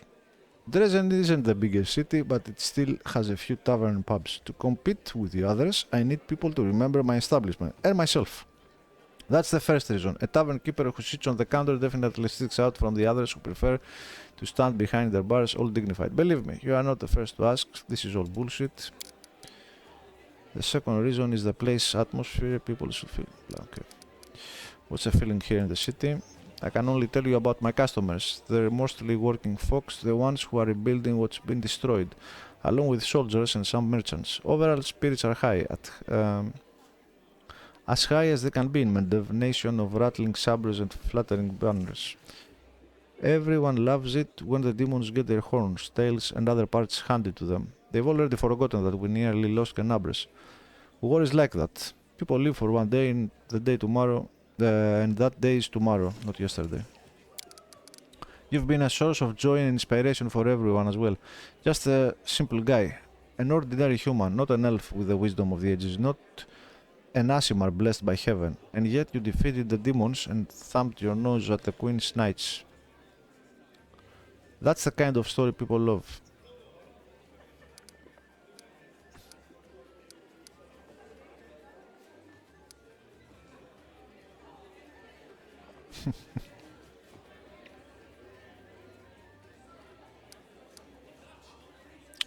Glad to hear that I'm. This calls for a toast, doesn't it? Does it? Ah, it does. Indeed, drinks on the house. What do your customers say about my new powers? The lad shrugs. The kinds of things people say at a tavern. Some folks say you are just a dolled up corpse, bossing the other corpses around. Others say you've been sent here from Geb to build a kingdom of death. There's even a rumor that you are an immortal lich. Not yet. But most folks say that Yomidai blessed the Fifth Crusade and sent you the power. The demons have done such evil here that even the dead cannot rest in their graves. The hour of reckoning is near and you are its weapon. That's what they say, and I can see what they mean.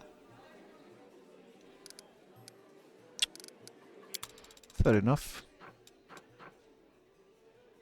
Plus 10 competence bonus on perception checks. Whenever the wearer confirms a critical hit with any bow, the target becomes disoriented for 1 dice for a round, suffering a -4% penalty initiative checks, attack rolls. Oh. This is nice. This is so nice that I think I'm gonna buy it.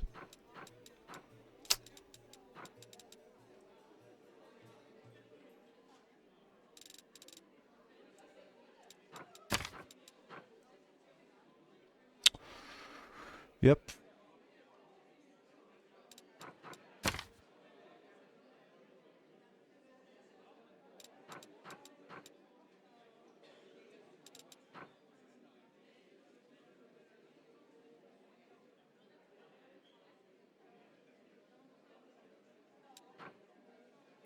Ah, there's potions of magical vestment. Huh. There it is. Magical vestment shield. It's a different spell. Potion of magic funk greater. Oh, I need potions of funk. At least the simple one.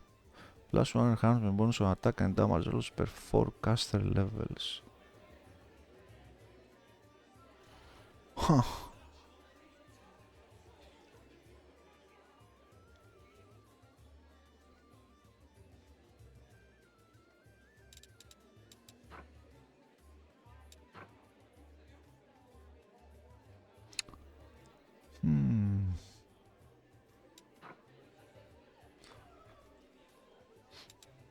So, if there's a greater, there must be a simple one. I was searching the scrolls, whoever sells scrolls, to find these items, but should be looking at, there it is. Maybe I should be looking at potions. Magic weapon. Potion of magic weapon secondary.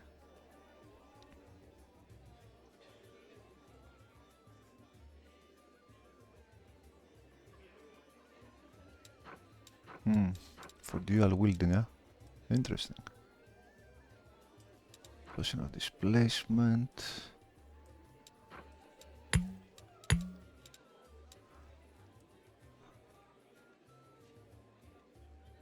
Before I forget, I need to go find the potion sellers.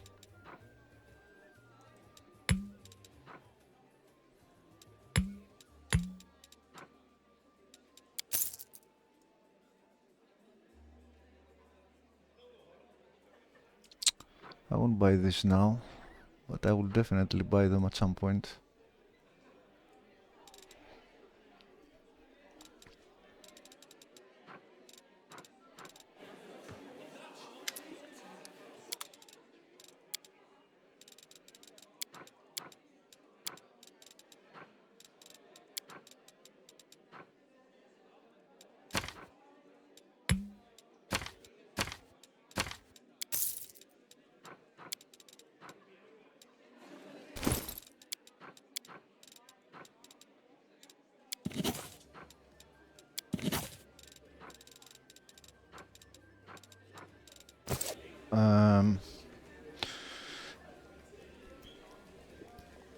Since we are here, let's talk to Greybor, I suppose.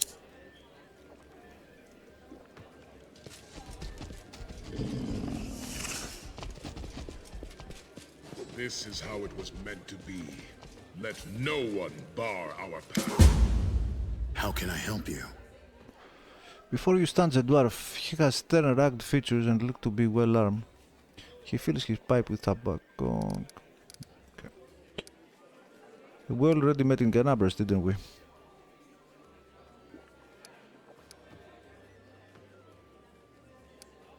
You tried to kill that huge demon at the Battle of Dresden, but you failed. What happened? Yes, that was a failure. It was supposed to be a clean job. An anonymous client, a worthy target, a substantial fee. But the client insisted that I use an enchanted dagger they provided. I was assured that a single hit would be enough to finish the job, but it didn't work as expected. It was a serious blow to my reputation. And my reputation is everything to me. Well, we met in Canabras, didn't we? Yes, I had a contract to assassinate a rather overconfident demon named Kylus there. I guess that counts as participation in the siege of Canabras.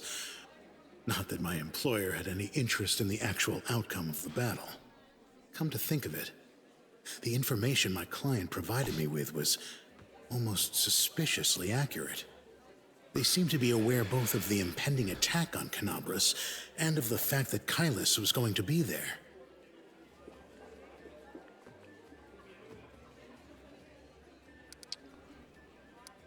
Don't you remember the name is Greybor. I'm an assassin for hire. But I suspect you're not here for small talk. Are you in need of my services? Not really, unless there is a side quest I need to hire you for, but my party right now is pretty fixed. I want to hire you for a dragon hunt. A large adult female? The one that's been snatching people and carrying them off? Yes. I've heard about her. Mm-hmm. That's an impressive target. Mm-hmm. I can take this job, but only if we do it soon. I'm expecting a new assignment from my regular client, and I'll have to leave as soon as I have the orders. And of course, you should know that this dragon will not come cheaply. 2,500 gold, paid in advance. I mean, I don't like the way he's presenting himself. Like he presents himself like he's I don't know, invaluable or something. But I don't feel like I need him. Do I need him to do the dragon quest? Plus, he says that he's in a hurry and shit like that. I mean, taking out a dragon, my dude, is not. I don't think we can take a dragon right now. I don't know. Do I need him? Excellent. Let's get down to business. I had to hire him. It's no easy thing to take down a dragon when you don't have wings, so you'll need to follow my lead. The best thing would be to catch her by surprise in her lair, but we need to find it first. Of course, since she doesn't leave tracks, that might be tricky, but I think I have a solution. We need to go west of Dresden, to the Grimwood Forest. The dragon's been seen there often. According to the scouts, this is likely because there's still some wild game left in those parts. We'll set up an ambush there.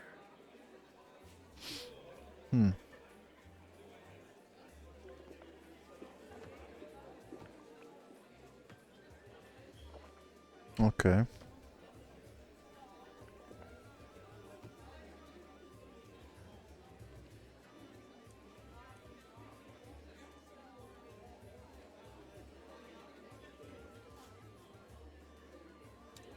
I hope I can rely on your honesty. I understand that on our way to the dragon, there may be other fights or places we need to visit for various reasons. That's to be expected. However, should I see that you are deliberately delaying the contract, Or that you're dragging me off to assault some demon citadel instead of going after the dragon. We will have to revise the terms of our agreement. I see. Well, I won't have you in my party, so you don't have to worry about that.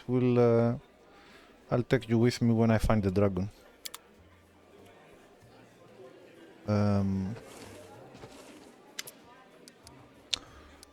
Gregor nods to you politely, as always. Wisps of sweet smoke rise from his pipe. Can I help you, Commander? Have you ever hunted dragons before?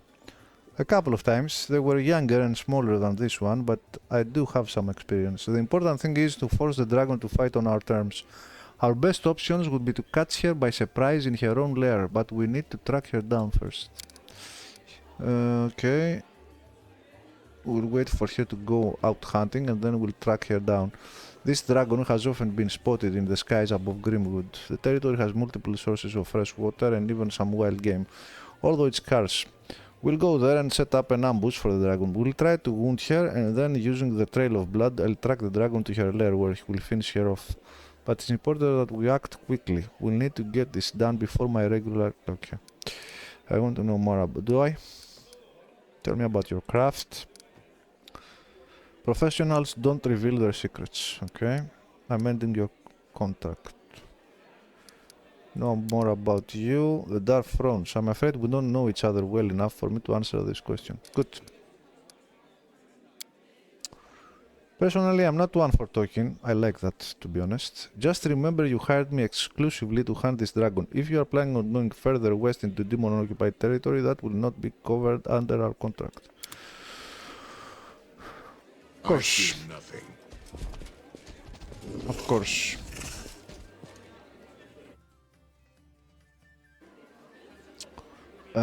I need to check the stores for potions. I need Fang, Lead Blades, Potions of Shield,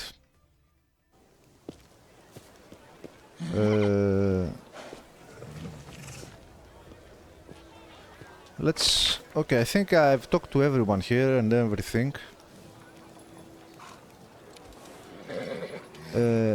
Quick visit on the stores again.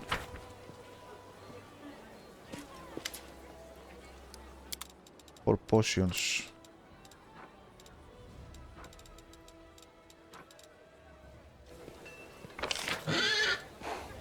Horgus, Shiar, jewelry.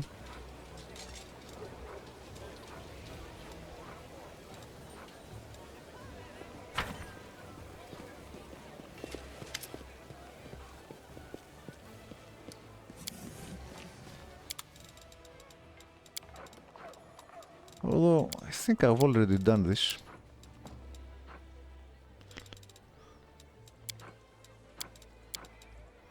Funk. Oh! Finally, okay. Let's buy those. And these are a bit expensive. 3k.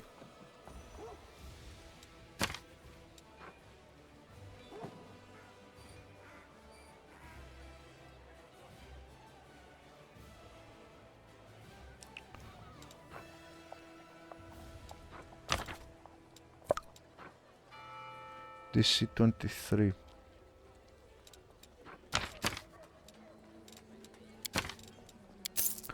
Actually, you know what?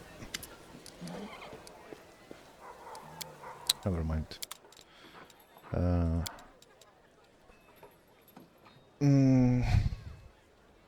Funk. Blades.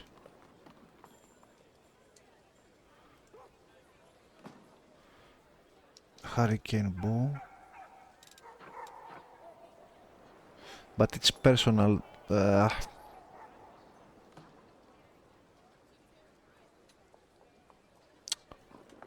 Don't think. Yeah, she won't be able to read it. Lan. She doesn't have. She doesn't have magic device, does she? Have I given him to No. No, goddammit.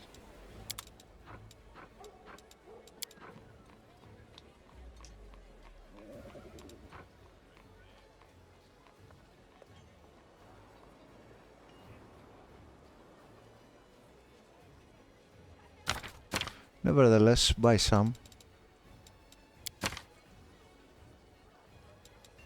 They're cheap. Maybe I should give you... I don't have points. Maybe I should take out the points. Yes. I think I'm gonna take out the points of religion he has and give it to magic item. I have social for... yeah. How much? 1 min per level. Okay.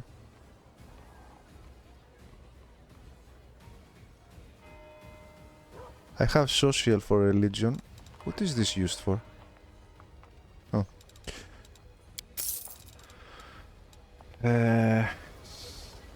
Let's do this now, actually.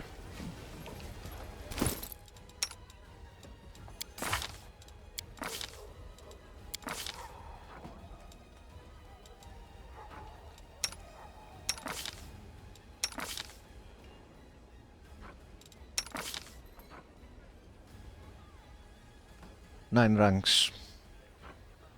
9 ranks.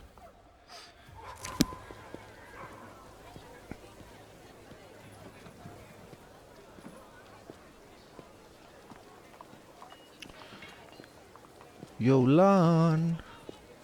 Lani boy!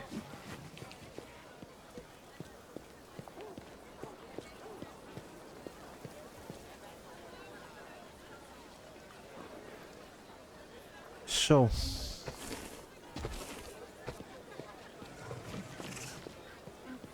let's take out religion and boost his magic device. 9 ranks. Yeah, he definitely needs this. Magic device. Yes.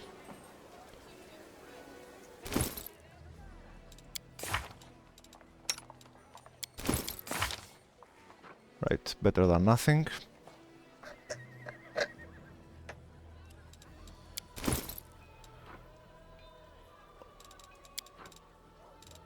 Alright, he's gonna get more perception now. And whenever the wearer confirms a critical hit with any bow, the target becomes disoriented for 1 dice 4, suffering a -4 synchronous penalty to initiative checks, attack rolls, athletics, and perception checks. Fantastic. Oh my god, that looks terrible. What?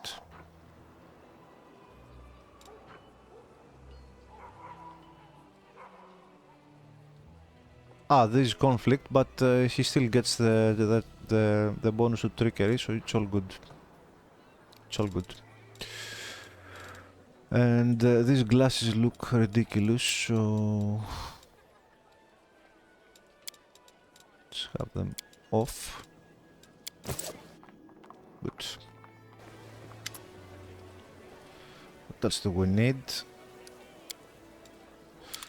So we have Magic Fang. No, yes, we have Fang. Yes, we bought bow, blades, lead, shield, scrolls of shield.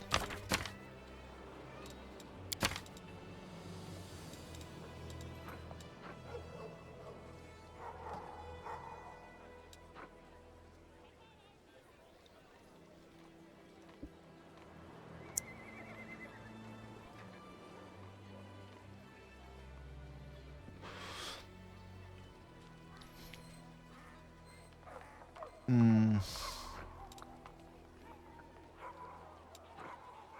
1 hour per level, eh?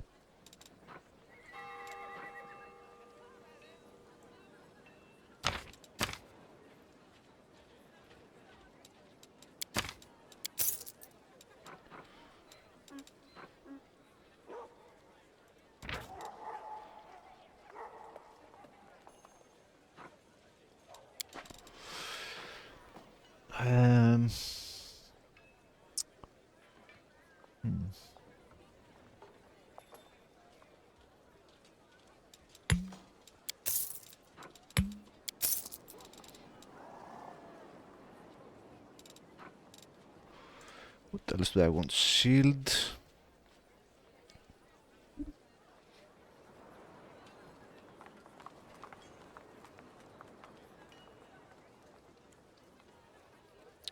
The remove stuff I have taken. I mean,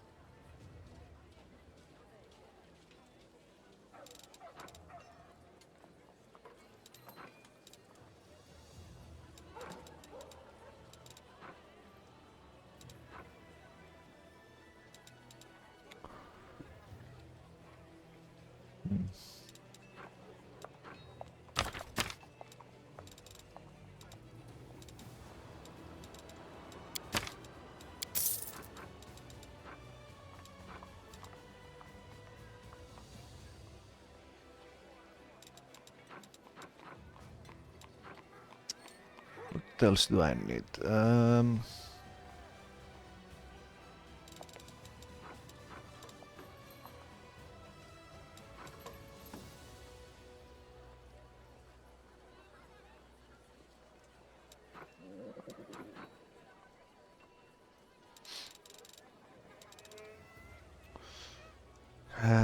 Shield, punk, blades.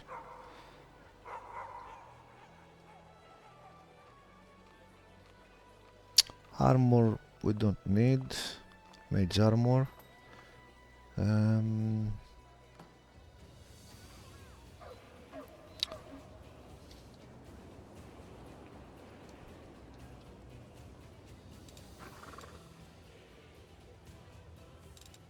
Sense vitals.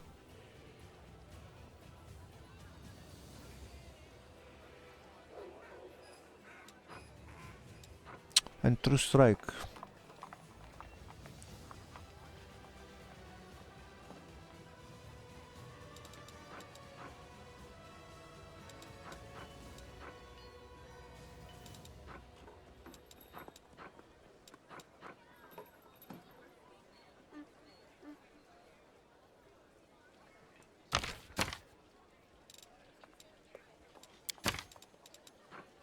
One round per level only.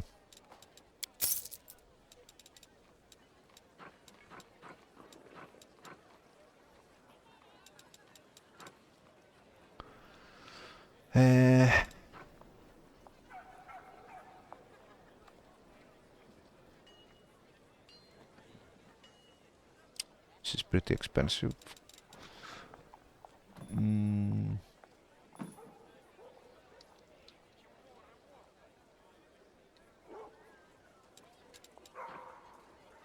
Okay.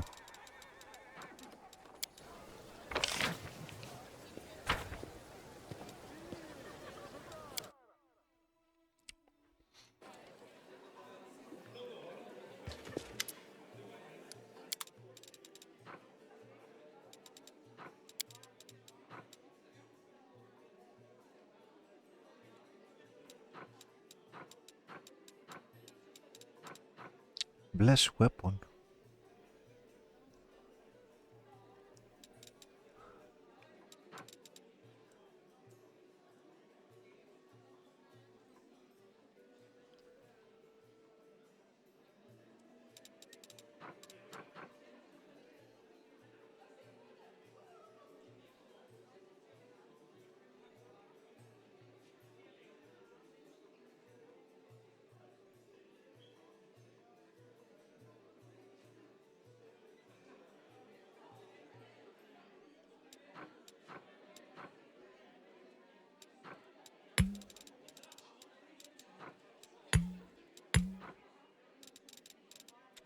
$6K. Nah.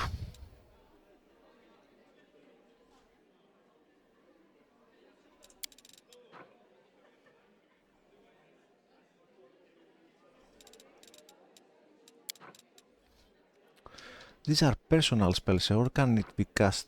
Yes, you can cast on friendly ones. Maybe the cleric will get it somehow. Although I don't think so though, it's caster level 1. He should have it by now. Maybe he doesn't have the domain or whatever. He doesn't have magic funk.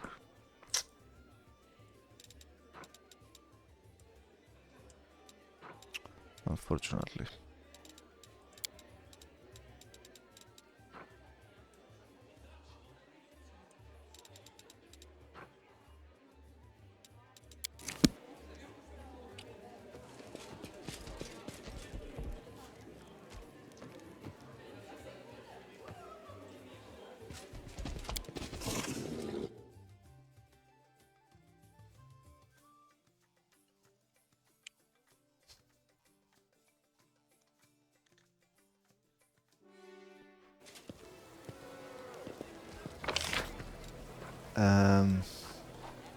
Potions.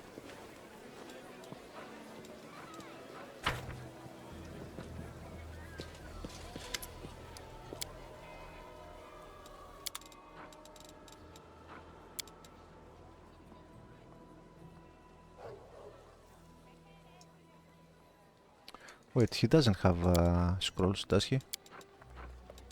He does.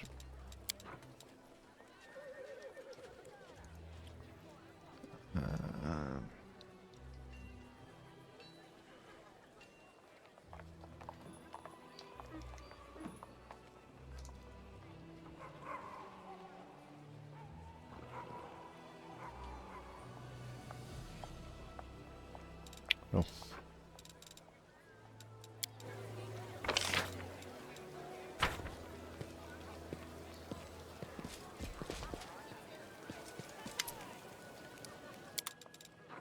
What was that? Are you going to manage a fortress now? No way, Commander. The quarters master throws up his hands. Not in a million years. I can manage an expedition just fine, but running a fortress is a different kettle of fish. That's enough work to make a man's head explode, which is why they sent us an expert from Neosiran. Her name is Dorgelinda Strangelord, whatever. I've seen how she handles things. She knows what she's about, that one. Yomidai bless her. She'll be managing the fortress and I'll keep taking care of the soldiers just like I've been doing. Where is she? Haven't seen her.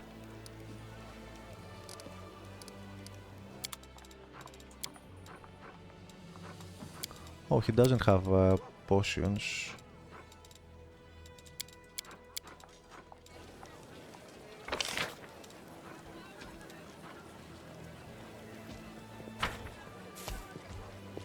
One last stop and then... Shrubbery, flowers, weeds, all of it!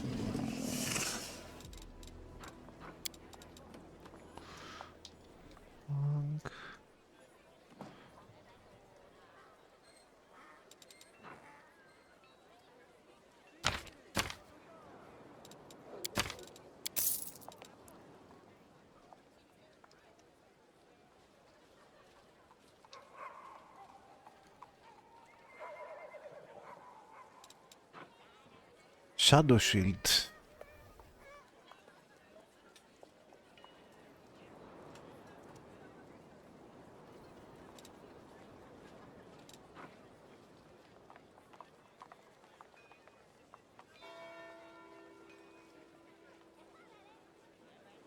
This is nice.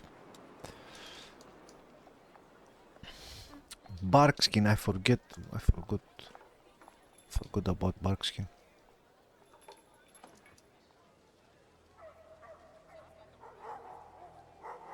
And Eagle Splendor, I forgot. It's kinda expensive though.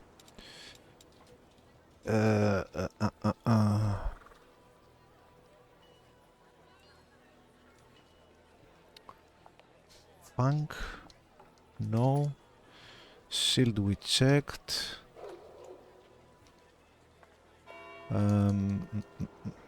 Blades bow. Funk? I don't think anything else. Don't remember.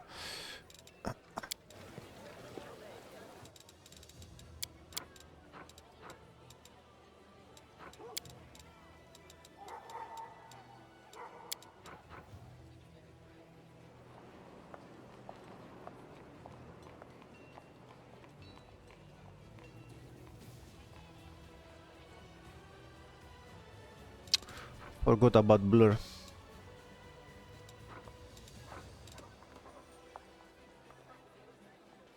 Yeah, there's so many stuff, you can't possibly remember everything.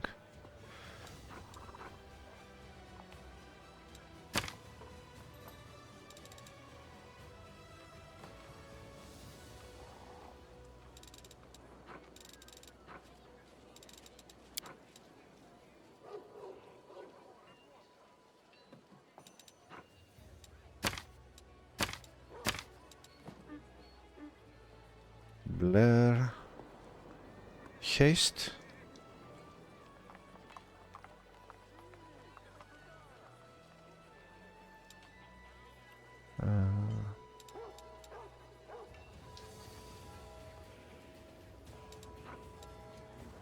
I was looking at Blur just now, where is it? I bought everything. Stone skin.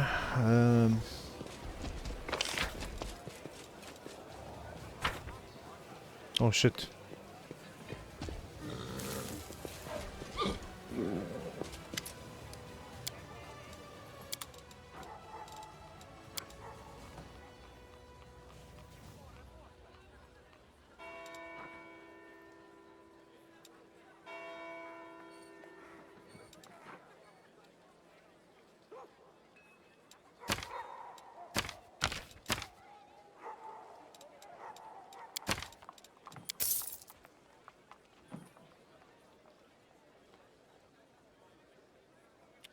Oh, there's no bark skin.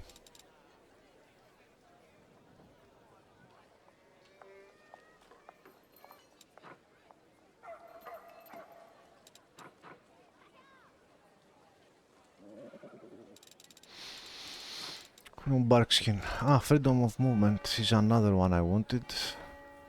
Red salamander is nice.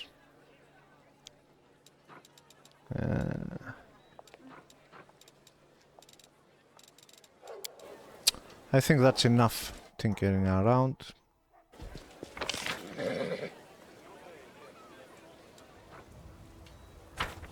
Let's go back inside.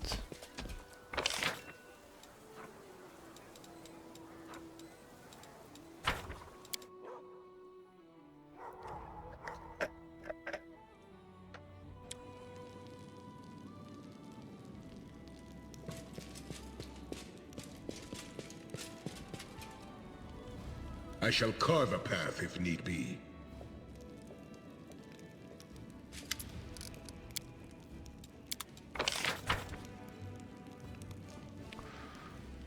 I suppose there's nothing else to talk about. Manage Crusade.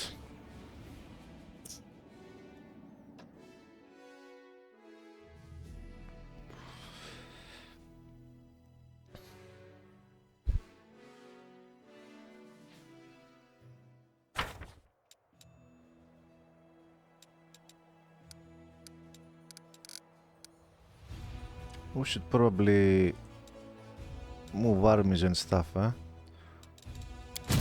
Where are the wizards? Oh, we have undead. Ooh. Zombies.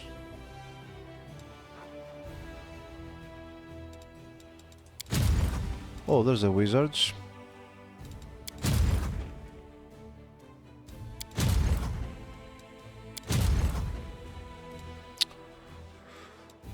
Alright, we'll do some movements. We'll start moving the army around.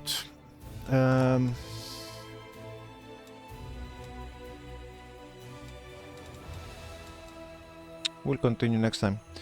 Yeah. Thanks for watching, guys. Bye bye. Take care.